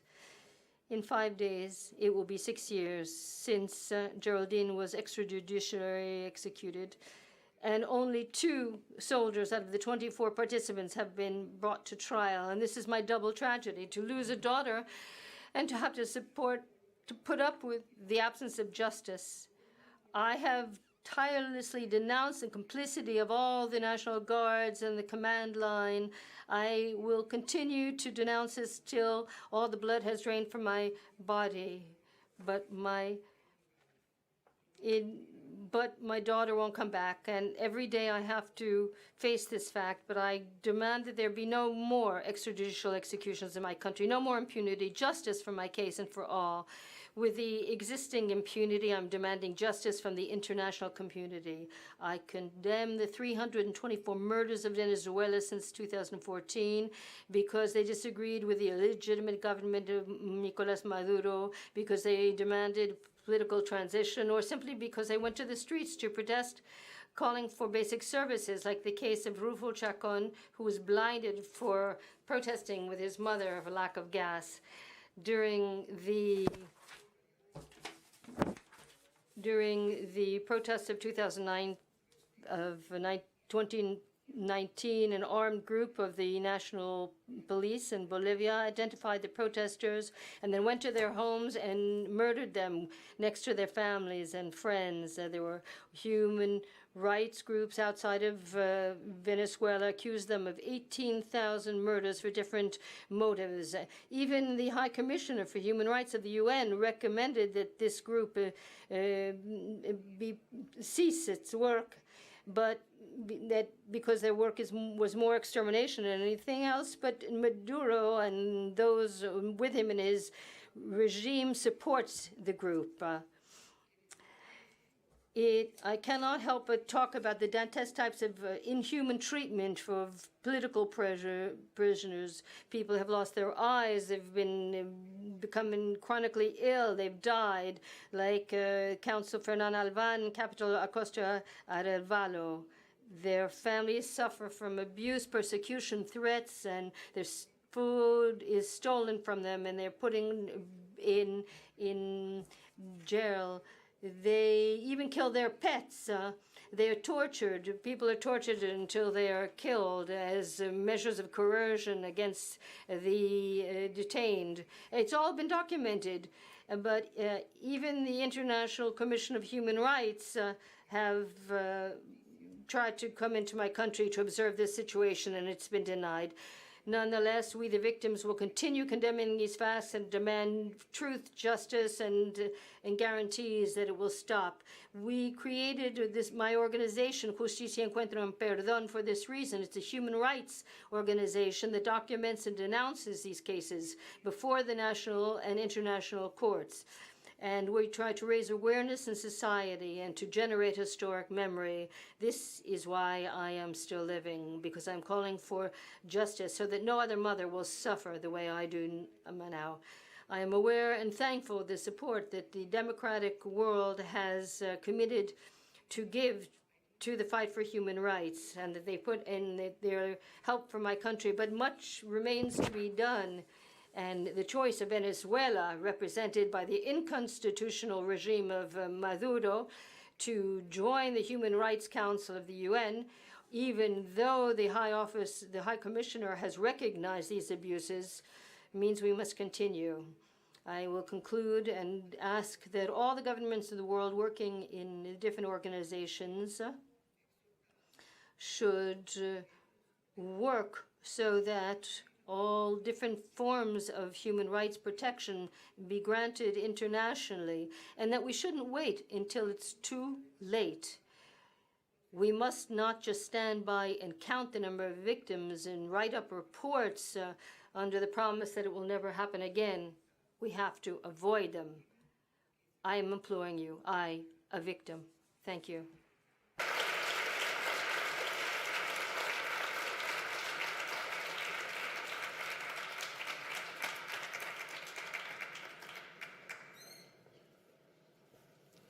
Let me now introduce Ambassador Diego Arria, who has been one of the most vocal opponents of the Chavismo and Madurismo regimes. Ambassador Arria was designated to the UN in the times of democracy in Venezuela.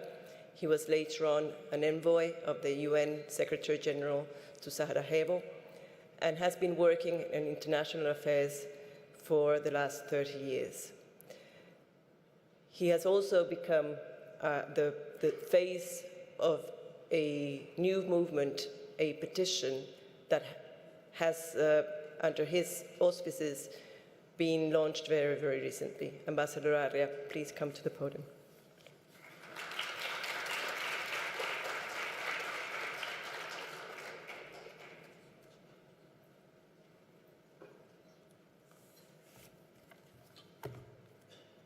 Well, in case my iPad fails, I have some papers too.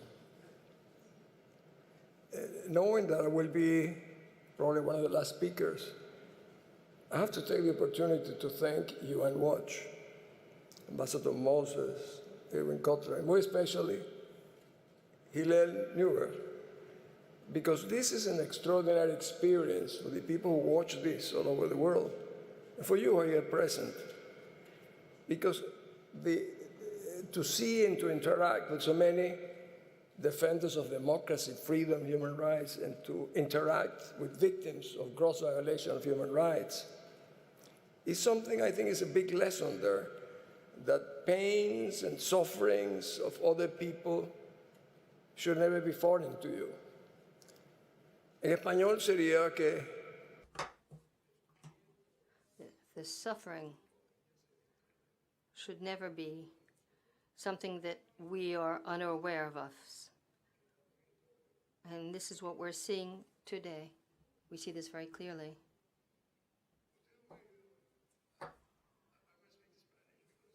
I believe that many people in my country will not be able to understand it all in English. Translators. I'm sure you know, I'm sure that you know the names Pablo Escobar and Chapo Guzman. The two are the most famous drug dealers in the world, one from Mexico and one from Colombia. With all their power, they were never able to govern their countries. But in Venezuela, their counterparts were able to. Why? In order to be able to destroy, devastate, and depopulate a country that was rich, free, and democratic. Nicolas Maduro and his wife, Celia Flores, and their two children have been sentenced by the United States for drug trafficking. The Vice President, the Minister of Defense, and other ministers and Vice President. One of them, the most wanted men in the United States, Chapo de Soldado Cabello, all of them, all are sought by the European community and the United States. We're talking by a government, not even a regime. We're talking about a criminal corporation that has taken hold of my country.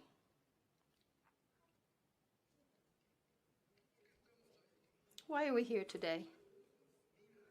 I am one of the thousands of Venezuelans that have had to be exiled from my country because of a criminal government. I never imagined when I was at the Council of Security of the United Nations, where I defended causes of humanity like Rwanda, I never imagined that one day I would be here in Geneva to help to document the cases against the criminal of my own country. In October of last year, in the General Assembly of the UN, a very shameful event took place. The criminal gang of Banduro won votes over the oldest democracy of Latin America, Costa Rica. And this regime was included in the Council of Human Rights for the second time. This criminal corporation should never have been able to join the Council of Human Rights because it was created to avoid that Maduros of the world would be able to sneak in. This is not only my opinion, as you've heard in the High Commissioner in the last report said that I call upon all of you. 5,000 people are suffering from human rights. And she said something even more important too. I call upon all of those of power and influence within and outside of Venezuela to work together and to make the necessary compromises to resolve this all-consuming crisis. It couldn't have been cleaner. So the High Commissioner was not alone. There's not one organization that deals with human rights that has not shown its solidarity with our cause. We have seen many cases. Some have been mentioned, but we have recent cases that are horrible. They sound like the Khashoggi case, who was dismembered in the consulate of Saudi Arabia in Istanbul.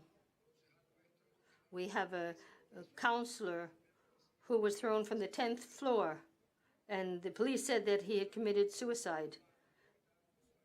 It was Rafael Acosta, who was tortured for a week until he died of suffering. And Oscar Perez, with 5 of his comrades who were slaughtered by 200 policemen and soldiers. This was all seen on television. We've seen horrible murders. It's gone beyond 10,000 per year. We have so-called exemplary sanctions that are actually torture sessions. That is, men and women are tortured with the instruments to terrorize them. And we have the total cooperation with the Cuban regime. Nonetheless, despite all of this and everything I've told you, next week in the building across the street at the Palais des Nations, the criminal corporation of Maduro will take one of the 47 seats at the Council of Human Rights. This is shameful for the United Nations and is a harsh blow for those of us who believe in human rights. Who can we call upon as not the Security Council, because Russia and China will immediately veto any resolution about Venezuela. The International Court in The Hague, even less so. They've been studying all the documentation for more than 2 years. The 6 countries have given information. The prosecutor have looked at this. Many countries have joined in, but they're not in any rush. And the pace of violence has not slowed down.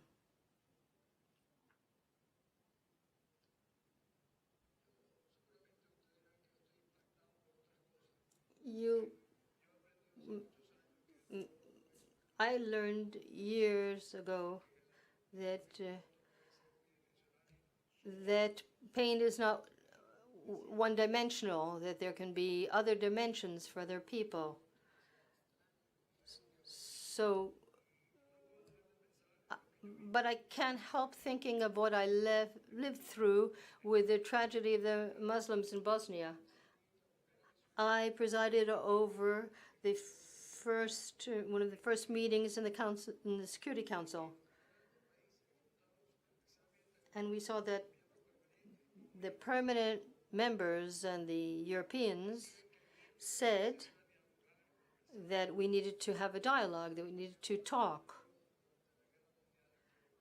And this reminds us what happened with the Second World War in Europe. They're very good at conversations, but not for their own problems. And then we had Srebrenica, and this took place before the eyes of the world. We were watching in slow motion genocide, and this was the first act of genocide after the Second World War.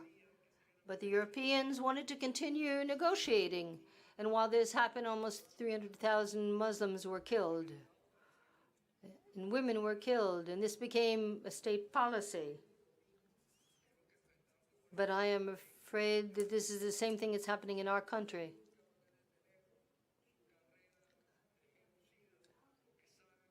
We knew that the international community was never going to intervene with their Serbs, and that's why they continued. And it's the same thing with Maduro. They think the same thing, that they will not be attacked, and nothing will happen to them, and therefore the tyranny will continue.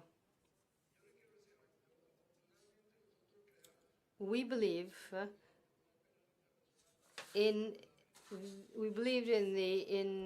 for Yugoslavia that we should create a tribunal,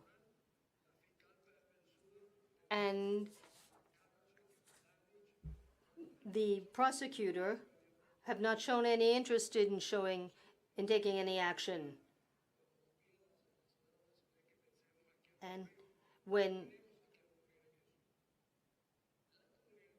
the international community has heard so much about my country, we know that the European community will continue to say that we have to continue talking, whereas my population considers suffering, whereas 5 million people have had to leave and more millions will leave. Can the Secretary General of the United Nations help? Under the Charter, he should do so. And he should face up to the main powers of the Security Councils, because we have enough proof that this is a threat to the maintenance of peace and security. But he won't do so, because there is the long-standing tradition of not facing up to this kind of conflict. We talk about the parties in the United States, that victims and the perpetrators are morally put on the same footing. And this is what happens in the Security Council.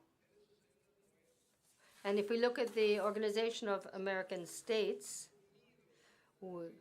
we see that power has ruled, not democracy. In a few days, there will be an election for the Secretary General, and a number of countries have sought to ensure that they will be able to overcome Almagro because Malgo will be able to draw the attention of the Council to security issues, and they don't want him. But I want to tell you something frankly.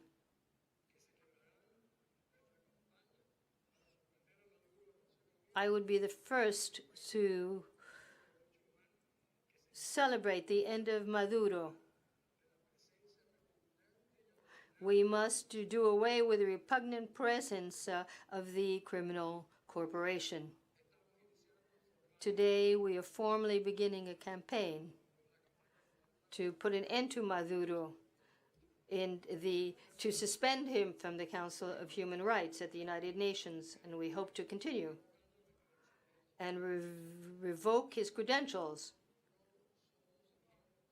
But we're not naive enough to think that by doing this, the Council of Human Rights will create freedom in the country. But it's a very important step forward because we have 125,000 signatures, and we have a criminal corporation like no country has never had, a mafia or a gang like that that has taken over all the institutions in this way.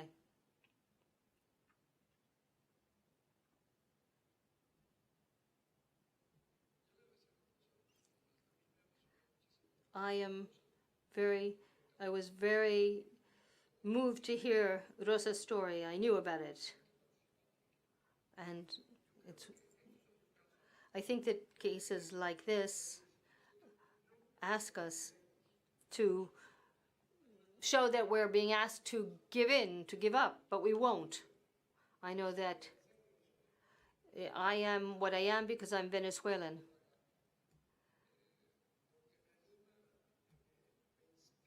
And I'm inspired to fight for the country. I am inspired by my fellow citizens in my country who don't even have the right anymore to dream. And this reminds me of Clark Havel, and who has said something very important for me. We shouldn't be afraid of dreaming the impossible if we want the impossible to happen. So this is our work before us today. Thank you.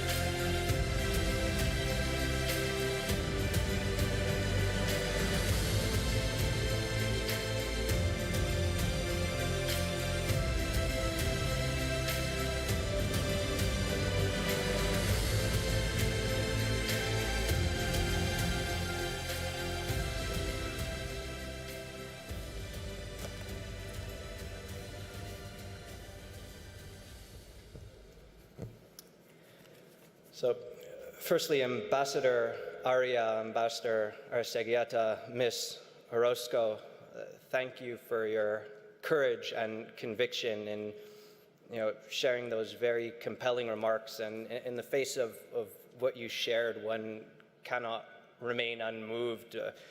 4.7 million refugees being forced to flee Venezuela because of a criminal and kleptocratic regime where the scores of unjust imprisonments, torture, extrajudicial executions, and the impunity that underpins it all calls out for justice, and I hope that the international community heeds your call. And on behalf of the 25 co-sponsors here today, we echo those calls for justice, and we will continue to support you in that call for Maduro to be expelled from the UN Human Rights Council, for the chief prosecutor of the ICC to stop dithering and delaying and to initiate an investigation of Maduro and of his officials for what they've done, and for finally community of conscience, democratic states to exercise their responsibility and to take Venezuela before the International Court of Justice under the Convention on Torture.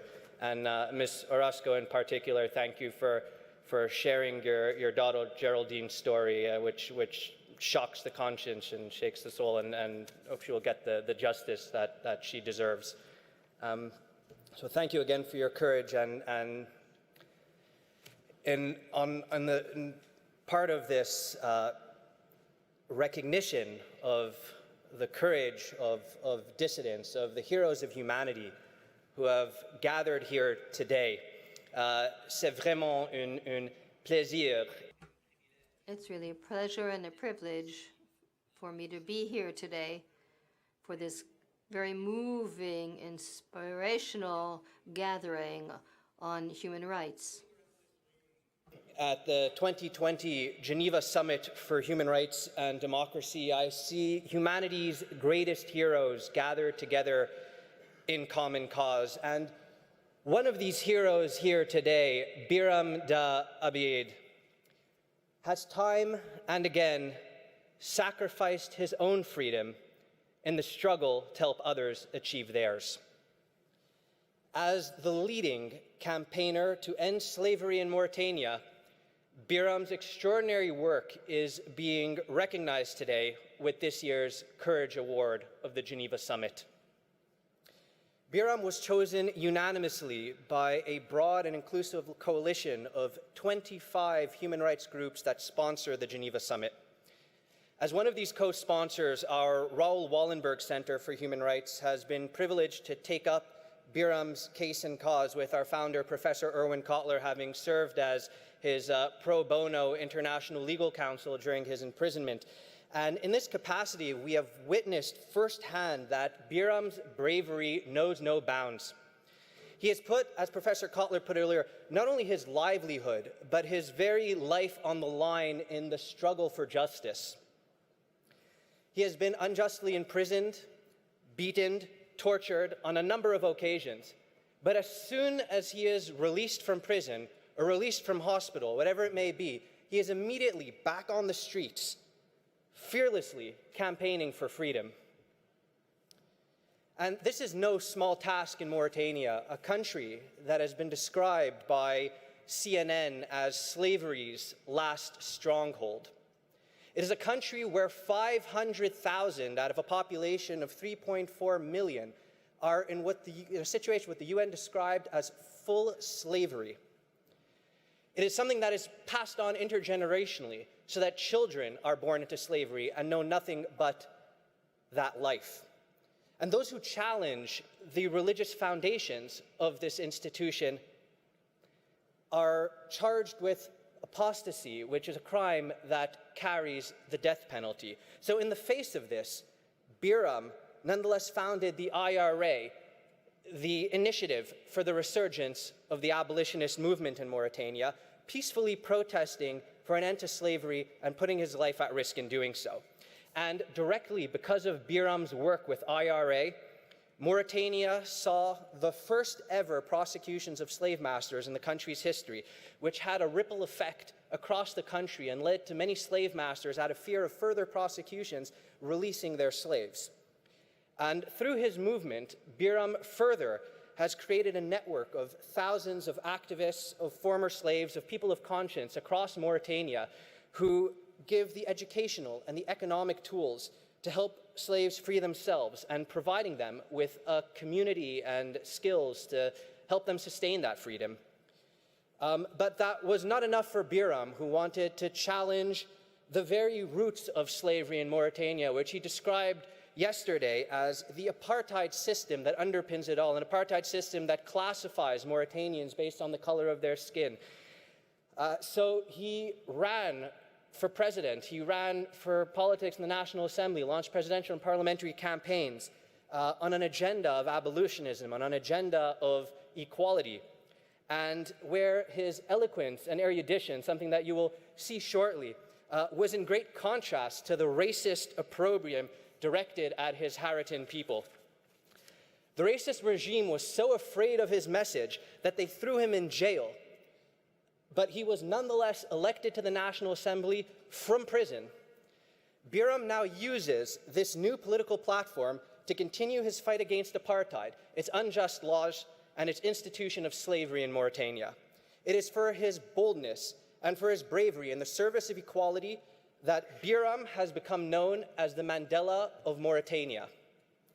And indeed, his work is evocative of a quote of Mandela's, that what counts in life is not the mere fact that we have lived, it is what difference we have made in the lives of others that will determine the significance of the life we lead. Biram, your life of courage and conviction has made an enduring difference in the lives of so many Mauritanians, and your presence here today is a reminder to us all, individually and collectively, of the role that we must all play, that the world must play in supporting your just cause. And so, on behalf of the Geneva Summit for Human Rights and Democracy, I am proud to present you the 2020 Courage Award to Biram Dabi. Please step forward and receive the award.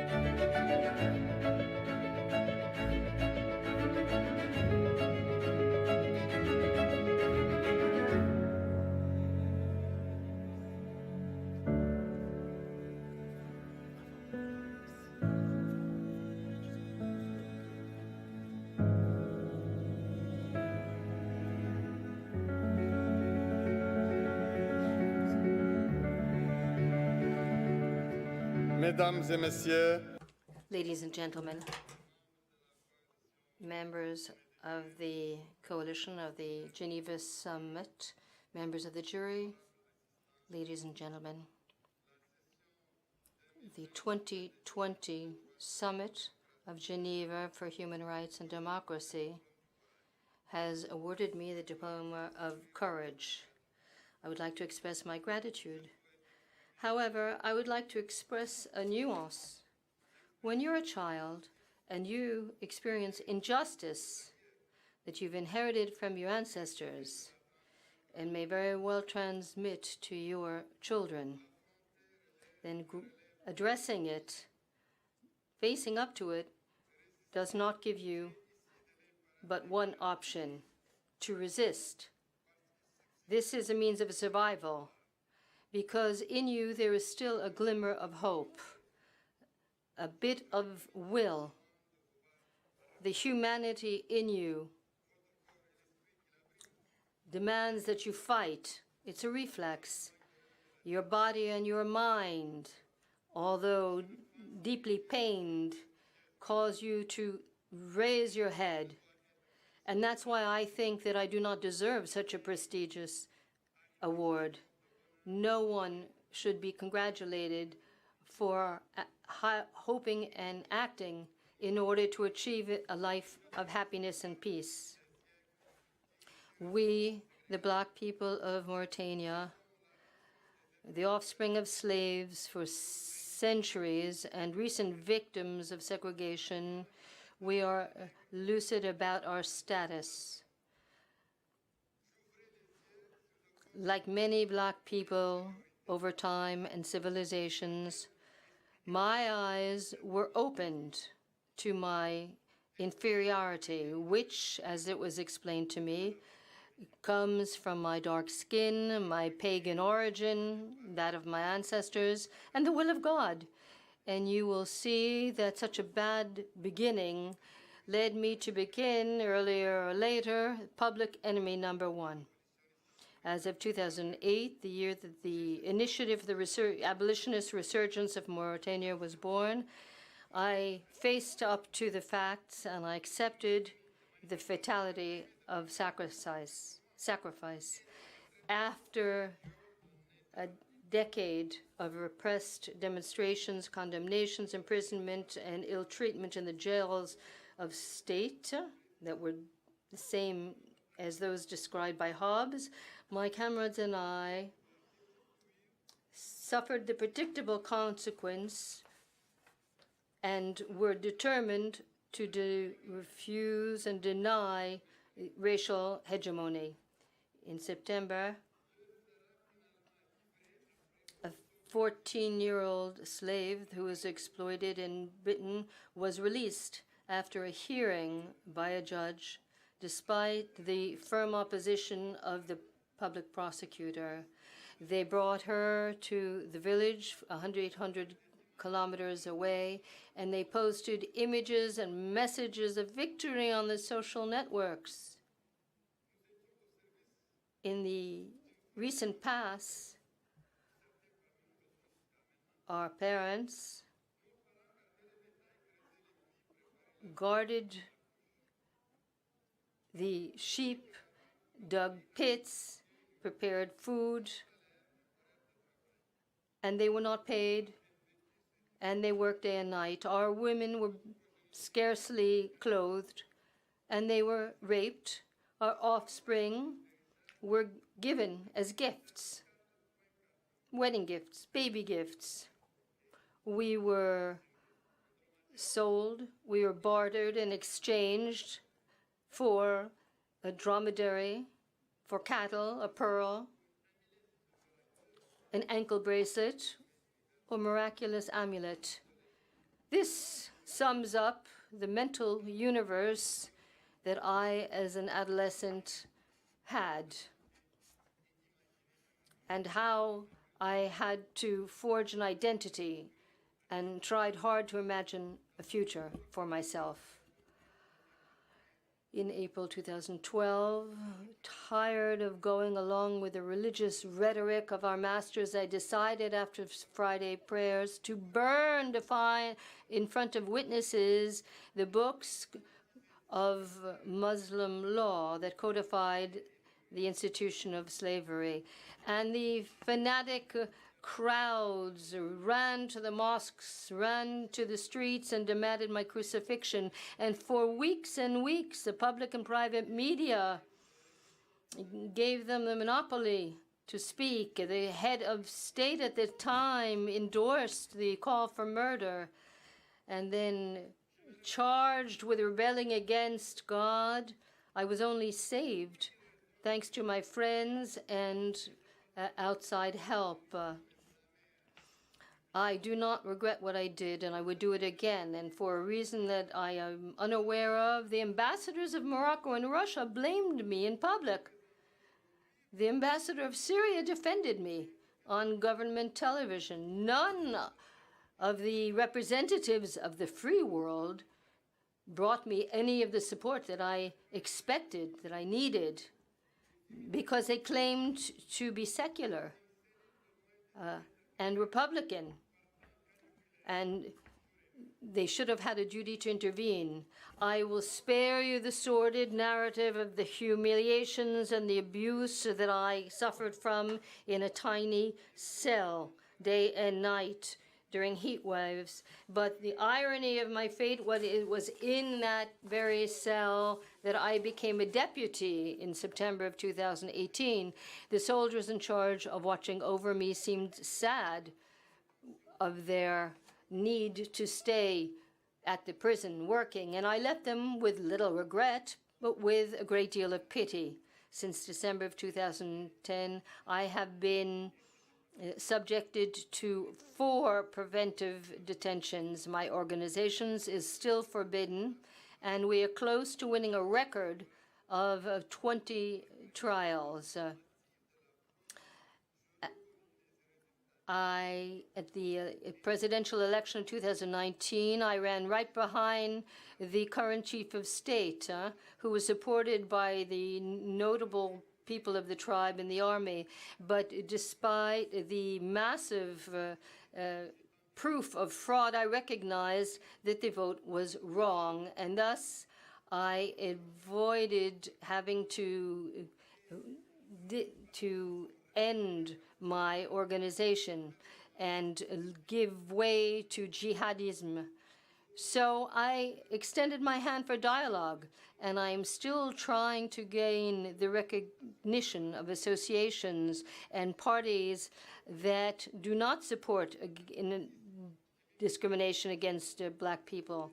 We are trying to abrogate the amnesty law that since 1993 protects the ringleaders of the mass deportations of torture and slaughter that have been committed between 1986 and 1991. And I would like to show you two different faces of victims of the attempt to carry out ethnic purification in Mauritania. Houle Hai, who is 80 years old, has been stubborn for more than 3 decades in her fight to obtain the rehabilitation of her only son. This is one out of hundreds of other similar cases. Lieutenant Abdoulaye Sall died at the age of 31 as he was pulled apart between 2 moving cars ordered by his superiors in the army. We can only underline the paradox. The Mauritanian state that was brought into power in January of 22 at the Human Rights Council is gleefully flouting human dignity and violates human rights, even the most basic ones. Our suffering is not due to the West or to colonization or to the slave trade. It comes from within our African societies under the influence of the East. Like our parents and those before them, we have endured persecution that have been inflicted by our Arab Berber citizens. However, we share their religion, their faith, their worship, and often their land. We continue to call for equal access to the civil register, to the electoral lists, because we are sure that we are a majority. We represent more than 70% of the population. Elections will one day oblige our judges to stop covering up for the crime of slavery and to banalize négrocide. They will glorify international law. They will accept a minimum amount of universality, and they will give up pretending their belief in cultural relativism. One day Mauritania will abrogate Article 306 of the Penal Code that punishes with death the refuse to pray, blasphemy, and apostasy without the right to repent. I almost died of it. Applying the laws of Daesh and pretending to fight against terrorism creates a conundrum and a terrible lie. My country today is a favorable environment to set up an Islamist theocracy. This is a taboo, but it's true. And I am a whistleblower here today. And I welcome the young people and the intellectuals and the dissidents. They are generous and they show great self-will. And with your permission, I would like to dedicate to them this Courage Award. Ladies and gentlemen, the distinction of the year reinforces my commitment to peaceful alternation, thanks to the power of the ballot box. Clearly, I cannot respect the values of those who are oppressing me, but I will never encourage a coup d'etat or sedition or any use of force. The words or vectors of subversive ideas and proposals of a reform should be our exclusive weapons. We want to persuade instead of eliciting fear. Fear leads to one-upmanship, and that kills, and we choose life. Thank you.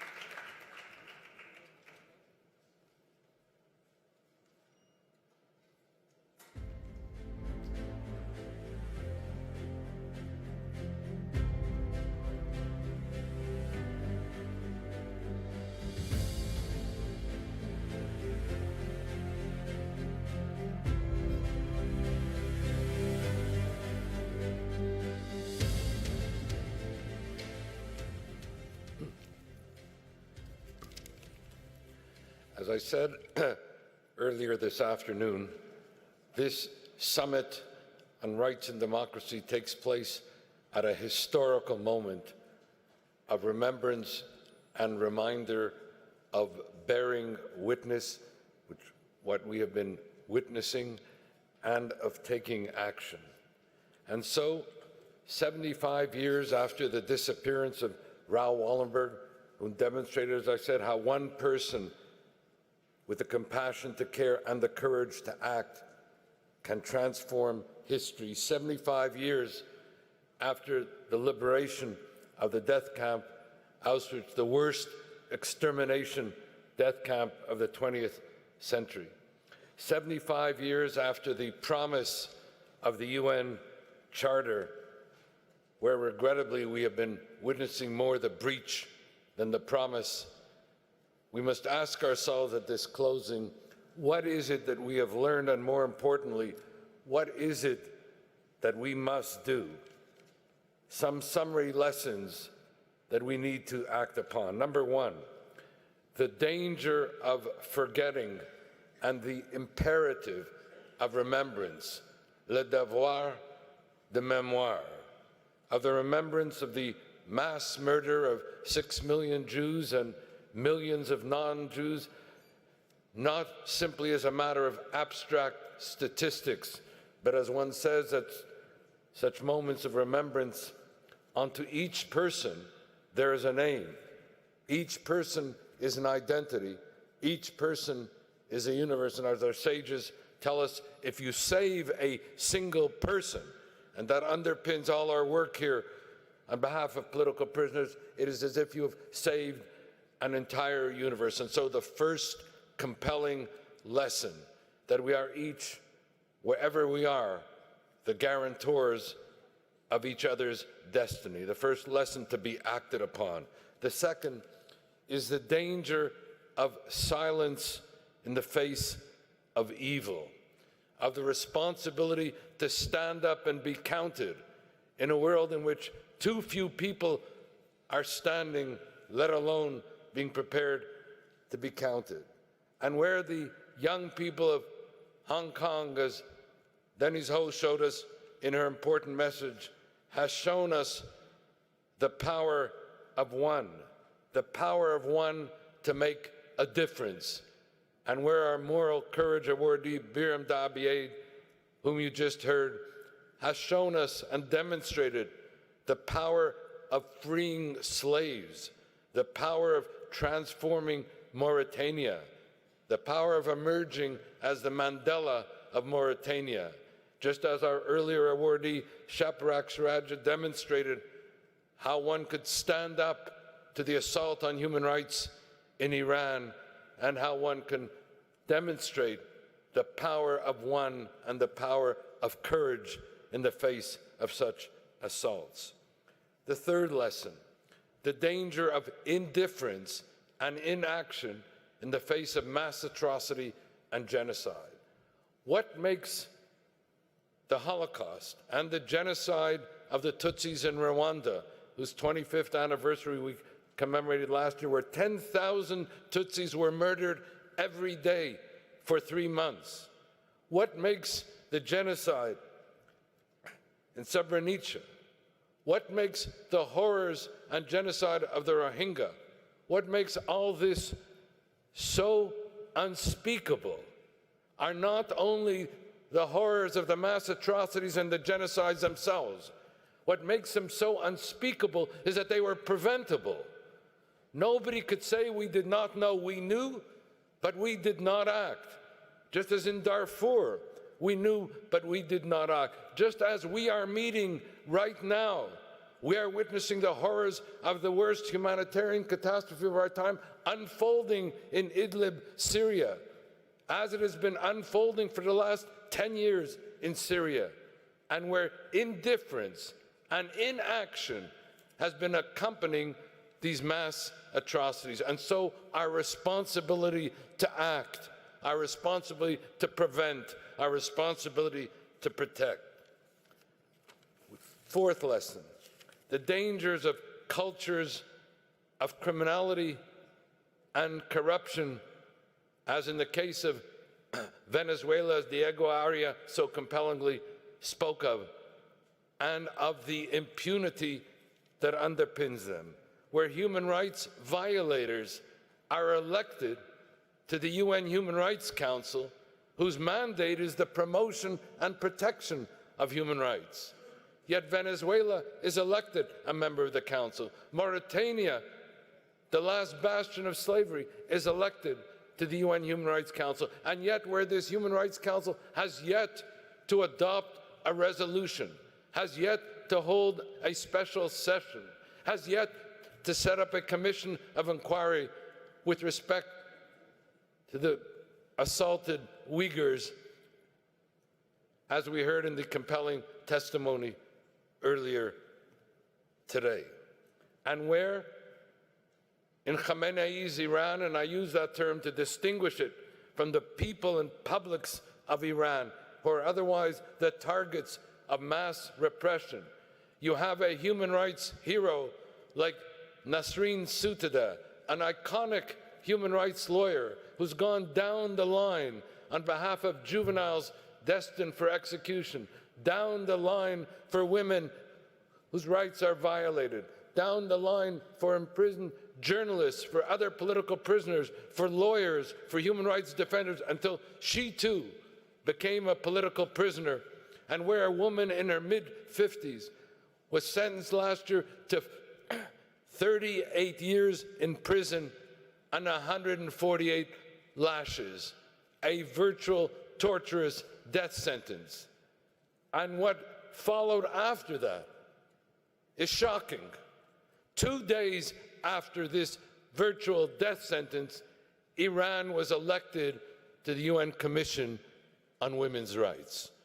What more dramatic Orwellian representation of the case and cause of human rights in our time.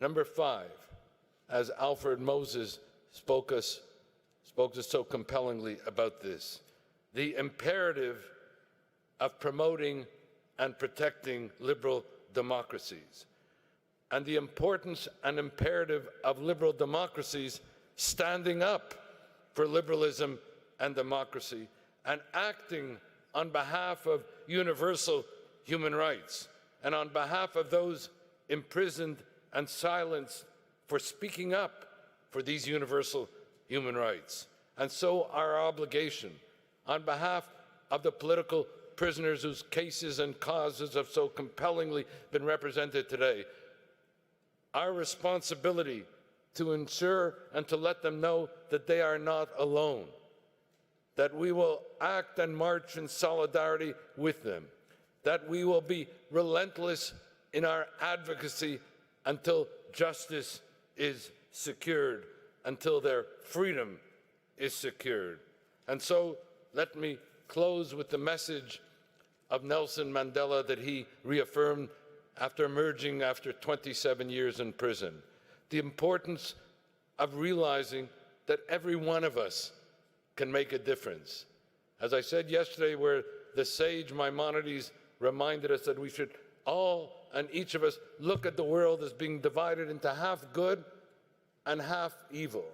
Therefore, one good deed by any one of us on any given day will transform the ledger almost in cosmic terms from evil to good. This then is our challenge. This then is our hope. This then is our responsibility. And with each of us here acting individually and collectively on this summit of inspiration, because this is what this Summit of Rights and Democracy has been, a summit of inspiration to act together in common cause, to combat injustice so that justice and freedom can be secured for all. Thank you.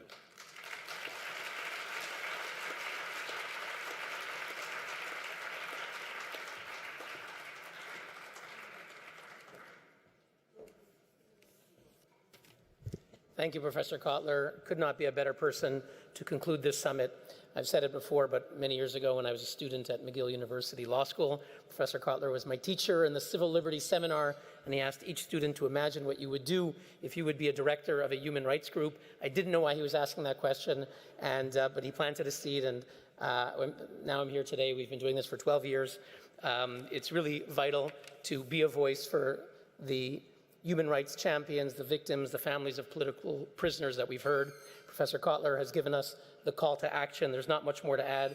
I just want to ask each of you in this room and those watching live on the webcast, you can make a difference. You can go on Twitter. You can tweet out. Our Twitter handle is Geneva Summit. There's tweets on every single speaker. The video is on YouTube, genevasummit.org. You have the videos. There's quotes, videos, photos, and the like.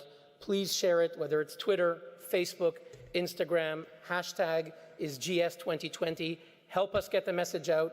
We have petitions created for the political prisoners that you heard about today. And I also want you to know that beyond all of this, in this event today, our speakers often had to leave the room because we were able to get their message out thanks to journalists who are helping to cover their story from Time Magazine, Agence France Presse, L'Opinion, Deutsche Welle from Germany, La Libre, CNN, Svenska Dagbladet from Sweden, and many other media outlets from around the world who will be giving a voice to their stories. So I thank first our speakers for your very powerful testimonies.